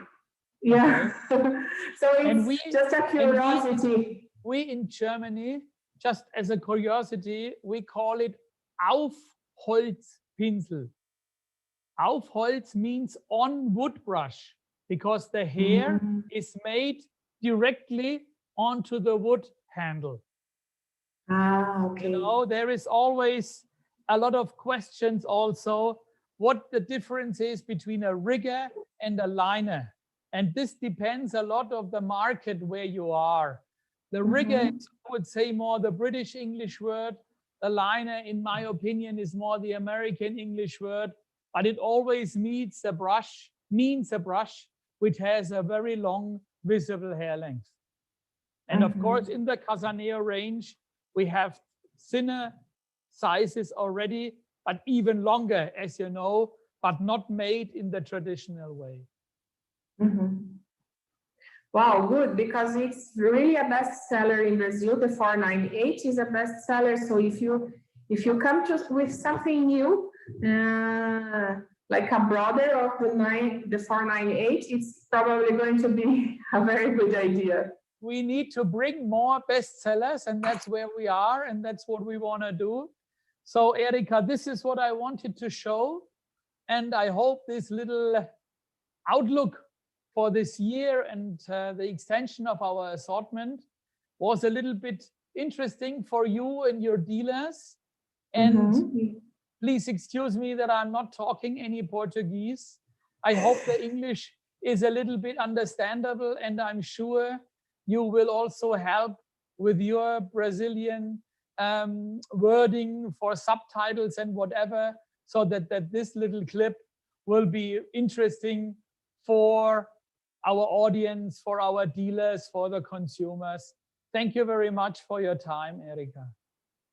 Absolutely, Herman. I'm here to help. I appreciate your time, and we love to know the novelties, and it's going to be very useful to show this video to our Brazilian dealers and the customers. Thank you very much. Thank you. Bye-bye. All the best. Bye-bye. Bye-bye. Bye-bye.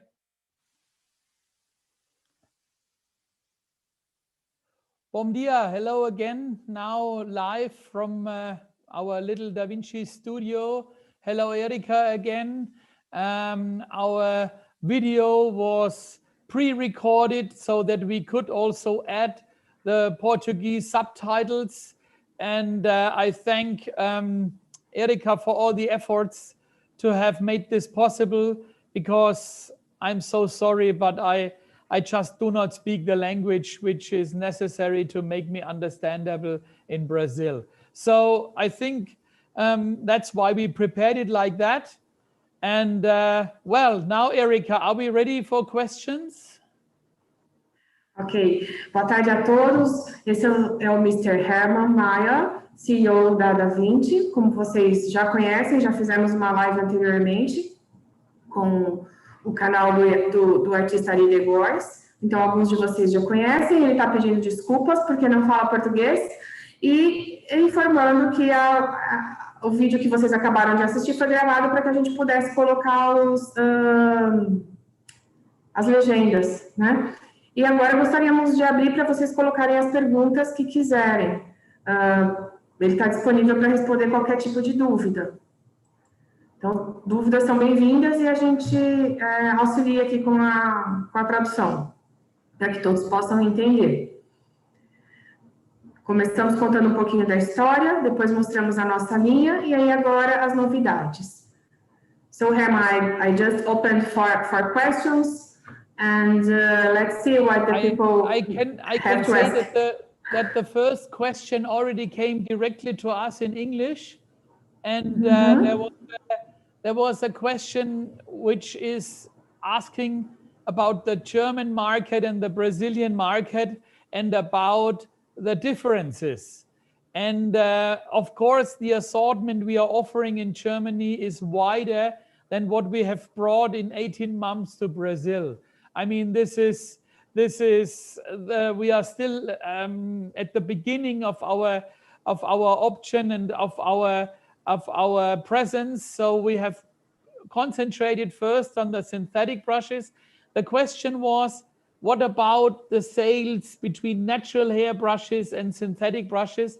And I can say in Germany, it's about 20 to 25% natural hair brushes and about 70 to 75% synthetic brushes, which are sold in the shops. This is what I can say to this question. Ok, uma pequena tradução aqui. A diferença de mix na Alemanha é muito grande comparada ao Brasil. No Brasil, nós apenas estamos começando a operação, há 1 ano e meio mais ou menos.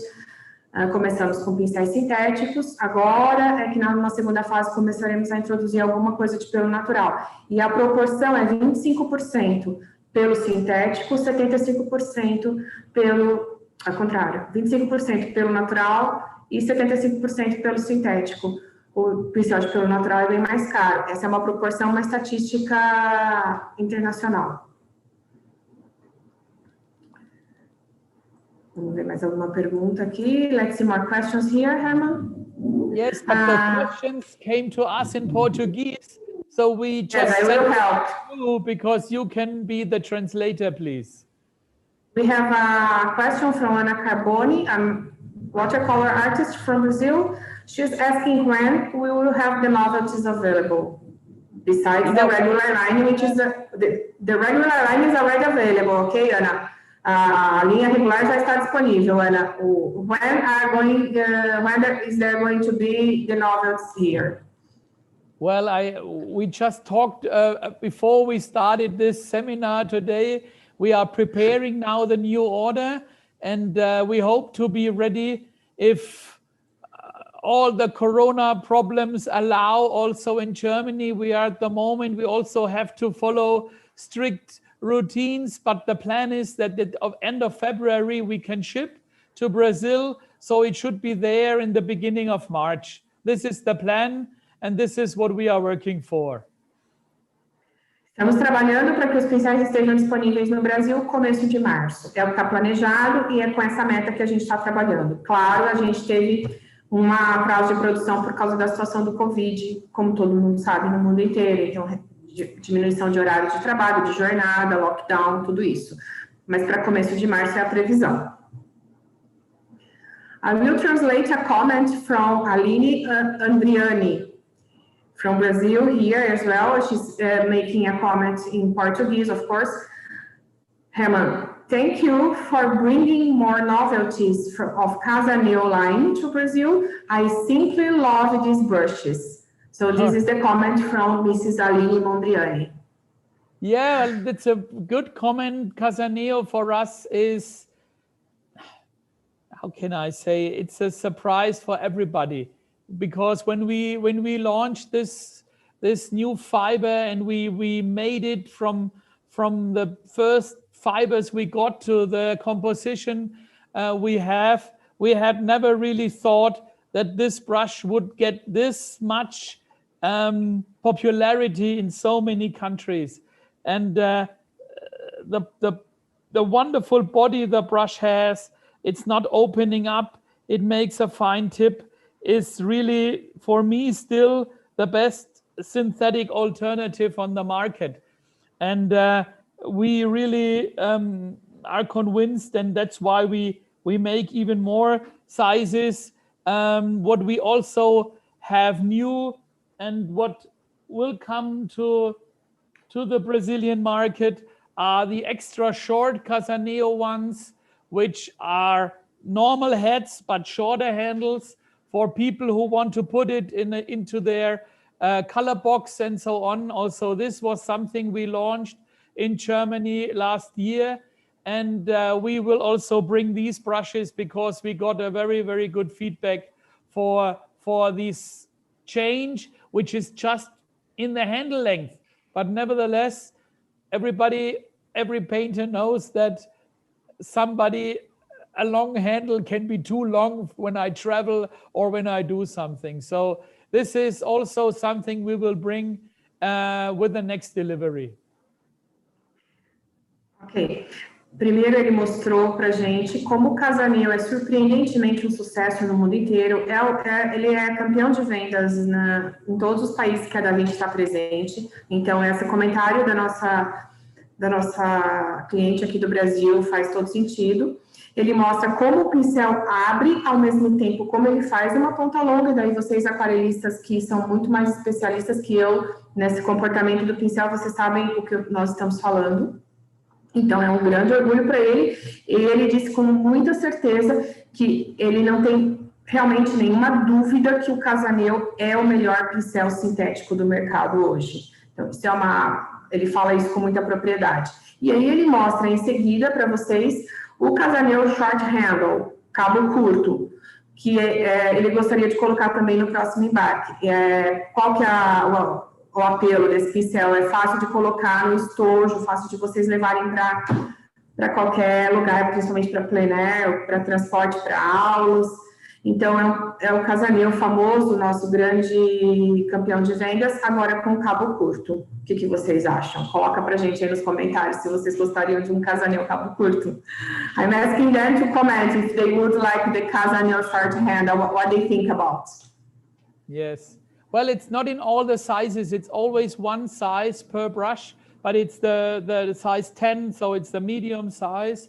And, well... Ok, o cabo curto não serão todos os tamanhos. We were selling it even better than we expected in Europe. So I'm sure it will find also friends in Brazil. O Casaneo cabo curto foi lançado ano passado na Europa. Está vendendo mais do que eu esperava, então ele acredita que também vai achar fãs do Casaneo cabo curto no Brasil. Não são todos os números, por cada formato são os principais.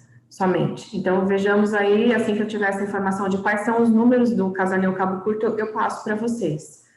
Ok? Let's see what we have more. There is a chat here.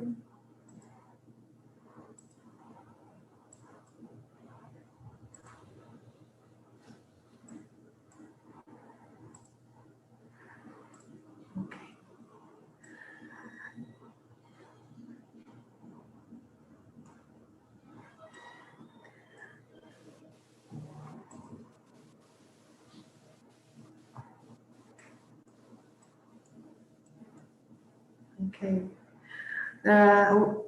We have another Da Vinci friend here mentioning that thanks for the very good organization of the presentation, and he says he liked it and how it's organized. And of course, once again, the question when the brushes will be available in Brazil, which you have already answered. All right. Então, só traduzir, pessoal, mais uma pergunta, dizendo que a apresentação está organizada e quando os pincéis estarão disponíveis. Que, pelo visto, é a grande curiosidade de todos.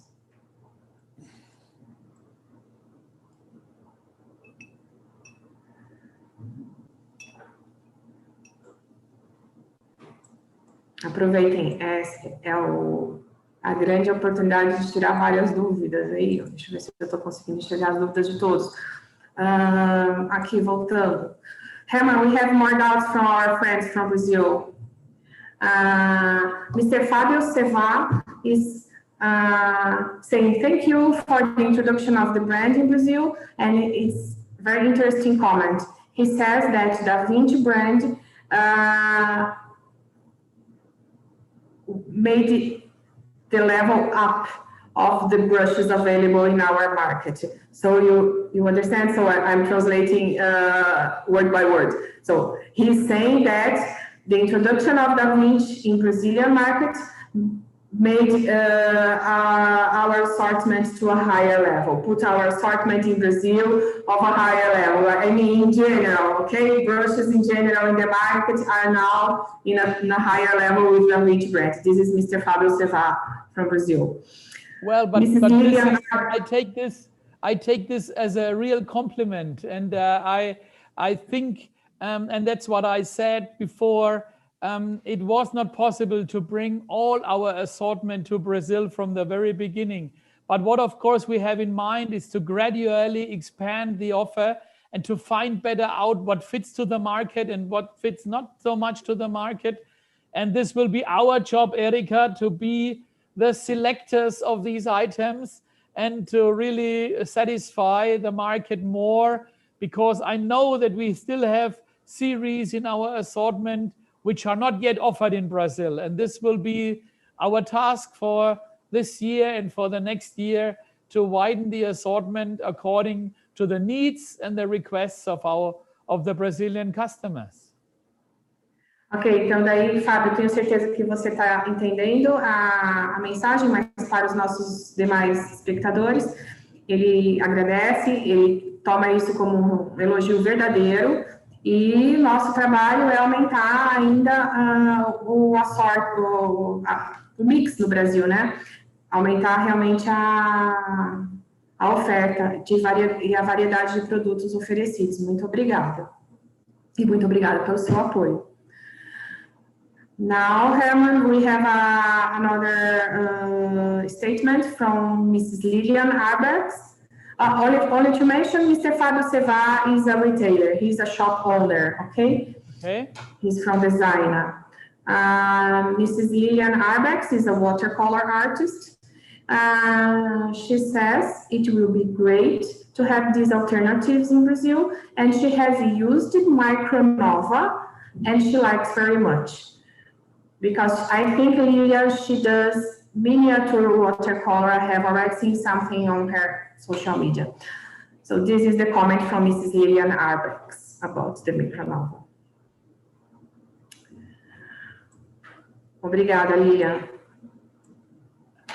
Mrs. Ana Carboni keeps commenting. I introduced her before. She says, in truth, in her opinion, that we didn't have much options of synthetic brushes in Brazil besides the popular ones, the low quality ones. So she believes that the entrance of Da Vinci in our market is like a new stage, a new phase for the watercolor Brazilian artists. We have never had so much options. It's wonderful, this initiative. Thank you, Da Vinci, and thank you, Artistic. So, Very good That's compliments. great to Thank hear. you. Thank you. Yeah. So this is, muito obrigada, Ana. Obrigada pelo apoio. There is another person, Sasha. She or he, I don't know, because abroad it can be, this person is asking, this person is saying, I think it's great, the short handle. It's easy to take the brush everywhere. Thank you, Sasha. Obrigada, Sasha. So he is supporting us with the introduction of short handle. We have another question from Ari de Góes, the watercolor artist from Brazil that you know well, a friend of Da Vinci already. Yes, a partner in crime, I would say. It's he's a very important artist in Brazil who is developing a very good job here. He's sending greetings. Oh, it's in English. So eu vou traduzir para os brasileiros. Nosso amigo artista Ari de Góes mandando saudações. A Da Vinci é muito bem-vinda no Brasil. E nós artistas temos que celebrar. Nós somos um mercado crescente, expansão mesmo, né, com toda a crise, né, Ari, sabemos. E saiu da minha tela.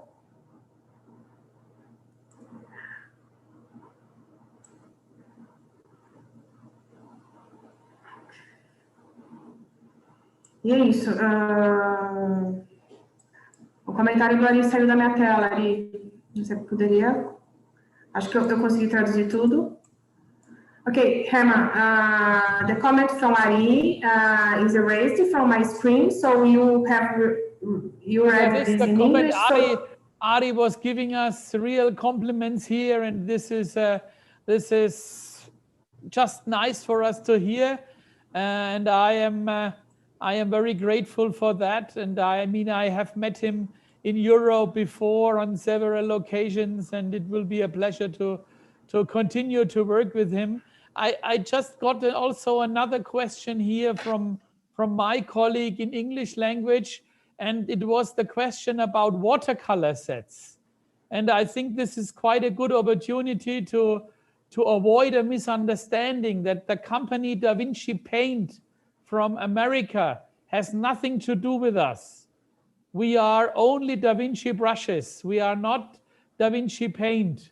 So please, this is an information I want to give for the person who had asked this question. Da Vinci Paint Company in the USA has nothing to do with the Da Vinci Brush Factory in Nuremberg, Germany. Would you like me to translate this? Yeah, well, it was a question. I don't know. It's just what I wanted to comment. Só comentário, ele diz que tem uma pergunta sobre watercolor e a Da Vinci, marca Da Vinci na América, nos Estados Unidos, que faz tinta, não tem nada a ver com a Da Vinci que faz pincéis. É só um esclarecimento, pessoal. Okay. Another comment from Mrs. Aline Andriani. She says she, for sure, will buy more Da Vinci brushes, and she already has 6 Casaneo brushes. Thank you, Aline. Obrigada, Aline.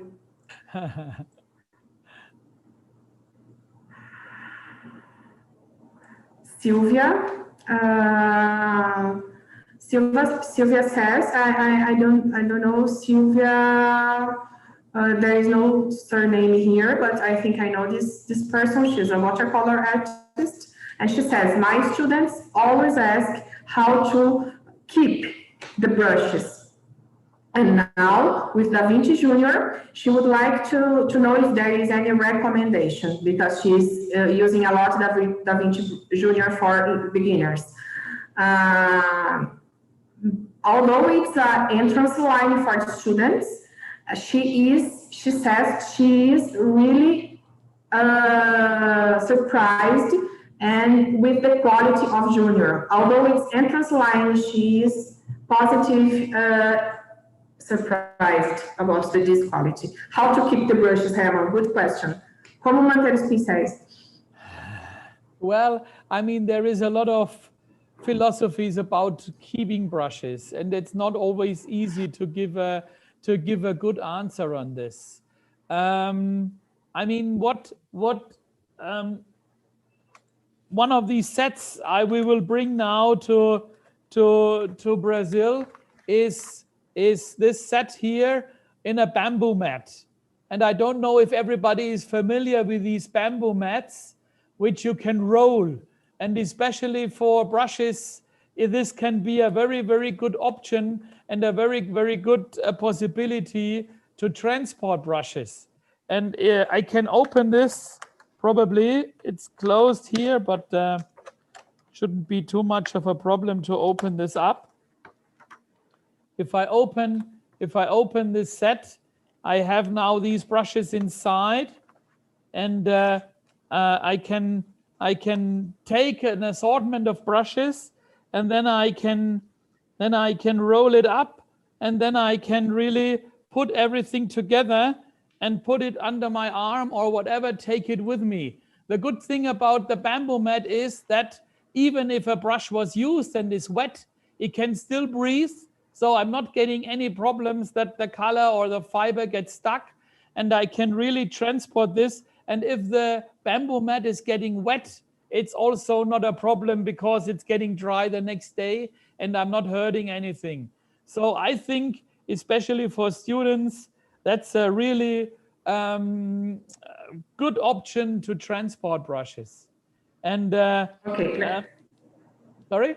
Let me translate a little. Sorry. Ok, é uma pergunta da Silvia. Olha só, é sempre uma dúvida meio filosófica, como manter os pincéis. Ele aproveita e dá um exemplo desse novo jogo de júnior que vai vir para o Brasil com o tapetinho de bambu. Aí vocês viram, ele enrola e tudo mais. E uma coisa muito boa do tapetinho de bambu é que mesmo se o pincel estiver molhado, por causa do tapetinho ser de fibras, né, ele passa o ar e o pincel respira. Então, ele acha que é um jeito muito interessante de armazenar dessa forma. Boa notícia é que, especialmente esse kit com o tapetinho de bambu, ele é um kit todo de júnior, então vai ser um kit com preço arrasador no mercado brasileiro. Com certeza vai ser muito fácil adquiri-lo, porque realmente é a nossa linha de entrada. Ok, Herman? Well, I was getting another question from my colleague here. Of course, Da Vinci Casaneo brushes are singularly available in America. No question about this. But what I said before was about watercolor. I mean, color, real paint, which has a name, Da Vinci. Of course, in the USA, also our Casaneo brushes are available. No question about this. We have a distributor in the United States since many, many years. Ok, esse foi o esclarecimento da dúvida daquela pessoa que colocou a dúvida em inglês. Acho que não é tão relevante aqui, não vou colocar, perder o tempo de vocês. Complementando, Herman, in addition to the comment from Mrs. Silvia Tradi, from Tradi Atelier, she says that she has changed from brushes of natural hair to Da Vinci synthetic brushes. Only for you to know the level of satisfaction she has with the Da Vinci line. This is Mrs. Silvia Tradi. Okay. But I didn't get the question, Erika. Sorry, what do you want to ask? No, I didn't make a question. I'm translating her comments. She substituted the natural hair brushes she used before for the synthetic Da Vinci brushes, but Da Vinci brushes synthetic, okay? Because she's very, very satisfied with the level of quality of our synthetic brushes. There is another question from Mr. Gabriel, what are the main differences between the new Casaneo 490 and the previous Casaneo? I think, can you show the longer hair in the Casaneo 490? I can. Gabriel, estou pedindo, just a moment. Gabriel, estou pedindo para ele mostrar novamente a diferença, mas o 490 tem pelo muito mais longo do que o 498. É amarradinho igual o 498, só que o comprimento do pelo mais comprido. Deixa eu ele mostrar mais de perto, vamos ver se aparece melhor. Let's see your demonstration again, Herman. Well, I don't know if you can see this very well here. It's the hair length. It's more than double the hair length. So you get a brush which is taking more color, and it's painting longer, and of course the body is more reacting elastically for lines, for flowers, for more geometric painting. That's what I wanted to say. And this has been a kind of a question we had from before. You don't want this for bigger sizes, but in 0 and 2 we always had questions also to offer this longer version. And if I make the longer version wet, I mean, I have not so much the direct control, but I can do a lot of washes. Sorry, I'm not a watercolorist, but I can make a lot of long lines, and I can play with this, and I can make surely flowers and things and other ideas more easy with a long-handled hair. So there will be surely friends for the shorter version as there will be for the longer version. Ok, deu para perceber a diferença? É o comprimento do pelo realmente, Gabriel, e deve ser a dúvida de outros amigos nossos que estão assistindo. O 490 é o comprimento do pelo no pincel, mesma fibra sintética e o comprimento muito mais longo.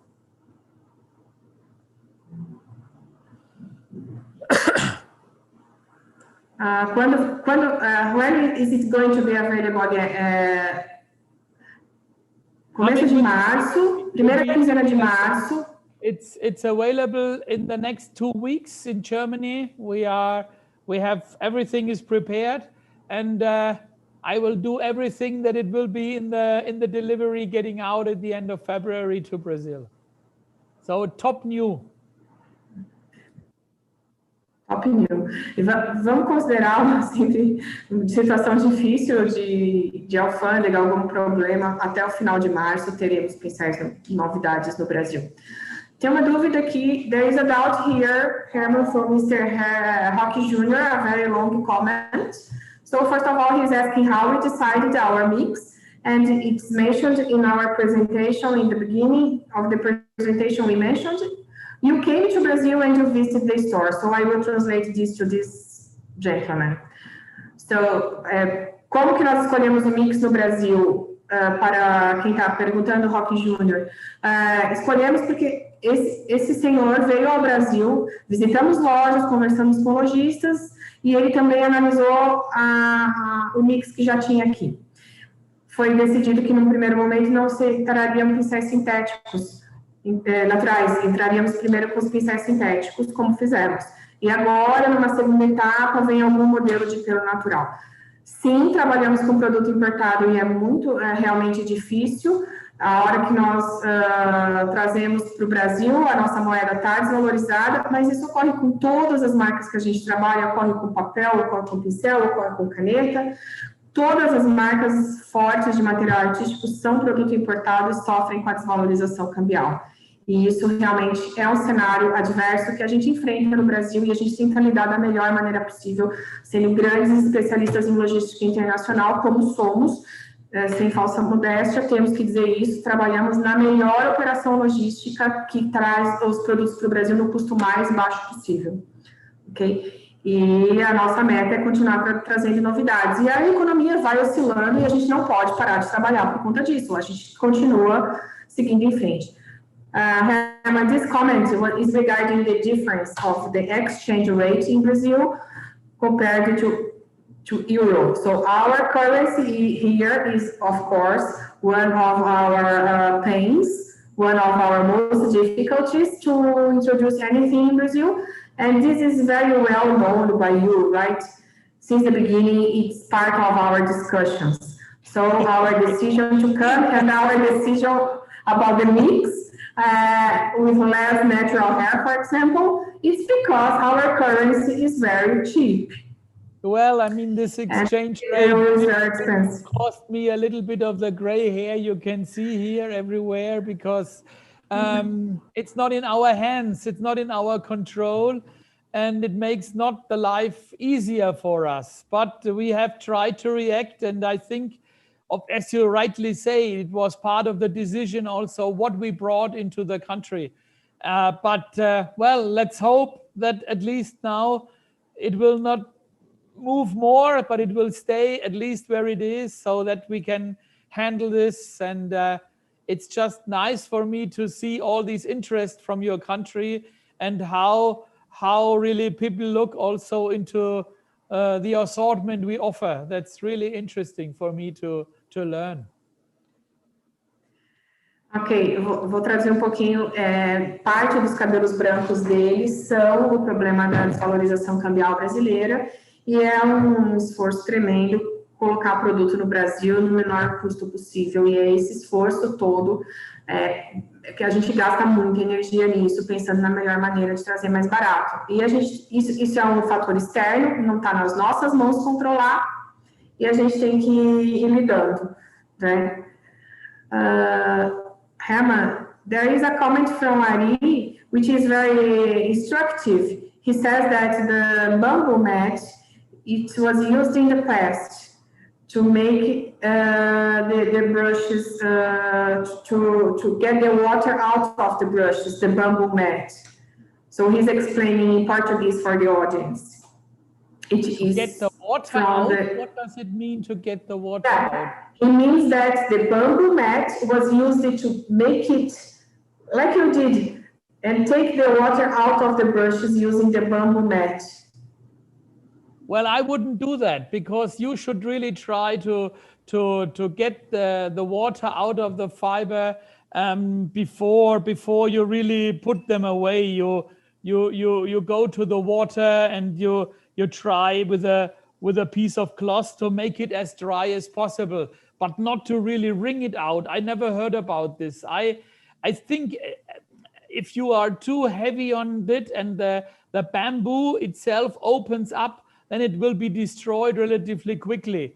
But if you really use it as a carrier, if you use it even for wet brushes, just as a secure transport system, I think the bamboo mat is better than a plastic tube or whatever. I mean, there is, in my opinion, from price-wise, a good bamboo mat is really a good alternative.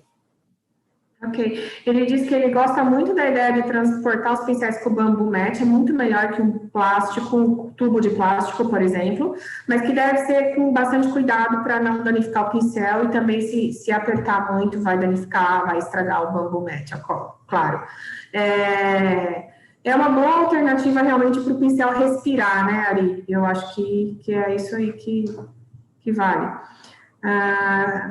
There is another question, which is in Portuguese. How did Da Vinci handle the positive change of the market of art material in 2020? Because there was an increase in sales of, in general, for marketing, for art material because of the lockdown. So how did you handle with this during 2020? That's a very good question. We tried. You see, there is ups and downs. We also produce makeup brushes, and our makeup brush business was really going down because it makes not much sense for women to decorate behind a mask. We really could feel that a lot of perfumeries and a lot of decorative cosmetic did not go as well as before. So we had some capacities which we could switch from the cosmetic market to the art market. And on the other side, despite the hygienic routine we had to follow, we worked in shifts. So people started earlier and the other shift worked longer. We did Saturday work. We worked extra hours in August, September, October, November to really try to, to have, to handle that very positive demand for the watercolor brushes in the best possible way. And I have to be grateful for my team and all our, we are about 125 people in our company. Erika, you know, you have visited us, and everybody was very flexible and helpful, and was ready also to do that extra work, which was necessary, because, you know, our brush makers are not machines, and after a certain hour a day, you are really, your hands get tired and you cannot make the same quality anymore. So we had to really respect also this. But as I said, I have to be very careful for the support we got from everybody here in our company. Ok, vamos tentar traduzir rapidamente o que ele falou. Não sei se vocês sabem, a Da Vinci também fabrica pincéis para maquiagem. Não para marca própria, ela fabrica para as grandes marcas. Então, esse mercado de maquiagem teve uma queda muito forte com a pandemia. E aí, a parte da capacidade produtiva que era dedicada ao mercado de maquiagem pode ser transferida para a produção de pincéis de aquarela, que realmente teve um crescimento de demanda muito forte. Trabalharam sábado, trabalharam com turnos estendidos, colocaram realmente um esforço muito grande para atender a demanda, e ele agradece ao time por isso. Okay, I get some signs from my people here that we should come to an end. If there are more other questions, you are most welcome to send this to us by email or through you. We are very happy to give further answers. That's no problem at all. And I know that you are happy, or we are really happy to help, as long as we can understand what is written there. Ok, I think ele acha que já está na hora de terminar, porque tem a programação para seguir. Ele agradece muito, acho que foi muito positiva a participação de todos vocês. Se tiverem mais dúvidas, podem continuar mandando para a gente. A gente aqui na Artistic vai procurar responder todas as dúvidas de vocês, e a gente gostaria de agradecer demais a participação. Ok, Herman? It's possible to finish? Yes, I say muito obrigado, and I say thank you for the attention, and thank you for being so positive regarding our products. And thank you, Erika, for the wonderful translation and for helping to make this Brazilian hour possible together. Thank you very much. Okay. Thank you, Herman, for your time. Thank All you. right. Obrigada a todos, pessoal. Até breve. Bye bye. Thank you very much. Bye. Adios. Adios. Auf Wiedersehen.